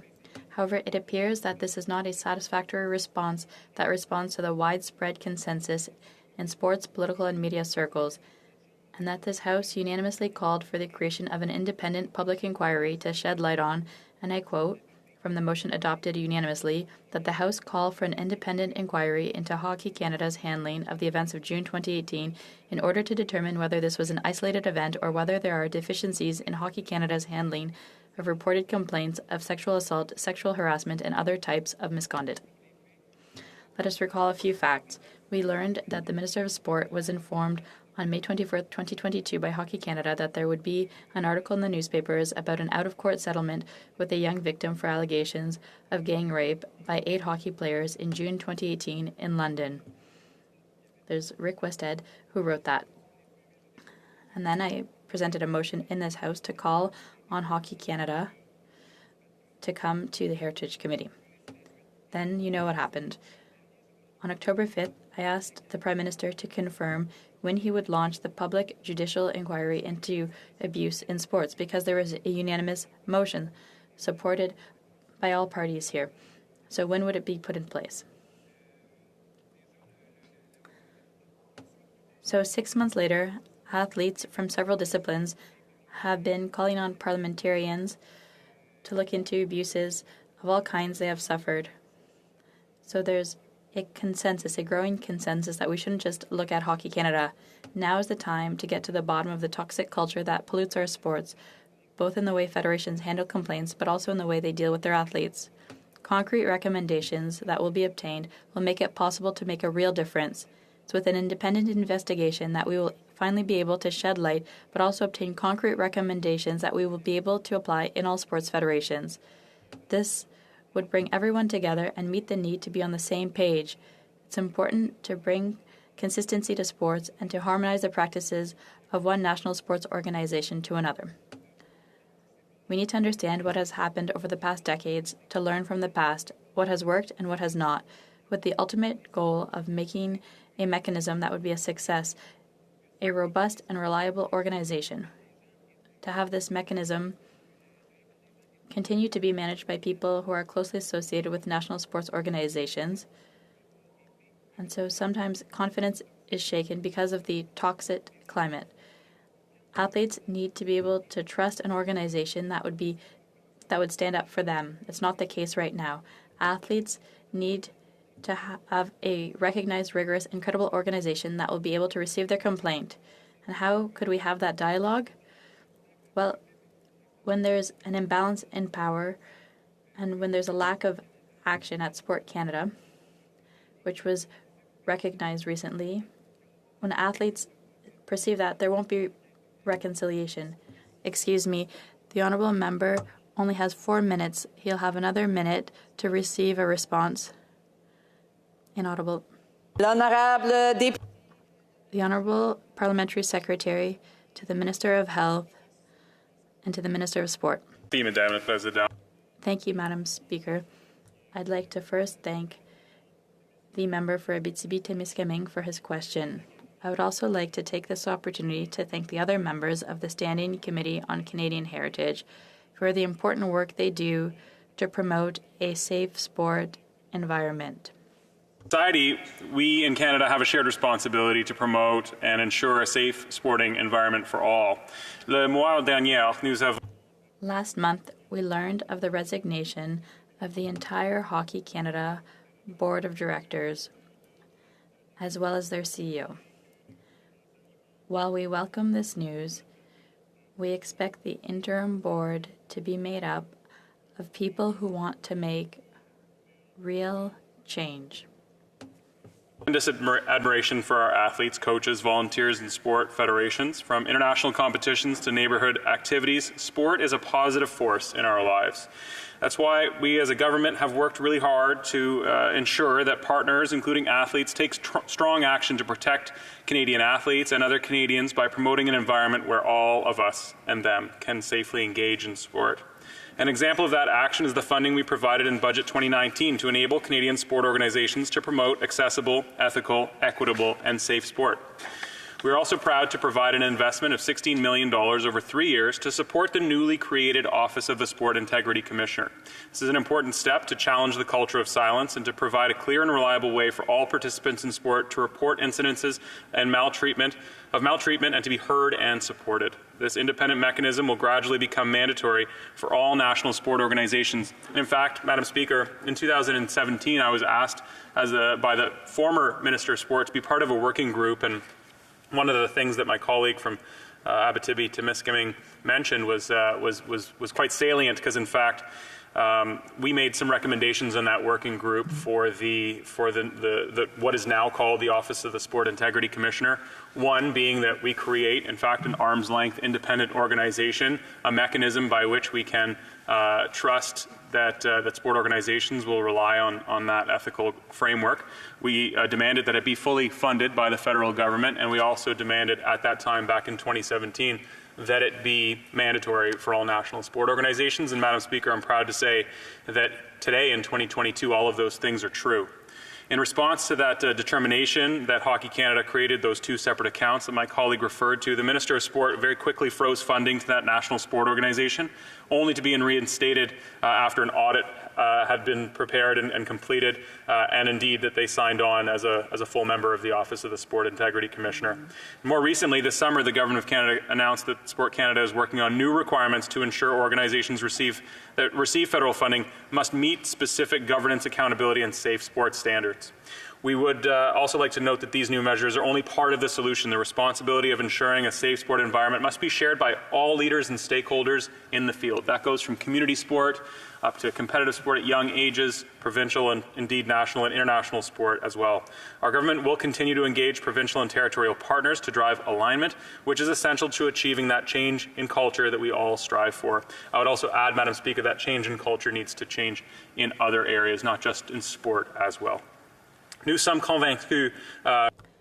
We are confident that our society is capable of transforming the culture of sport and providing positive examples of athletic life, and our government is committed to continuing the efforts that have been made in this direction. Thank you, Madam Speaker. The Honourable Member for Abitibi-Témiscamingue. Thank you, Madam Speaker. The problem is that athletes have lost confidence in the organizations that manage their sports. What is the Prime Minister awaiting to launch this independent investigation? We can name a few: Canada Soccer, Water Polo Canada, Bobsleigh Canada, Skeleton, Gymnastics Canada, Boxing Canada, Rowing Canada, Rugby Canada, Alpine Ski Canada. They've all had problems. As parliamentarians, we have an obligation to ensure that athletes and children aren't deprived of their rights when they play the sports they love. Organizations have failed, and that's because they haven't acted in the interest of athletes and children. So recommendations must be made for survivors. When will there be an independent public investigation? Thank you, Madam Speaker.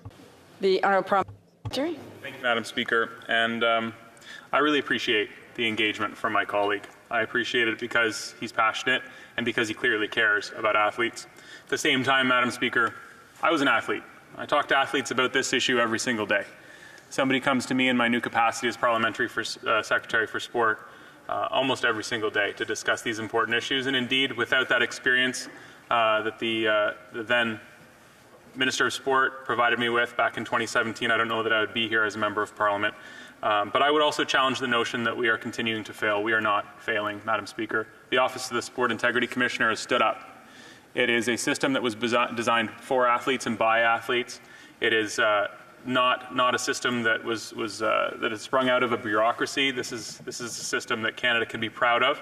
And since June, those cases that the member opposite was mentioning and was listing, all of those have received attention from that office, and progress is underway. That's not to suggest that more work is not absolutely necessary, Madam Speaker. That's true.